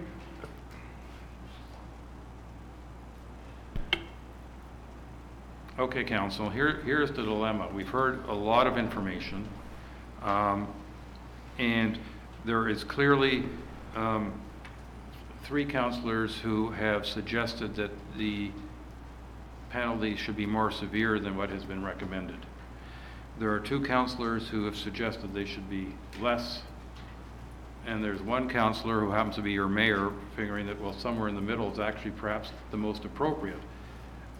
I'm concerned that unless we discuss amongst ourselves where we can go with this, that we're going to, any motion I read will end up being defeated simply because it'll be a split vote. So I'm willing to listen to anyone who would suggest some sort of middle ground. And I don't even know what the consequences are. I mean, one of the motions, of course, is to accept or receive the report. I mean, I think we all can agree we received the report. But the more challenging part is what is the appropriate penalty, if any, in regards to Councillor Cooper's behavior. To Councillor Bocek, I certainly don't think we want to entertain launching a lawsuit or anything like that. I don't think that's part of what we're in front of us right now. If sometime later you want to bring a motion to that effect, that would be, I think, a separate discussion. Yeah, Councillor Hazelton. Based on what you've just said, I would welcome an opportunity to have us discuss in closed session of the information about a personal individual, and in light of what the recommendations are, and come to a decision from that standpoint. I'm assuming that we do that because it's discussing a particular individual. If I can just speak up, Please. we've been discussing a particular individual for about an hour and a half now, so I don't think there's a reason to go into closed session for this, because the entire process has been discussed in open session. Okay. So we can have these discussions in open. Then let's put it into a forum where it's intended to be a discussion forum like committee of the whole, as opposed to council. I'm simply asking for specific input on our resolution before I call for, I don't want to call a vote on a resolution that's going to be split and we get nowhere, if at all possible. Councillor Bocek, followed by Councillor Wienko. Well, to be vindictive here and look at the past and what's happened with Kathy Cooper and Peter Cooper and Pat Edwards and the rest would be wrong on my behalf. And what happened in the past really should not enter into this. But I think an example needs to be made to this council that behavior of this matter is not going to be tolerated. And I think the penalty for doing that should be severe enough to deter anyone else from doing what has been presented to us today by the Integrity Commissioner. So in light of that, I think the discussion needs to be happened. I think Councillor Cooper is going to defend himself. He demonstrated that today, and I would push for the recommendations of the Integrity Commissioner be increased to involve 3 months of remuneration suspension, as well as the other punitive actions that she recommends. And that's my opinion. Thank you. Councillor Rainey. I would agree with the 3 months or 90 days. But if I cannot get a majority vote, I would go with 60 days. But I would go along with removal from the planning committee. I think that's just a recipe for disaster. There's a lot of opportunities to do some maverick work on that committee where we can go against the committee and work with staff individually. So I think it's got to be removed from the planning committee. But I will compromise at 20 days if we can get the 4 votes. 60 days. Councillor Jarvis. But I would like to have 90 days. I can't help thinking, once again, I'll say it again, there's a certain amount of vindictiveness perceived, if not actual, with regards to several members of this current council. Again, I have my own opinions based on my personal background with Councillor Cooper and with this situation itself. So I could be perceived as being in conflict in one way or the other. That would leave our mayor, as far as I can see, and Councillor Hazelton as being probably about the furthest from the situation, generally speaking, as anybody could be on this council. I'm very, very conflicted on this. If a penalty needs to be assessed and we need to make a decision on that, I'd be fine with reprimanding. That would be it. I think we've learned our lesson. Thank you. Councillor Douglas. Well, I've heard a lot about vindictiveness of the past, and there's no question that there's a number of us that have been victims of Councillor Cooper and Kathy Cooper. And I too have toyed with the idea of whether my thought pattern is from the past and what has happened, and have had some serious thought put into that is not the right way to go in making these decisions, as much as I would like to. I'd like to remain professional on this and think about what the repercussions of what has actually happened and take it on its own merit. I would agree with the full penalty of 3 months and also removal from the planning department, not based off of the history of what's gone on in the past and vindictiveness, but of the seriousness of what's actually happened here. That would be my recommendation. Councillor Hazelton? I'll just reiterate what I said earlier, which is I can't understand what the violation is here. In dealing with trying to provide a way for staff to see things that in a way that is better for the township, a better outcome for the township, in a time-critical manner where there isn't time to come back to council to kind of regroup and provide a new recommendation. You know, if the issue is improper influence of staff, staff being resistive to doing even the things that they had been instructed by council, and then getting expert legal opinion on how to craft a better solution for the township, I don't know why we would punish a councillor for doing that. So I'm understanding that you're voting for no reprimand, Yes. penalty, or anything. Councillor Bochek?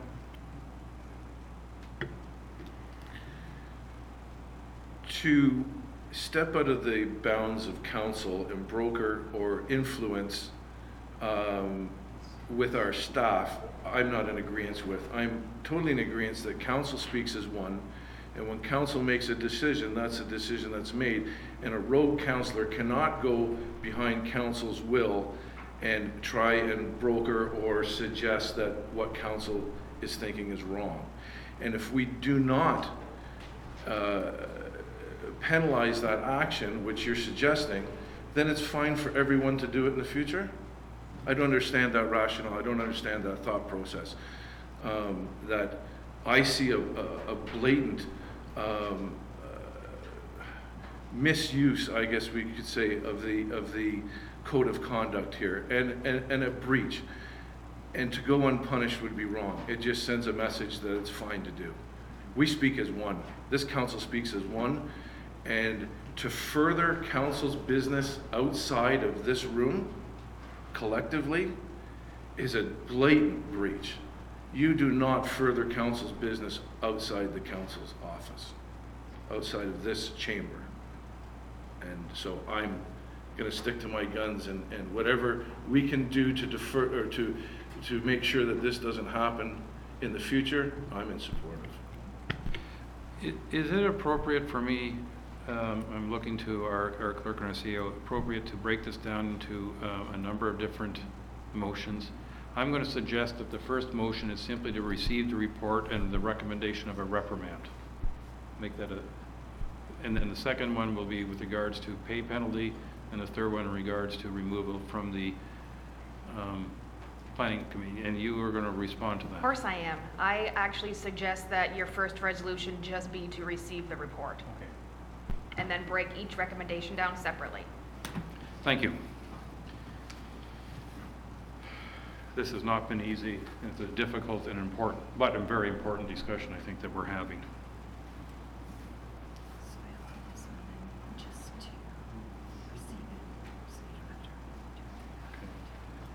Do we have to get people to sign off on these other ones, or?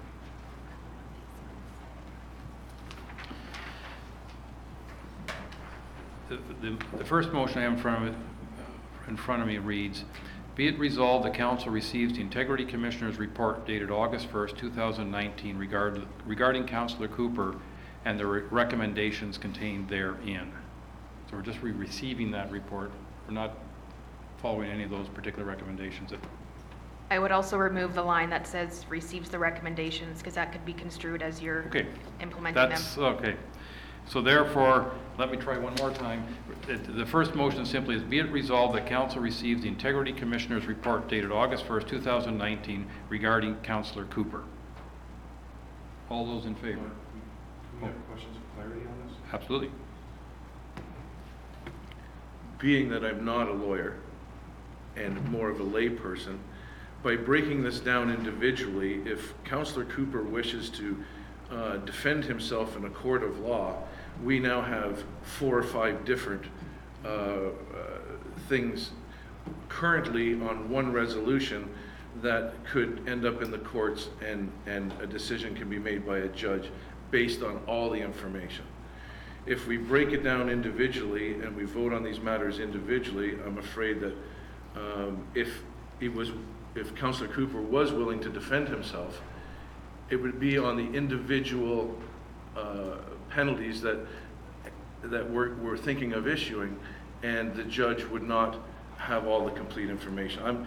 And that's just being from somebody who doesn't know the lawyer speak, and perhaps somebody could enlighten me. Perhaps somebody could.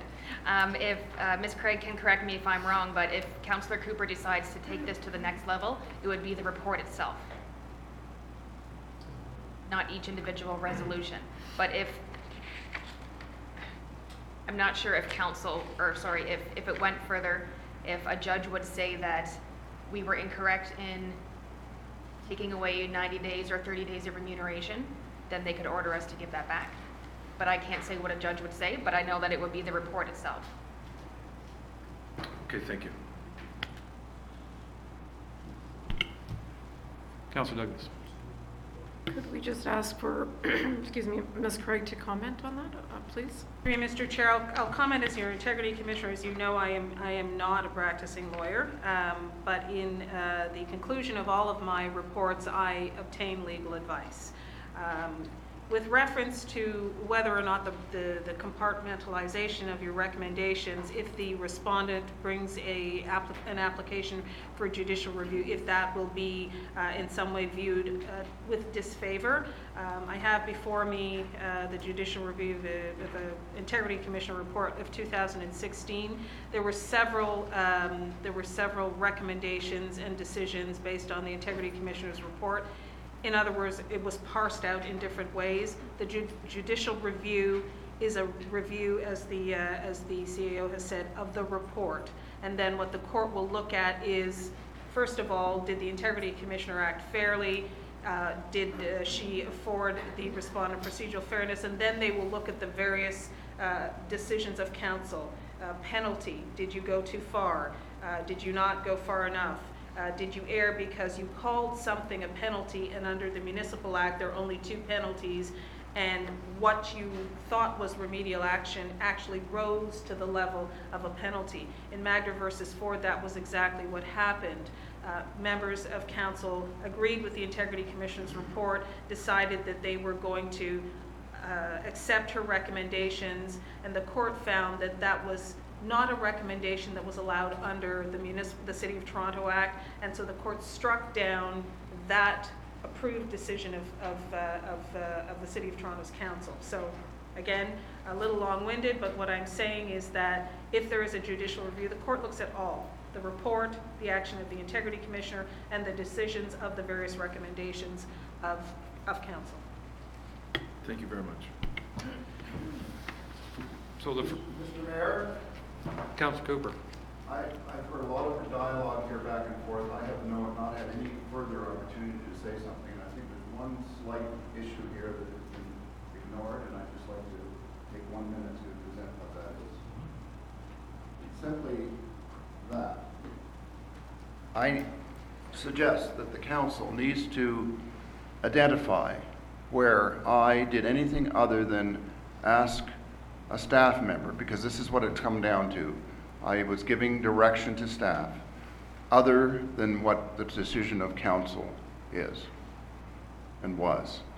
And I maintain that I was simply trying to get this matter settled, and I was not asking for D, E, and F. And if there is evidence to that effect that I did D, E, and F, I'd like to know what it is, because I have no record of that. What I have a record of in my head and what I did and on emails is ask the Director of Development, a consultant, to settle this matter. Not to go to D, E, and F, just to settle it. It was in the best interest of all parties involved. So I think we've focused on something that I am unaware where the evidence is, and I might have some evidence to disprove that. So I think this is a key point. Thank you. Mr. Mayor, may I speak, since I've been impugned by two of your councillors today, so I would like an opportunity to give a bit of an overview.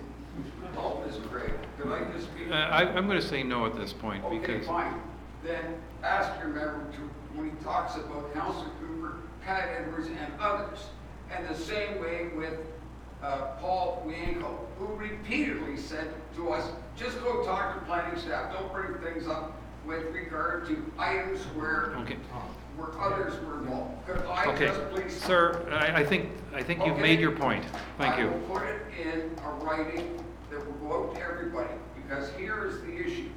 The Integrity Commissioner, came after me, and rightfully so, but here's my concern. There are other things going on behind the scenes.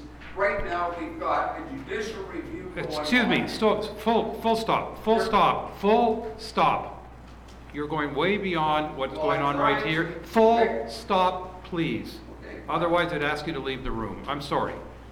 I will leave the room, but I'll put it all in writing out there, because that is the issue. I said that's going full on. stop. That is the whole issue that's going on.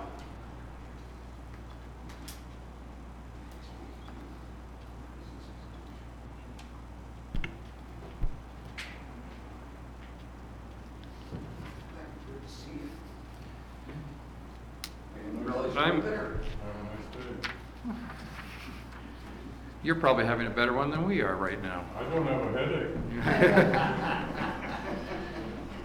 I haven't had one since December. Be it resolved that council receives the Integrity Commissioner's report dated August 1st, 2019 regarding Councillor Cooper. All those in favor? 1, 2, 3. That part is carried.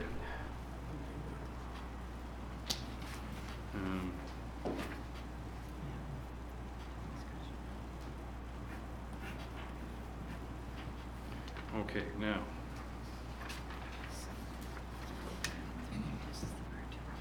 Yeah.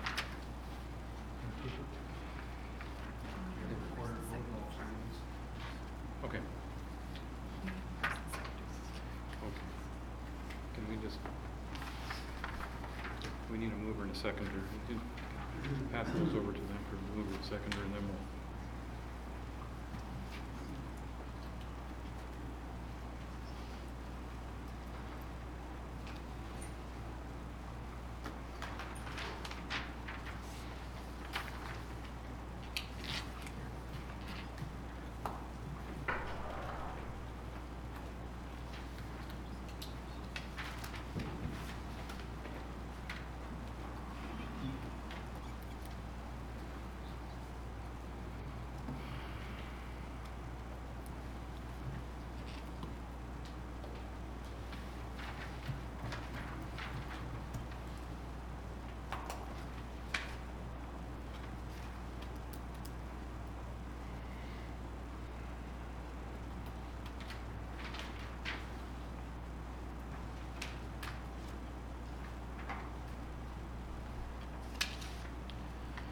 The next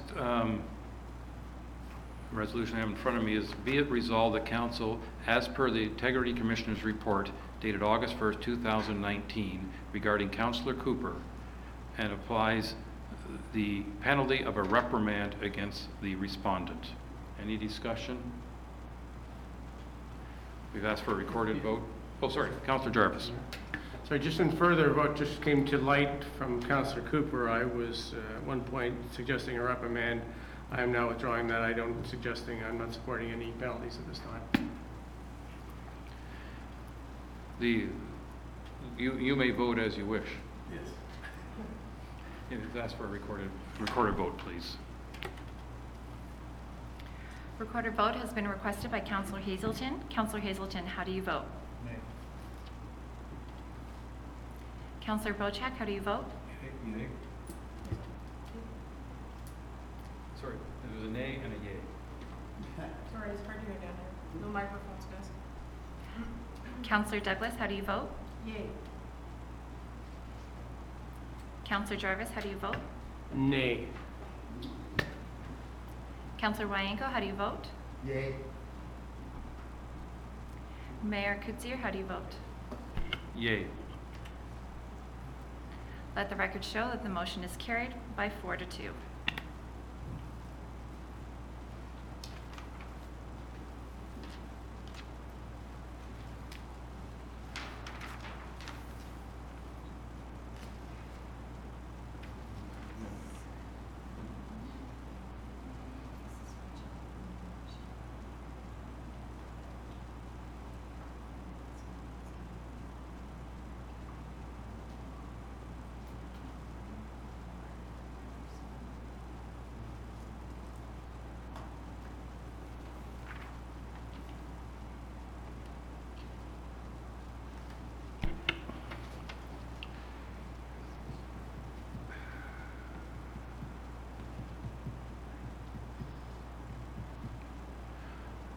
Okay.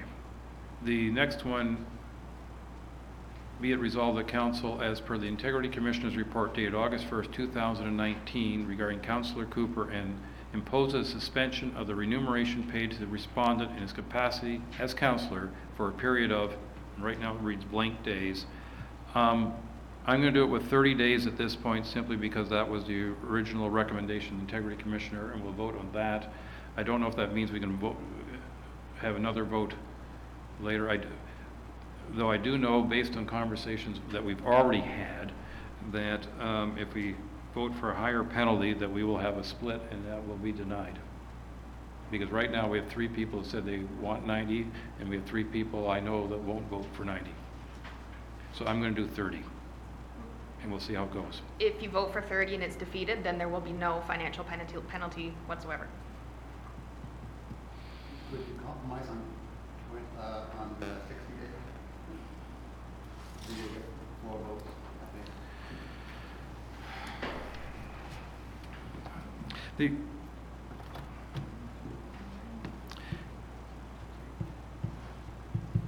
I'm going to call a recess for 5 minutes because I want to check something first.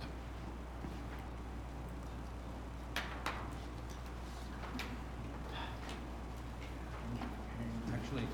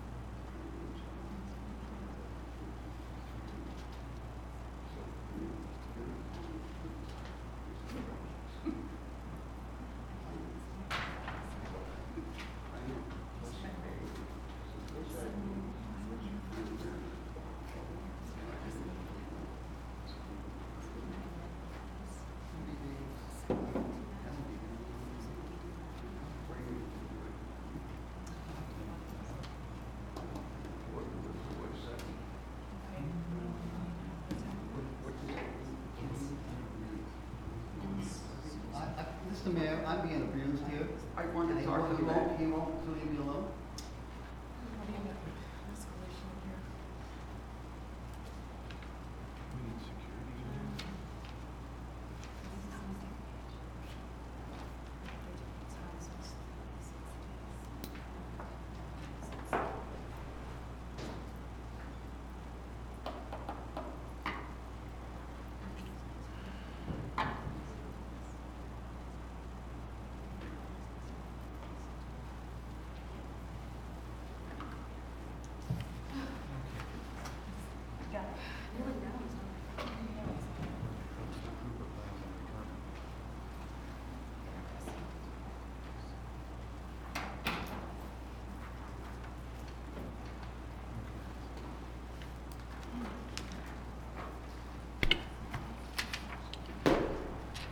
I believe our 5 minutes are up, and I appreciate your patience. And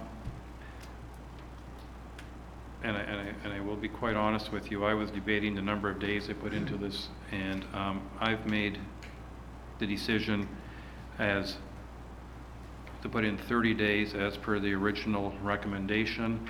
If anybody wants to move an amendment to this, they may, and we can vote on the amendment before we vote on the final one. But right now, and I will explain that even though I heard Councillor Cooper say that D, E, and F, he can prove that he did not go beyond what council recommended.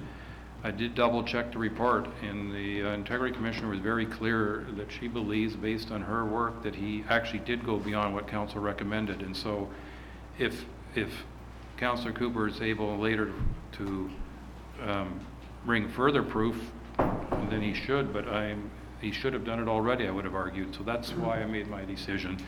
The motion as it reads says, be it resolved that Council, as per the Integrity Commissioner report dated August 1st, 2019, regarding Councillor Cooper, and imposes a suspension of the remuneration paid to the respondent in his capacity as councillor for a period of 30 days.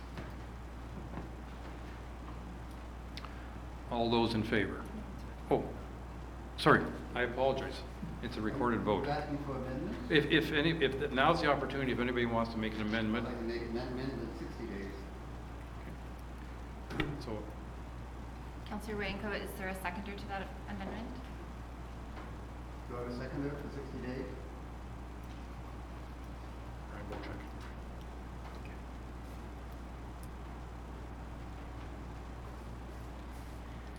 As per the friendly amendment, the remuneration suspension is now for a period of 60 days. The vote will be for a period of 60 days at this point in time. Oh, sorry, yes. Yeah.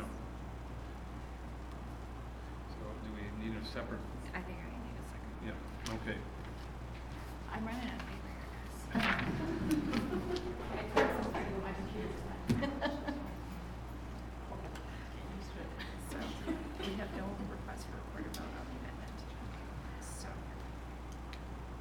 would you like to call? So yes. Regardless, okay. Councilor Hazelton's asked for a recorded vote on that as well. Okay.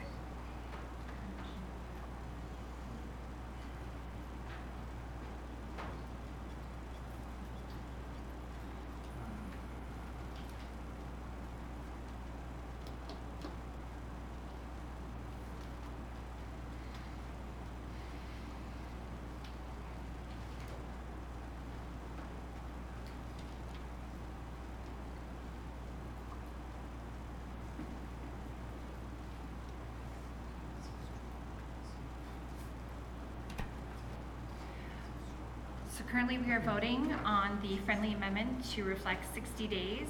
So this is only if we are going to have a motion to reflect the 60 days and that this motion will pass. Is that clear? Yes, so now, if we, let me call it, defeat this motion, we're still going to be voting again on the 30 days. Correct. Councillor Hazelton, how do you vote? Nay. Councillor Bochek, how do you vote? Yay. Councillor Douglas, how do you vote? Yay. Councillor Jarvis, how do you vote? Nay. Councillor Wanko, how do you vote? Yay. Mayor Kutsier, how do you vote? Nay. Let the record show it's a tie, 3-3, motion is defeated.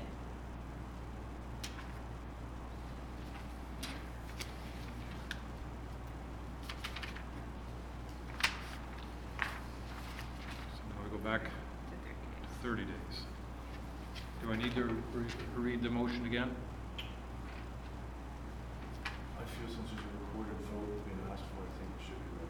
Okay, I'll read it again, certainly.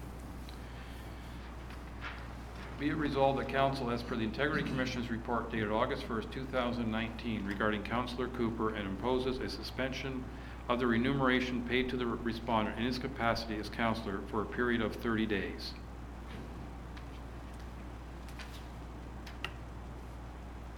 The request to Councillor Hazelton for the recorded vote, how do you vote? Nay. Councillor Bocek, how do you vote? Yay. Councillor Douglas, how do you vote? Yay. Councillor Jarvis, how do you vote? Nay. Councillor Wanko, how do you vote? Yay. Mayor Kutsier, how do you vote? Yay. Let the record show 4-2, motion is carried.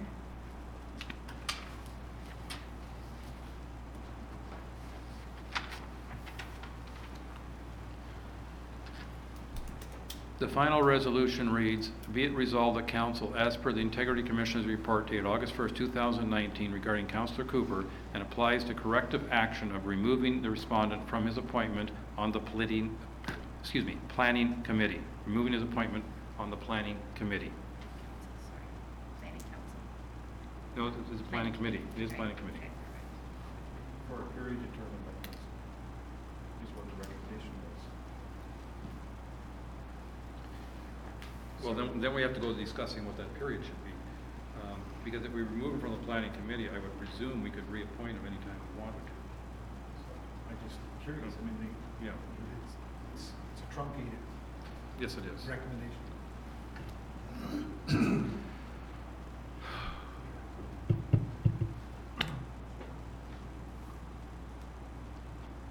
I guess that means we have to initiate a discussion amongst ourselves as to whether we set a particular period, or we leave it open. And I think the one option is to say for a period of 1 month, 2 months, 12 months, 24 months. The other option is to say that that he's removed from the planning committee, of course the council would automatically then have an option to reappoint him anytime in the future. I'm open to any input. Through you, Your Worship, I don't want to say to save time, but I kind of want to say to save time. You could easily just say at a time to be determined at a future date, and we could come back to this, or you could throw some numbers out there and see what sticks. Attorney Commissioner Craig. Through you, Mr. Chair, the reason that I truncated it, as you said, councillors, because it is my understanding that in the term of council, you go through appointments. It is not for the full term of council. Is my understanding incorrect? The only committee that we change annually is the Committee of Adjustment. So the Planning Committee, both councillors are on it for the entire term of council right now. Okay. With that clarification, the only reason I did not give a term is because I thought that you had various appointments throughout the term. So my recommendation certainly was for removal from the Planning Committee. I thought that you would then vote again, and so there was an opportunity to vote back on, but it is removal from the Planning Committee. The only reason I added for a period determined by council is because I thought there were multiple appointments during your term.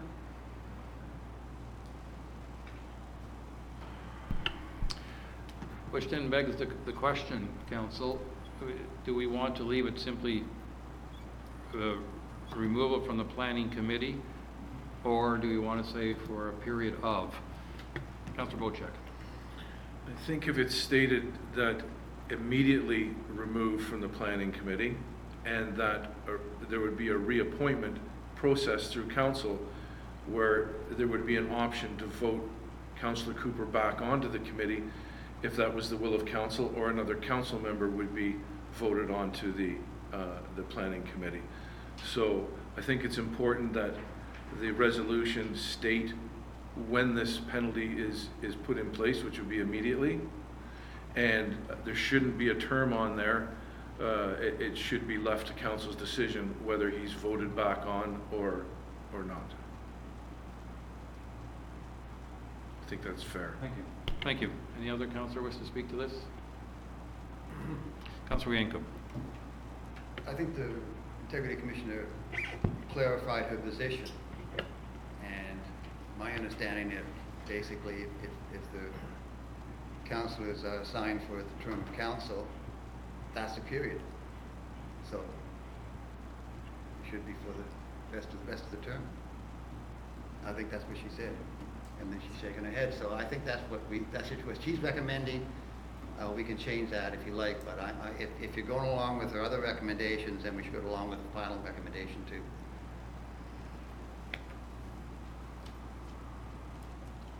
Councillor Douglas. I would agree with that. If we're going to go with the other recommendations of the Integrity Commissioner, then I would agree that we should just stay with the entire term as intended.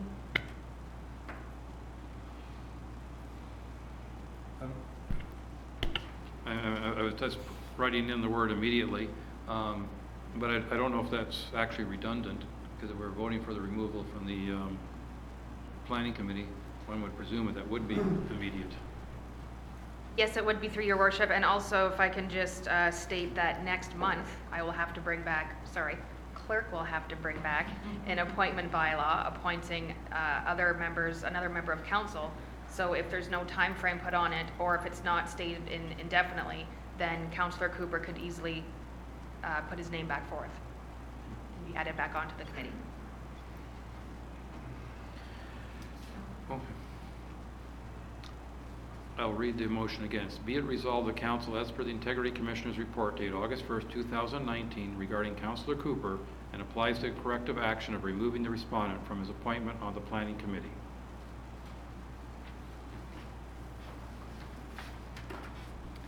Councillor Hazelton has requested a recorded vote. Councillor Hazelton, how do you vote? Nay. Councillor Bochek, how do you vote? Yay. Councillor Douglas, how do you vote? Councillor Jarvis, how do you vote? Nay. Councillor Wanko, how do you vote? Yay. Mayor Kutzier, how do you vote? Yay. Let the record show is 4-2 vote, and motion is carried.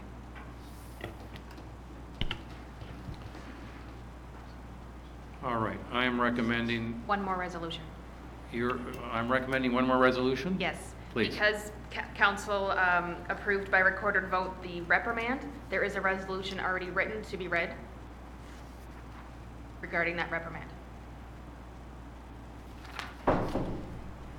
And then we can move on. Be it resolved, the council... Could Councillor Cooper be in the room at the time? Doesn't matter, it's on the record. Be it resolved, the council hereby reprimands Councillor Peter Cooper for breaching the Township of Georgian Bay Code of Conduct as outlined in the Integrity Commission's report dated August 1st, 2019. Is this also part of the recorded vote, or is this... If anyone wants it to be, but it wasn't intended to be, I don't think. All those in favor? Sorry, okay, be it resolved, the council here, I mean, to me this seems very repetitive, but okay. But the recommendation just stated that there be a reprimand, so this is the reprimand. Okay. Be it resolved, the council hereby reprimands Councillor Peter Cooper for breaching the Township of Georgian Bay Code of Conduct as outlined in the Integrity Commissioner's report dated August 1st, 2019. All those in favor? Carried.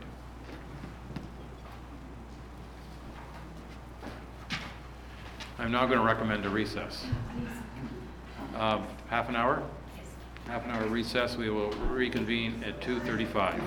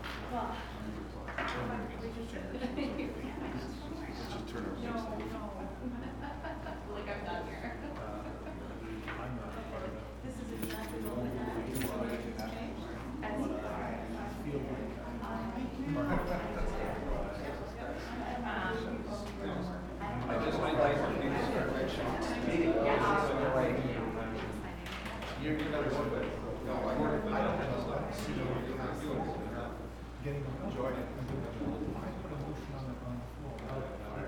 It's the exact same motion by just unanimously. Everything that I do here is block voted against.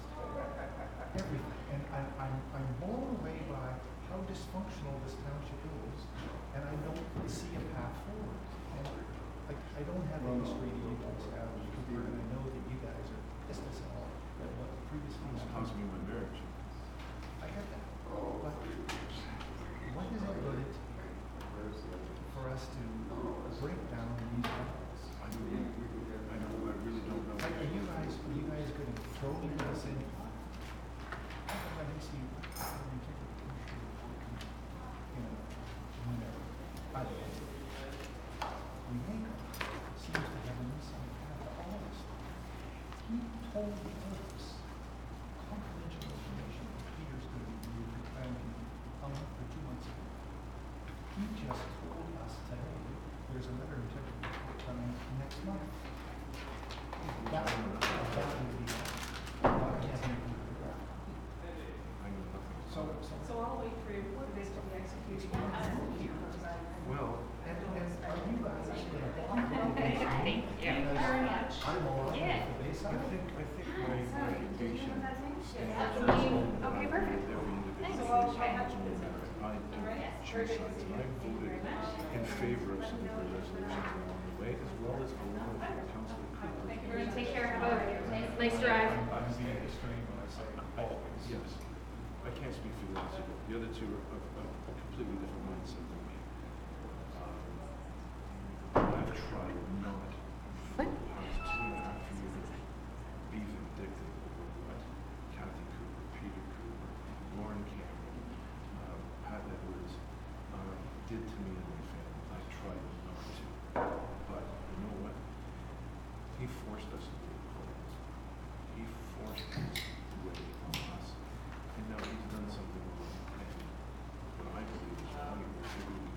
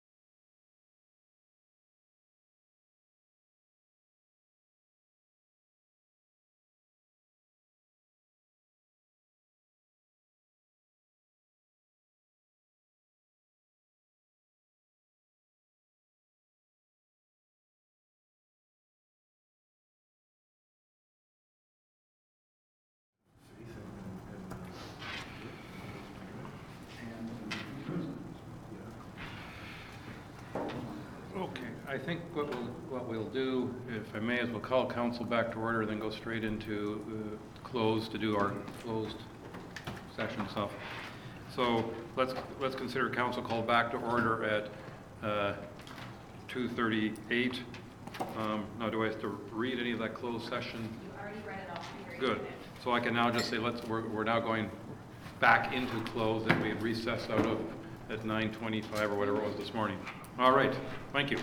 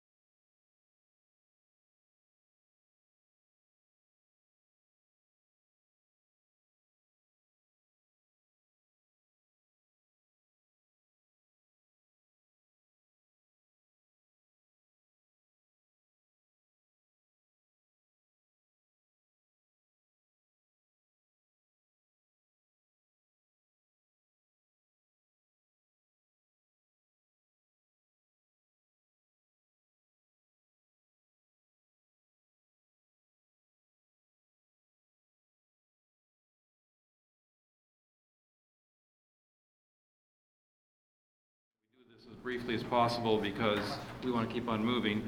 Where did we start last month? Okay. Okay, Councillor Douglas, go. Okay, as quickly as possible. I attended the MCDA meeting, which is a monthly meeting up in MacTier, just moving forward into their long weekend. I'll hear more about that report back next month.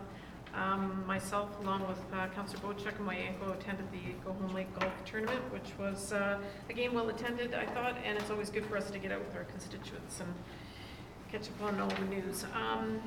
And I had numerous meetings with constituents, again, mostly about property standards up in MacTier and garbage overflow at all the bin sites over the long weekend. Of course, we're working on that. There is a meeting to be held tomorrow, which I'll attend, which has to do with the school area up in MacTier and trying to improve that situation, and I'll report back out on that next month after we have that meeting. And also I have one good news story, and that'll be the end of it for me. I got an email from district in regards to they are going to go ahead with aftercare for children in MacTier. And again, I'll report more on that once I get more information on it. Excellent, thank you. Yep. Councillor Jarvis, Yeah. did you do anything the past month that you want to report? Honey Harbor AGM, that's that part of that, right? Then we did Wawatasi, those, the annual bike ride, and library. That's it. Oh, Macy Bay Open House was that too, wasn't it? Attended the Macy Bay Open House, which was quite fun. Yeah, that's it. Councillor Rienko. July 14, I came to the Go Home Lake AGM. On the 18th, I attended the SSEA board meeting. We were talking about the budget and other stuff. On August 2nd, I attended their Go Home Lake golf tournament. On the 3rd of August, I attended the Myers Lake Road Association and brought them up to speed on water quality in their lake. August the 6th, I attended the 6 Mile Lake Golf Tournament. Yesterday, I attended the Seg Bay Golf Tournament, and 166 golfers showed up. Massive, massive golf tournament. They were parking cars out on golf course road. It was just so massive. One thing I do want to bring to your attention, next Friday, the 23rd of August, SSEA is having the open house at our Baxter Community Center. Have you sent that out to councillors? They sent it out to councillors. Okay, so anyway, I think some of you attended the one we had last year at, can't remember the community center. But anyway, if you're around next Friday, from noon until 6 o'clock, and there'll be a guest speaker sometime about 1 o'clock. So next Friday, SSEA open house at Baxter Community Center. Thank you. Councillor Hazelton. Yes? Would you like to report on anything from the past month? Sure. Similar to others, Honey Harbor AGM, Macy Bay Open House, various meetings with residents, attended the Honey Harbor CAG, and had a meeting with Bill Cooper, the president of the Honey Harbor Association. Thank you. Councillor Bochek. I too attended the Go Home Lake golf tournament. Got to meet a lot of good people there. I met with a resident of 6 Mile Lake along with Mayor Coetsier on Pratt's Road to look and do some discovery on the culvert. We attended for information purposes only. I was invited, as well as Mayor Coetsier, to Fred Waring's home, where they hosted a Moore Point Cottage Association event. The guest speakers were Jeannie DeMarco and Tom Bain, and they discussed the sewage treatment and the Ministry of the Environment's approval of application to do with the septic system. We did receive a letter from the Moore Point Association along with signatures of their members, which I distributed amongst council members yesterday, and I hope everybody was able to read that. Seg Bay Golf Tournament yesterday, massive, 166 golfers. Projections for funding the hospital exceed any other year that we've done it. I think that may be in part to us not having a mayor's golf tournament this year. I think a lot of the people from the mayor's tournament came to the Seg Bay tournament, and it was very, very successful. And I want to congratulate all the members, all the committee members that put that thing together, and it's for a great cause. Thank you. Councilor Cooper. Okay, summer, busy time. So, July 12th. Committee of adjustment, usual stuff. Oh, but that afternoon I got to go to the Lizard Island GBLT property for cocktails, and I was joined by a couple of staff members, Jessica and Lauren. It was nice for them to come out and see that. Yeah, beautiful island.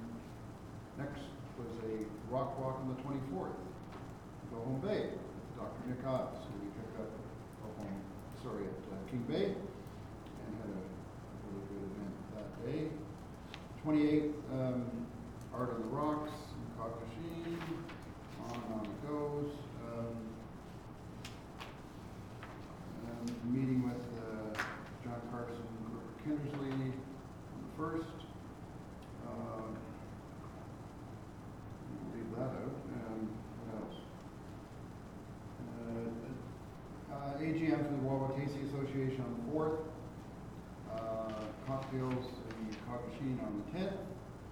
And that's it. A lot of cocktails. Thank you. I think I should probably start by saying you're welcome to Segbay if they had such a great golf tournament, because I didn't have a mayor's golf tournament. So Segbay, you're welcome. I'm very glad to hear that. July 11th, I had a tour of Go Home Lake given to me by Jeff Clark, their president. Greatly appreciate that, and if anybody else wants to arrange tours for me for other parts of the township, I think it would be absolutely great, because I learned a lot by having that tour. July 12th, as Peter's already mentioned, Cocktails on the Lizard, hosted by the Land Trust, and I thought it was great that Jessica and Lauren were able to join us to get a bit of idea of being out in the bay. July 13th, Honey Harbor AGM. It was kind of strange for me because I was sitting in the audience, which I hadn't done for quite a few years. Being the other side of the table, so to speak. July 14th, the Go Home Lake Cottage Association AGM. Quite enjoyed meeting a lot of very interesting folks there. July 16th, I met our acting clerk in what was probably one of the most unusual interviews that I've ever been part of. Nonetheless, there you sit. Now, July 18th was the inaugural Honeybee Festival meeting, and I was quite impressed by the energy and excitement of the group of volunteers that were there, so it left me feeling quite excited about the whole thing. July 19th, Macy Bay Development Open House, of course. July 20th, I met with Adrian Conrad at the Delawan, and he gave me a bit of a tour and a history and some of his perspective, and I think it's fair to say that he's quite enthusiastic about about what's going on and what he thinks can go on in Honey Harbor, and he's definitely a keen participant. Later that day, I went up to the Stewart Lake Association, had their barbecue, and I found that actually very enjoyable. I mean, they had live music, and lots of people were willing to bend my ears with history and story, so it was a very enjoyable experience. July 22nd, I was here for the Pride flag raising. Not large attendance, but we got that job done, and I was invited to join them in the Pride Parade in Bracebridge the following week, but unfortunately I was unable to make it due to other family commitments. July 24th, the Rock Walk that Peter's already mentioned too, and then we had Jessica and Victoria out at that one, which I thought was terrific. It's interesting when you listen to somebody talk about the rock, because that's a really long-term perspective on the area. Because the rocks have been there a heck of a lot longer than any peoples. July 26th, I attended the Honey Harbor CAG meeting, and I found it very interesting, especially with all the input and different perspectives that people had on Tobermory. And of course also the challenge of that meeting was with the Parks, the representative of Parks Canada being a little less enthusiastic than we had hoped. July 27th, Moore Point, Macy Bay meeting, as Councillor Bocek has already mentioned, and July 30th, as Councilor Wojcik has also already mentioned the Pratt Bay meeting to look at the culvert challenges. August 1st, I met with Rupert Kindersley and John Carson of the GBA, as well as Peter Cooper. The four of us met talking about long-term bay protection and possible municipality changes. August 3rd, I was at the Honey Harbor Regatta doing my usual sitting in the kayak, being the starter for the canoe races, and I always find that lots of fun. August 10th, I was actually just across the highway here for a Biosphere Reserve walk along Schoolhouse Trail, but it was more rained out than not, but it was still an interesting gathering.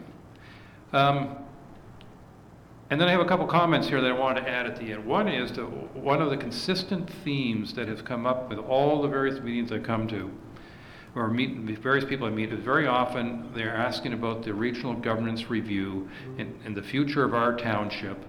And I'm willing to say there were many questions, lots of speculation, but disappointingly few opinions of what people thought they would like to see happen. I mean, obviously nobody knows what will happen. And I'm just going to throw this out as an idea, not that I want any discussion right now, but I think that we as a council, individually and as a group, should probably make a little more effort in soliciting from members of our township, or residents of our township, their thoughts of if changes are going to take place with regards to our township and its boundaries, and if, possibly being amalgamated with another township or being split up or something, what would they like to see? Because I think it's very important that we hear that, because not that the province is necessarily going to listen to us, but I think we should nonetheless offer some of that to them and be ready if they ever ask. The last time I was actually asked was February, so it's been a long time ago, but they may ask again, I don't know. And towards that end, I've asked our staff to see if they can't come up with a bit of information about the different, I'll call it population and assessment bases and other sort of characteristics of the different, what I call neighborhoods of our township, just so we can better understand what the makeup of our township. And I'm going to summarize. Every resident, I would love to know what every resident, if they had to amalgamate, would they amalgamate north, east, or south?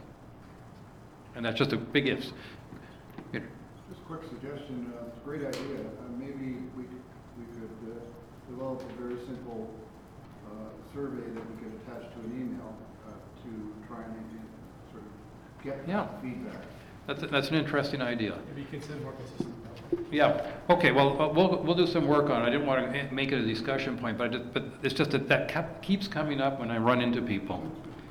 And my final point, and it's about the future more than the past, but I've understood in the past that we have most years as a council hosted a staff barbecue that typically took place in June. This year, for various reasons, including the fact that I didn't know that this was a tradition, it didn't happen.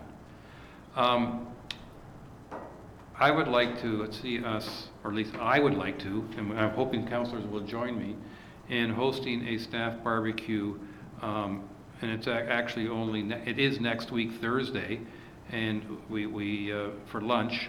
And the reason we picked that is because we were originally picking August 29th, because that's before the summer students disappear, except that August 29th apparently is a busy tax collection day. And somebody didn't want to give up staff that day, if I understood it correctly, which I think is reasonable. I was fine with it. Yeah, but thank goodness she's responsible for the dollars. Good thing. So next week, August 22nd, I'm gonna host, and I hope councilors will join me, a barbecue for our staff, including some new people that have joined us here and elsewhere in new positions. And I'm counting on numerous people here to sort of help with this whole program, but that's the plan for next week, Thursday. And more details to come out. Noon?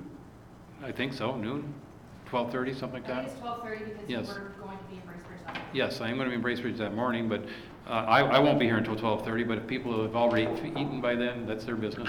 But it's up to council to supply all the food and cook it, so you might want to make some recruits. Okay, all right, well, I'll be here by noon flipping, how's that? So you're Okay. hosting it here, Peter? Yes. I just wanted to be clear, thank you.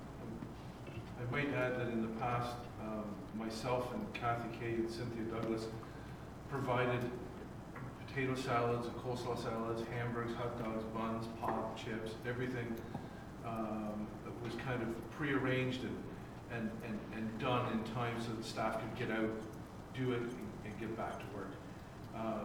I can't take part this year in it because I'm going to be out of town. So I know this is exceptionally late notice, and that's why I'm not dumping responsibility on anybody else. I'm just asking for help if anybody's willing or able.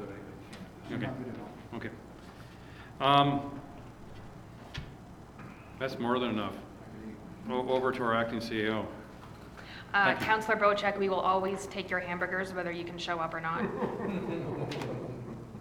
I only have one thing to say, and that is I am going to AMO next week with the mayor, and I've never been before, and I'm really looking forward to it, and I get to schmooze with some ministers.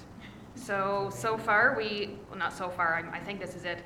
We have the Ministry of Education, the Ministry of Tourism, Sport and Culture, Ministry of Transportation of Ontario, and the Ministry of Natural Resources and Forestry. And we will report back at the next meeting. the Ministers of Housing is not going to be? They said no. Really? Yeah. They said no to? I think they said no because everyone who wants to talk to them wants to talk about the regional review, and they're probably tired of talking about it. But we did ask. We did ask. Wanted to get their thoughts on rising water and septic beds. Okay. I'll ask the MNRF. Next on our agenda is B City designation, 10B. I think we've done everything prior to that on the agenda. Over to EDO Schneider. Thank you, Your Worship. I won't necessarily read the report, but I do want to draw your attention that when we do get involved, or if it is the will of council to get involved with the B City, it will naturally also stem over to what the monarch butterfly will require, because a lot of the habits and new insights on how we do business would support species beyond that of just the bee. I know that you've heard a lot of complaints about cutting on the sides of roads with respect to the monarchs, and this perhaps would help alleviate some of that residential stress.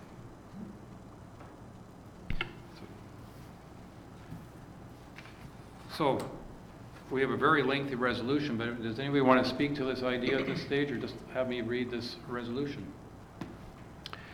Whereas the goal of Bee City Canada designation is to promote healthy, sustainable habitats and communities for pollinators, that bees and other pollinators around the globe have experienced dramatic declines due to land fragmentation, habitat loss, use of pesticides, industrialized agriculture, climate change, and the spread of pests and diseases, with serious implications for the future health of flora and fauna.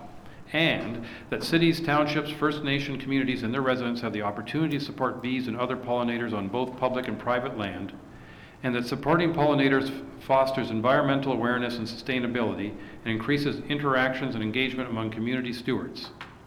And that by becoming a bee township can highlight initiatives already in place and further engage local communities in an environment of creativity and innovation which will promote a healthier life for our community. And that staff be authorized to submit the Bee City Canada application to designate the Township of Georgian Bay as a bee township. And that staff enhance entrance feature signage in all three communities of the township with honeybee signage and declaration of designation via AMO Main Street funding.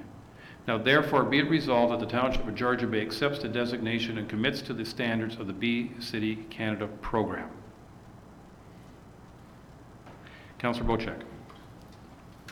I would have liked to involve our fire chief bylaw department on this, only for the simple reason we do have a Clean Yards Act and other things associated with that, and I have a number of constituent complaints about tall grass in Oak Bay, and if somebody can use the excuse, oh, this is for bee habitat or monarch butterfly habitat, it may undermine some of the work that we've done in order to create the Clean Yards Act. So I'm not sure, maybe somebody can reflect a little bit on that. I'm totally in agreement with the thought of it, but how does it affect everything else we do in this township?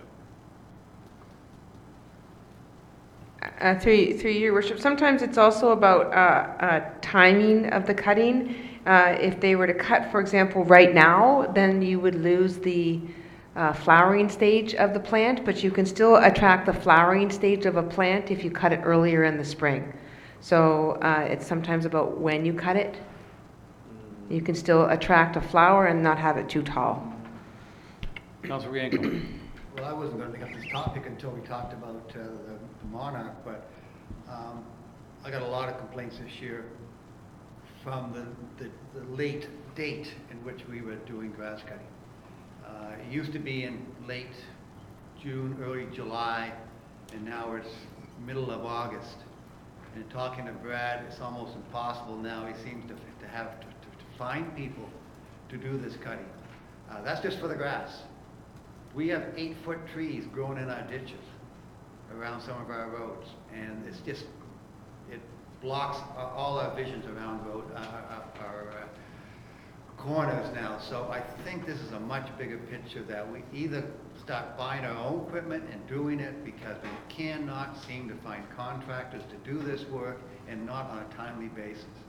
And if we're going to try to prevent the monarchs and to protect the milkweeds, then I don't think our cutters are going to even, you know, they're not the brightest bulb in the world. I think they're just going to cut anything. Why would they want to stop and start again and look for monarch butterflies and so on? So, and I think this is something we have to take into our own hands and have our own staff go out and determine where these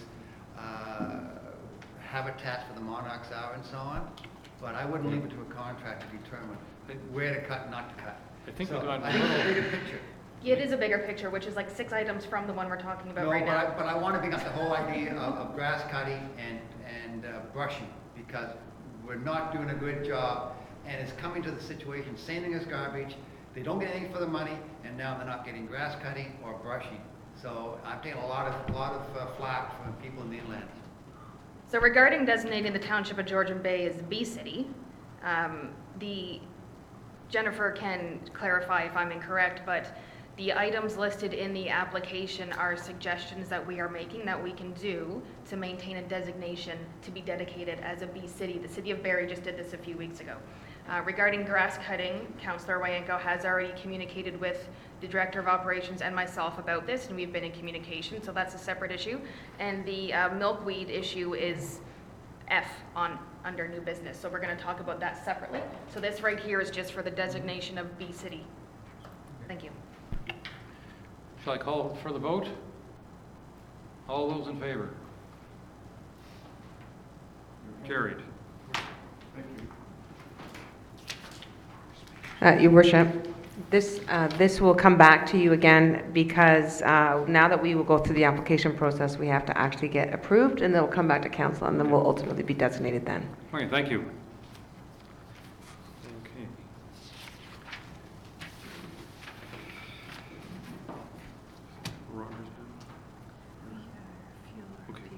Okay, we did that one already, didn't we? So now we have one of the items that was moved under new business, and that is the fuel RFP. And Councillor Bochuk, I believe you wanted to speak to that? Yes, my concerns with the fuel RFP is because I do have a little bit of expertise in fuels and diesel equipment. I wanted to speak to Brad to the filtering. The cost of diesel is based on the filtration of the diesel, and with the modern equipment, if it's not filtered properly, you will experience tens of thousands of dollars in damage to your equipment. Basically, right now, the modern Stage 5 equipment that's being used has to be filtered down to 1 micron. Anything that enters the fuel system over 1 micron, basically under 30,000 pounds of pressure, blows apart the fuel injection system, and we're into huge costs. So my question to Brad was, are we saving $6,000 a year in fuel costs, but getting an inferior product that could cause problems at a later date? And Brad's not here to answer that, so hopefully I'm on record of the question, and we will get some answers in a report coming back to council at a later date, if that's possible.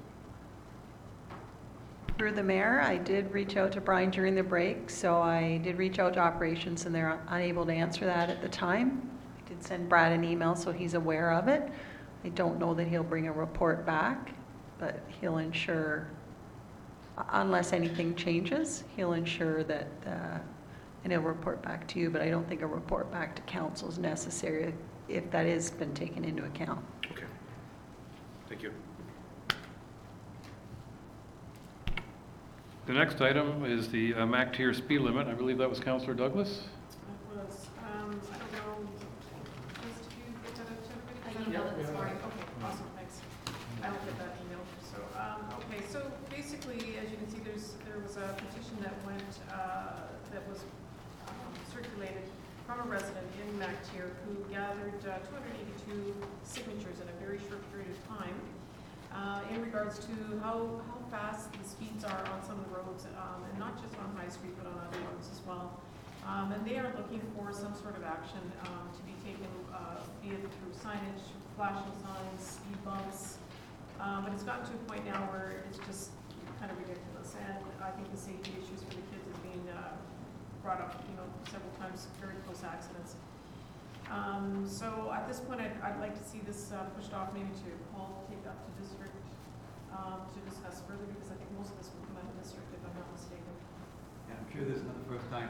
No, it's I'm not. sure that's the first time this has been asked, so No. I'll talk to him next week, but we need to get a resolution up so I can get it on the agenda for Well, the committee. maybe we can just, right, okay. Yeah, So get this we can just resolution make up. a resolution that we can push it forward, along with the 282 votes, Yeah, to show that, they're really quite concerned. This isn't one or two people, this has been going on for a while, so. yeah, I'm sure there's a procedure involved. Yeah, there will be. Based on the report that Councillor Douglas submitted, the petition itself just mentioned High Street from one end to the other. Yeah. So that's what the resolution states is High Street. Okay, well, I think we can just start with High Street then. Okay. Yeah, it says High Street in particular. There are some others. The resolution, oops, sorry. The resolution in front of me reads, be it resolved that council requests the District of Muskoka action safety measures on High Street in MacTier by way of signage. I think we can start with that. I mean, honestly, there's a number of streets that are a problem, but High Street in particular is a really bad one. I wouldn't support signage. I would support some speed bumps maybe, but signs don't mean much. Okay. So I wouldn't say it's the signage. I'd just leave it open to them to decide what to do. But again, there's this.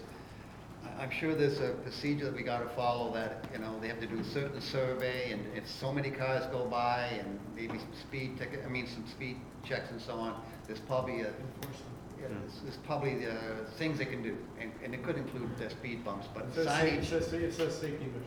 Yeah, I would just say safety measures. I wouldn't say signage, because signage, no one will slow down. Well, we could modify it, simply Just- be it just resolved. do, yeah, or take out signage. The council requested the District of Muskoka action safety measures on High Street in MacTier. Period. Just leaves it open. Although, sorry, are you, I know from personal experience that I didn't see a sign that said community safety zone and the speeding fine was double. It is there already. Is it there already? There's a sign there already. Enforcement. You don't need a sign. all those in favor? Carried, thank you. And my apologies to you, following the prior discussion, I should have read a resolution that reads, be it resolved that the report regarding the fuel supply request for proposal results be received for information. All those in favor? Carried. I'm going to start getting a waving routine here. Okay. Yeah. Next topic is milkweed. Did you miss my financial statement? No, we're not there yet before we got to you. I guess the answer is no. Be it resolved, the council directs staff to develop a policy for all future cutting of side road vegetation to have large areas of milkweed marked and not cut down. To Councillor Douglas, I believe this is yours. Okay, well, this kind of is on track with a few of the other things that have showed up today. So this was brought to my attention probably a couple of weeks ago, and then again last year from someone very distressed in MacTier who literally goes around after the township cuts all the milkweed, tries to recover all the cocoons and the caterpillars. Thanks, for all those people in the gallery, has been trying to hatch them. So we had that discussion last year. I have had it with operations. the understanding was that there was going to be some sort of program, or they were going to try to find those areas. Didn't happen. Got another distress call, really distressed, with all kinds of pictures. Everything was just clear cut again about a week ago. I don't think that's acceptable. I mean, other townships are doing it. I think it's, I can't remember which one it is, but anyways, one of the other townships, Seguin. Seguin's has got a program in place, very successful. I don't see any reason why we can't find volunteers in the community, and there are certainly enough of them back here that are willing to do it, to mark off areas where there are large stands of milkweed. I mean, we just can't keep cutting away all the habitat. And, you know, this goes in hand with we want to become stewards of the bee program. Well, that's Monarchs are right up there with it. So I would really like to have a conversation or have direction from council to operations to put some sort of program in place where those stands are marked and not cut for the habitation of Monarchs. Councillor Yanko. Now, I can continue my rant. I know, I agree. I definitely agree that we should do something with the monarchs. I'm not so sure that we can do something with the bees. You know, how do you indicate along the roadside that this is a bee habitat? I don't think you can do that. But I think the monarch's something that we could actually get onto and maybe get the public involved, because I know you have some issues along Go Home Lake Road, and I got a few along some of the other inland roads. But I think this is something that our own staff have to get involved in. I don't think you can get a third-party contractor in there that's making minimum wage and expect him or her to avoid these areas. So they got to be marked properly, and that way we have some input into it. But I guess, Jessica, if I got some concerns about the mowing issue and the brushing issue, I should probably bring a report to council, because I think we're going to have to start buying our own equipment and getting it done at a more appropriate time. Middle of August, why do we even need to cut the grass at that point? Most people are gone home. So you're wasting your money at mid-August cutting grass. Brushing, well, I don't even know when that's going to even happen. So I think I should probably bring something to council. You're really upset about this grass, aren't you? Well, it was about the grass, and it was cut a week later. But the point is now we've got 8-foot trees growing in a ditch. So you sent an email to Mr. Sokaj and myself, and Mr. Sokaj replied to you and stated this was slightly an off year when it came to being able to find employees to do the work, and he agreed that there were some issues. So he's looking into making sure this doesn't happen again next year. I do not think a report is needed. Okay, I have the same letter from last year. He had problems last year. So it's not, you know, it's hard to find a contractor that will do it, because it's only, you know, a 2 or 3 week job. So we are having trouble finding it. Maybe we should buy the equipment ourselves and do it ourselves. So leave it with us. No Okay. need for a report. Okay, so I don't need a report. Okay. Back to milkweed. Yes, and I want to tell you just a personal experience. I got 2 milkweed plants in my house in Barrie, and I drove up yesterday, and one had a monarch on it, the other one had a bee on it. And I thought, yeah, it actually does work. Anyway, any other discussion on milkweeds? Should I read the resolution again? Be it resolved, the council directs staff to develop a policy for all future cutting of side road vegetation to have large areas of milkweed marked and not cut down. All those in favor? Carried. Thank you. Thank you. Okay, now we're going into the bylaws section, I believe. No, we're still library resolution. See, you told me, okay, let's do that. Okay. Would you like that copy? Yeah, well, maybe, because I'm working on something that's too old. Councillor Jarvis, can you speak to that while I start looking what notes I'm supposed to find? Just a motion to support the note provided by the Corporation Township of Glengarry, which is just in support of more work being done to try and provide the financing necessary for interlibrary loan service. Yeah, we basically lost it. Then they said they would provide up to a certain amount. All books went via Canada Post.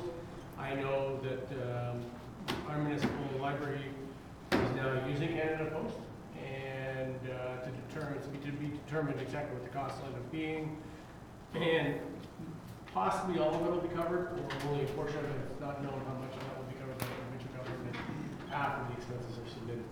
So the idea here is just to keep it in front of the province, so they know that libraries are still very concerned about it, so that's all. The motion reads, be it resolved, the council receives and supports the South Glengarry Resolution 258-2019, regarding the interlibrary loan program, and the council strongly urges the Ontario government to continue to work proactively and consultatively with the libraries across Ontario to ensure that smaller communities continue to have equitable access to material and information, and that this resolution be forwarded to the Minister of Tourism, Culture and Sport, Premier Doug Ford, MPP Norm Miller, and the Association of Municipalities of Ontario, and all Ontario municipalities. All those in favor? Carried.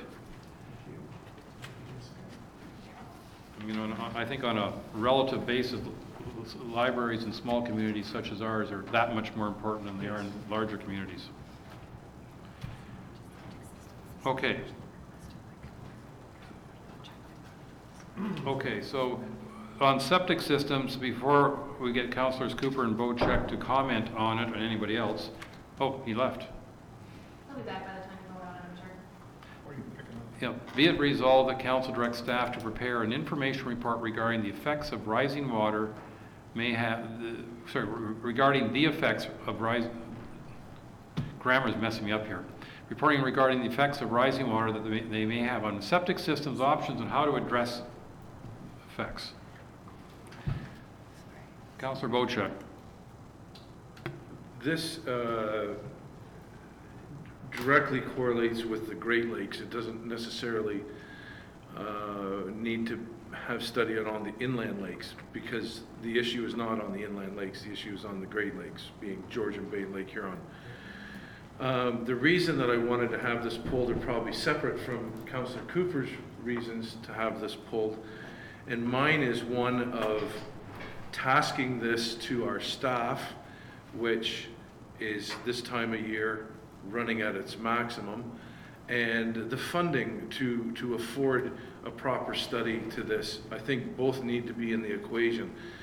So my concerns are, yes, we do need a report brought to council on the effects of high water on septic system on the Great Lakes, specifically Georgian Bay. But what are we going to need to put into the budget to have this done?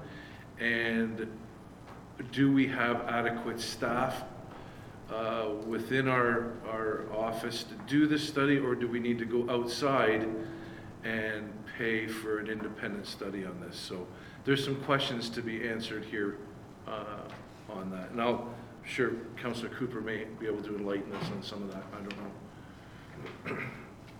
So I asked this to be brought forward because of the critical situation we're seeing on coastal Georgian Bay, but I think I've mentioned more than once that we've managed to be able to secure funding at the district for a study. I think to the tune of $35,000. I don't know that they're moving very quickly with it, but there is an initiative there to study what are the best practices in terms of septic inspections and so forth. But on top of which, I want to sort of point out that even if we get that study done, there are some critical locations that we're aware of. We talked about one on Monday, and a complaint was put in by a councillor, but I think we know that there are others out there, and I think as a council, we really need to be mindful of, we're at the point now where there's high risk, and while it's not entirely our responsibility in some ways, I think in a way it is for us to be looking to our communities and trying to find out in a proactive way where there are problems, as opposed to waiting for complaints to come in. So I can tell you that I can think of at least a half a dozen places that are probably in trouble. I've been by some, gone purposely out to look at some of them, and I know of two situations alone where there's a cottage built on one island and a septic system on another, with pipes in between that are now underwater, and another one where there's holding tanks on a separate island. So that's, the ice is going to take that stuff out, and that's a problem. So anyway, I also wanted to get it on the table because I think it's a topic that we as council need to discuss and try and work out a solution. Thank you. Councilor Rienko?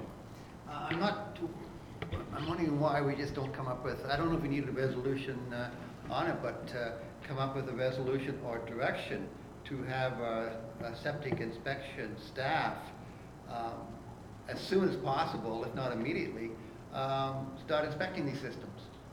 Why are we preparing reports and why are we thinking about it? Just pass direction today. I don't know if we need a resolution or direction, but we should maybe stop what we're doing and some of the inspections and go out and do these sites now before the summer is over with. So I think we should put a priority on it. If there is, you say a half a dozen, you know where they are. I'm sure our staff knows where they are.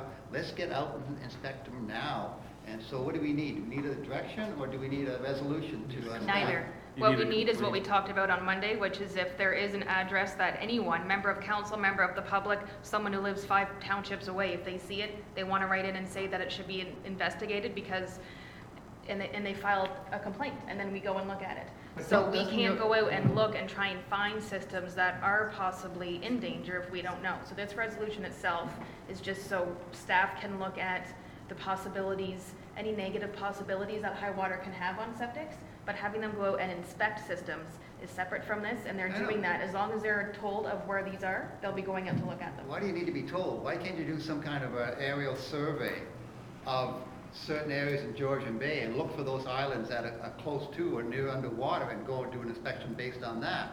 But if you're waiting for somebody to report, you're not going to get them all. I think there's got to be some way we can do some desktop studies to find out which ones, which islands are low level, and go out and inspect them. Like, let's be proactive. Let's not be reactive. Let's be trying to be proactive.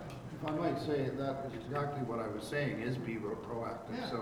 So I think it's probably, in the meantime, going to be incumbent on the coastal Georgian Bay councilors to give some serious thought to this and make some complaints, if we have to put that term on it. But I think the other reason, and so the reason I talked about the study in Muskoka was the longer term, coming up with a program of learning from a consultant what is the best kind of inspection system. So that's a long-term thing. We've got an immediate problem that I think we have to address, and so that's what I wanted this, why I wanted this to come in front of us today to discuss that. I think the other thing that we're going to learn from the study is that it takes some very specialized training to do a very serious invasive inspection of a septic system, including water quality testing that has to go under certain regimen, as you know, Councilor Bianco. So I think if we identify a serious problem, it's not just going out and having a site inspection, it's much deeper than that. It means water testing and so forth. If something's, for example, a septic system is sitting right at the water's edge, that's a problem. But anyway, thank you. We have to give the other councilors a chance too. Councilor Douglas, followed by Councilor Jarvis. Thank you. I think I brought this up the other day on Monday, that I really feel that we need to be looking at this quite carefully because of the water rise.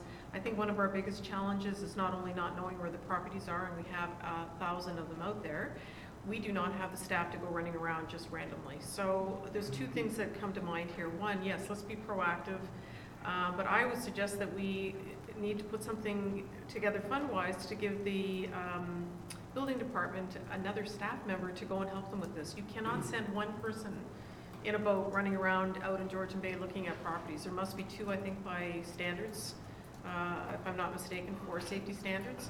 I don't think we have the manpower to do it. I think it's very necessary, and I totally support whatever program is put in place, but I do think we need to think about getting another staff member for the building department for this. And then I think it's something we can look at. I mean, it's fine for us to say, let's go and do this and, check everybody's. That is such a big area to cover. I mean, do we want to throw money in an aerial, first of all, to sort of see if we can identify from there? Well, there's money in that one. But no matter what we throw at it, no matter what we identify, whether we find we get 50 complaints in because people are going to get proactive about this, we don't have the staff to go and do it. So I'm going to make a suggestion that we find budget here to get another staff member if we are going to do this. And I think it is necessary, personally. And money well spent. You want to speak first? Yes, thank you, Your Worship. I just want to clarify that what I am hearing is 2 separate matters, and they both need to be dealt with. The matter in front of you today is just talking about staff coming back with some options, suggestions, and what other, for instance, the archipelago, what other bay communities are doing in preparation for anything to happen with high water mark and septic systems. The second issue I'm hearing is the septic reinspection process on its own, which Councillor Cooper and Councillor Douglas both referred to. And I do know that in order to do a more fulsome inspection, you do need either more qualified people to spend their entire day doing it, or you at least need more staff. And that is something that's definitely on our radar, and we do hope to bring something back in a few months, maybe when the building department is a little less busy doing what they're currently mandated to do. But for now, we just want to talk about the report that staff could bring back next month, and then we can go from there. If I can just separate those two items. Thank you. Councillor Jarvis. I think our CAO just summarized what I was offering anyway, so nothing more needs to be said from here. Councillor Hazelton. One of the things that we want to be careful of is that the mandate that the building department is currently under is the building code for the purposes of septic system inspections. Other townships who are seeking to do comprehensive inspections have passed bylaws that authorize their building department to do invasive inspections of septic systems. We have not passed that bylaw, and so our building department is currently living under the building code constraints, and therefore do not and cannot open up and cannot do an invasive inspection of a septic system. So I would like us to understand that this topic is actually somewhat complex in order for us to get to where we should be in order to be able to do a proper test. Having said that, do we need to hire more staff who have this other expertise for invasive system inspections? There are contractors out there we can hire to do this kind of thing. We've had rough quotes from them in the past, perhaps not council, but I've spoken with these kinds of people in the past, so we can hire people to do this kind of thing. But what we really, I think, are trying to achieve here is understanding if a septic system that looks like it's polluting is in fact polluting. And that actually can be solved in a much more simple way than an invasive inspection. It can be solved by taking water samples around the property at an appropriate time to see if the septic system is actually offensively polluting the water. That, by the way, is a much cheaper strategy than doing an invasive inspection properly. So I throw those things out there as stepping stones to getting to the right place. I am fully in favor of us, as much as possible and aggressively as possible, identifying properties that look like they're candidates. But I don't want us to kid ourselves that if we send out our staff under the current authorization they have, which is what the building code provides, that they're going to bring back any useful information, because they don't have the authority, unless we pass a bylaw giving them that authority, to do an invasive inspection. Lots of other townships have done this. We can do it, but we haven't.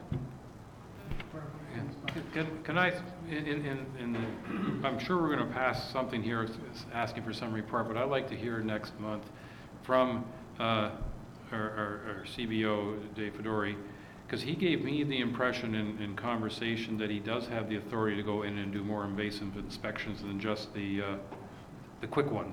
And I don't know, so I don't know what authority he does or does not have, and I think that should be part of our report to Councillor Hazelton's point. I would suggest adding council directs staff to return with a report regarding the septic reinspection program.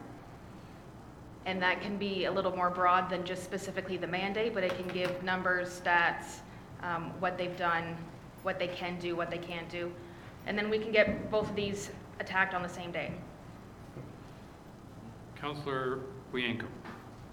Basically, all you have to do is dust off some of the old reports. We've been through this several times over my career, and the reports are all out there, what they can do, what they can't do. And we've actually voted several times, both at budget time and else times, not to hire more septic inspections. Our committee last term, our environmental committee last term, sent a resolution to council suggesting that we hire more staff.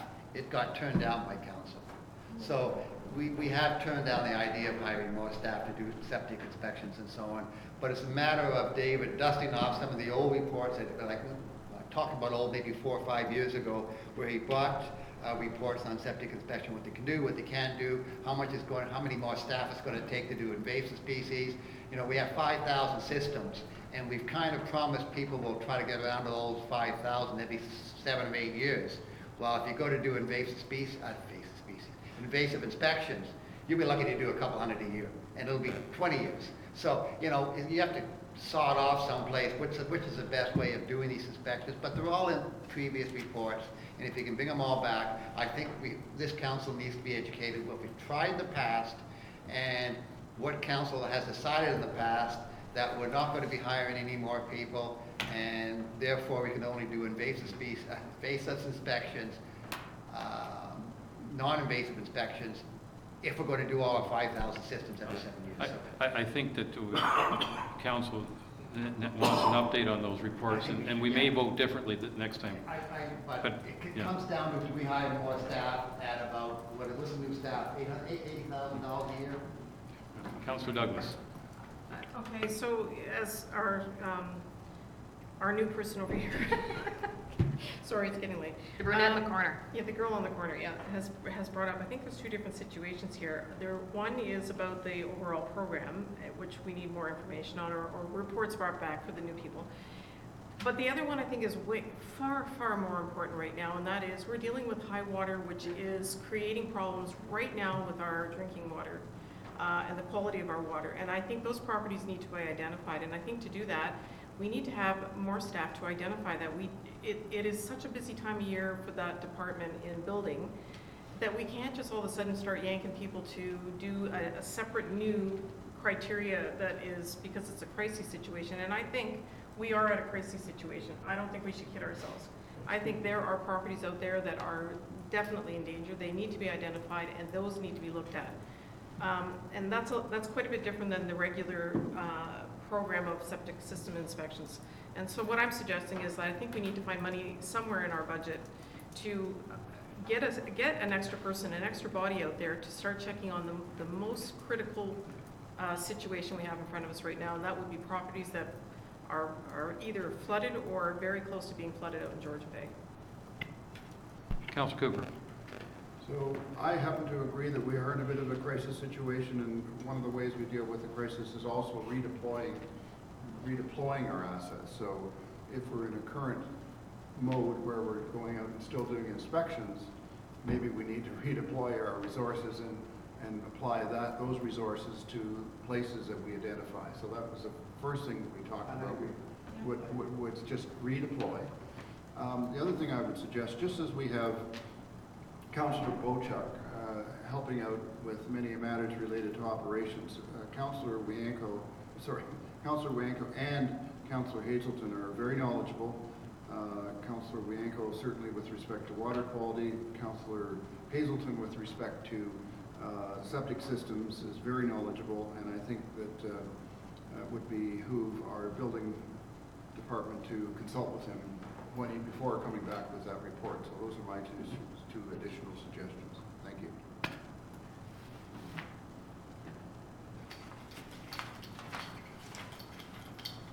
So at this point, and this may be not what council wants, but I have in front of me a modified motion which reads, be it resolved that council directs staff to prepare an information report regarding the effects of rising water on septic systems and options on how to address those effects, and that staff report back to council in regards to septic system inspection overall. Councillor Rienko. I would like the idea that we try to redeploy our present inspectors to these critical areas as ASAP, as they're identified. And how they identified. You wouldn't need to add that to the resolution because staff would just take that upon themselves to address anything they hear of that has concerns. Yes, okay, but we active. I was hoping that we could be proactive. Is there any way we can be proactive? We've given you direction. Yeah, I was just about to say something really sarcastic, but I'm trying to stop that. I know, your ears are open, run deep, I know all about these sarcastic, it's very easy for me. You know what we're after, Des. I know what you're after. Do you want me to explain it? Oh, please don't. Please don't mansplain it. Don't poke the bear.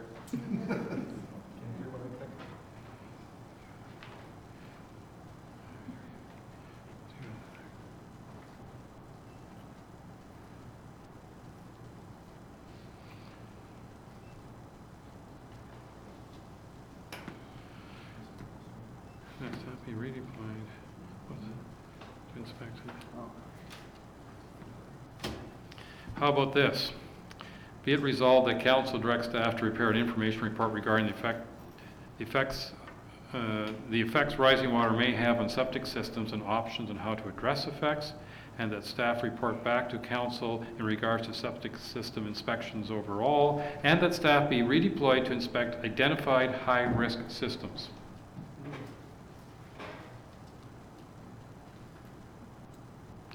All those in favor?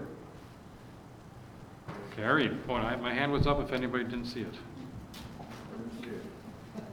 If you're confident we can do the next 4 items in under 4 minutes, that would be fantastic. Okay. But if not, we should pass a resolution to extend the time. 4 minutes is more than enough time. All right, well, let's get on her. Well, hold Still on. missing mine. We have financial services report. Yeah, I know, there's still 4. There's the Okay. financial ones, and then the 3 bylaws. Be it resolved, the Council adopts bylaw 2019-90, being a bylaw to appoint Nicole Kelly as acting deputy clerk. All those in favor? Yo. Be it resolved, the Council adopts bylaw 2019-91, being a bylaw to appoint Karen Way as acting clerk. Is this clerk? Acting deputy, acting clerk. All those in favor? Yay. Be it resolved, the Council adopts bylaw 2019-93, being an updated appointment bylaw for a CEMC and alternates. Whatever the heck that is. Lori's gone, we had to replace her with somebody. That's emergency services, Yeah. folks. You have to do this one before you do. Okay, now. Be it resolved, the Council... No, did we vote on that one? Oh, all those in favor? Carried.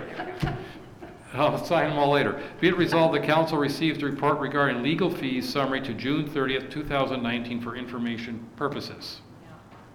30 seconds. 30 seconds. No, I was just surprised when I read this that the Integrity Commission of Services is up around $12,000 this year already. I know we had some training, and I don't know what part of the cost that is, but this figure is going to go up. And I'm just concerned how much we have in the budget related to the Integrity Commissioner. Through the mayor, overall in the report, it says overall, we've budgeted $138,000. We've only spent about $38,000, so we've still got about $100,000 overall for all legal. But within the clerk's department, there was extra amount budgeted this year for the orientation and the work that the Integrity Commissioner did earlier. So the budget for budget for clerk's department's $25,000, of which you've spent about $12,000. Okay, so we have more room in there for the There's Integrity more Commissioner. room. Yeah, let's not strive to consume that budget in full. That's Okay. beyond my control. Be it resolved, the council receives a report regarding legal fees summary to June 30, 2019 for information purposes. All those in favor? Carried. Are we going to do it? You are. Be it resolved that council adopts bylaw 2019-92, being a bylaw to confirm the proceedings of the August 14, 2019 council meeting. All those in favor?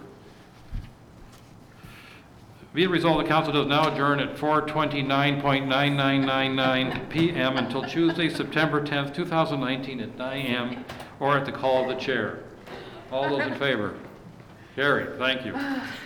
It would have taken longer to point out the resolution to you than it would have just to speed through I know, those. I was like, I didn't have one ready I'm for you. out of paper. Thank you, everybody. Absolutely. You Have I have done everything now? No, you're not. Oh, I got more. Okay, can you sign your name there? Moment.